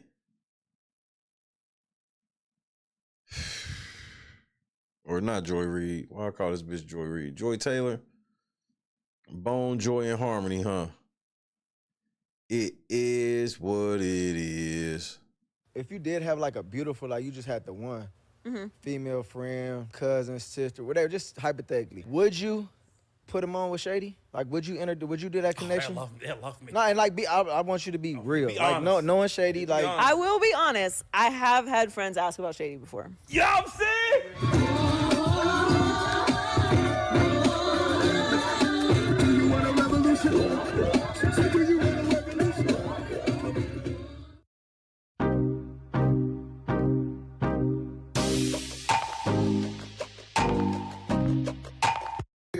Damn, you just ate 2 boxes of pizza. What else you want now? You Good night, number 5. Order? What you grabbing now, man? What you grabbing now, baby? I got the 25 tender meal. So that's just for yourself? That's for us too, or just for yourself? For me. That's a lot of motherfucking tenders. That's a lot of meat. So you gonna eat all that shit yourself? Okay, you want something? What else you want? I got fries and mashed potatoes. So you getting fries and mash? Why? That's the same shit. So, see, look, you got the kids out there hungry. You getting all this shit for yourself. Okay, what else you just want to fill yourself up? Fuck us, huh? Don't look stupid now. You just gonna have a whole buffet to yourself. And not get us shit. We in here eating on chips and shit. But I'm about to go be chopping your motherfucking food for you, man. Your tray should be on your bed, ready for you. Y'all see it. Yeah. That's what it is. Best hands in the world. Y'all be playing with me. Peace out, Joseph. Come taste it yourself. See all that butter? Deliciousness. Y'all want to know the secret so bad, but I put more. A little bit more. A little bit more. And this is why big backing is an epidemic. This is why big backing is an epidemic. I had to take a shot of insulin. Get some insulin from somebody else to finish watching this video. Y'all swear y'all be cooking. You got a whole 40-pound bag of sugar on 3 pans of yams. Talking about you see it. We see it. We see diabetes. We see gout, cavities in all teeth, hypertension, headaches, limb amputations, the big arm disease. I don't know what they call it, but just big arms. And if you can spread sugar like that, it's too much. Talking about it in a little bit more. That's enough. Jesus said that was enough. It's more than enough. It's abundant. You cooking up disease at this point. I wouldn't eat them yams with somebody else's mouth. We gotta do better. We gotta stop this mess. But yes, sir, not Long Island. I keep getting y'all names mixed up. Real late night TV. I don't care what you be talking about in your new lives, sir. I don't. I don't care. You can continue to watch me or have somebody watch me and do what you do. As I said to you on your community post, nigga, just stop talking about it and do it. You don't have to wait until Monday. You get 5, whatever the fuck you said. You have my permission to do whatever it is that you're going to do now. You don't have to come on your live every day and say what you gonna do, sir. We know you gonna do it. Just do it. God damn. You talk too goddamn much. Good night, Carefree.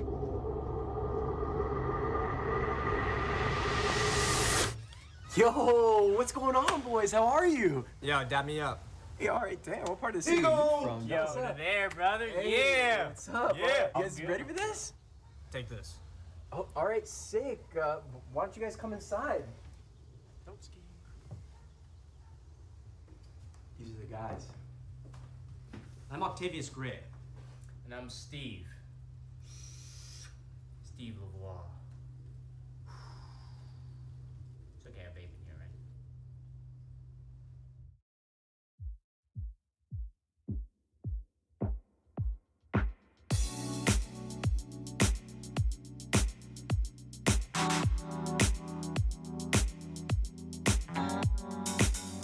Set the mood right. up, 8 p.m. looking so fly. Sunset rooftop, yeah, that's nice, right? Hop in the G-Class, I know you need that. Heart racing fast like the speed of light. We got the sun tonight. Ray, we out. The moonlight. You want satisfaction, but only for one night. This could be real love, but you've been broken, and I just want you to see what I could be for you. What I could be for you. What I could be for you. What I could be for you. What I could be for you. You got me wrapped up in your love. Barely. Finding you is like a treasure. Making my heart feel this way, yeah, yeah. And I'll treat you so damn special. What you did, who you were with, I don't care about those days. When I'm with you, I won't complain. Share your success and heartbreaks. Yeah, you know I stay by your side. Never leave you dissatisfied. But I need you to let me know. Is this attraction? Or is it the moonlight? You want satisfaction, but only for one night. Moose B. This could be real love, but you've been broken, and I just want you to see what I could be for you. What I could be for you. What I could be for you. What I could be for you. What I could be for you. Shout out to Moose B, also known as Moosey B. Samoy God is indeed great. Have a great evening.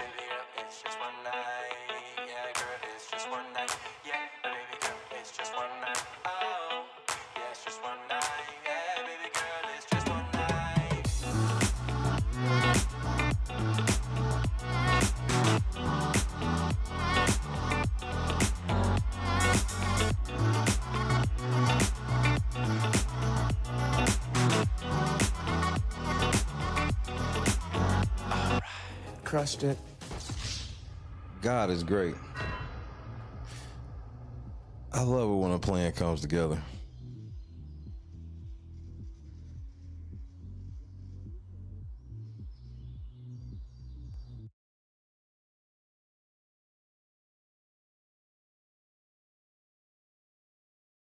I don't want to hurt myself. You gotta pee? It's all right.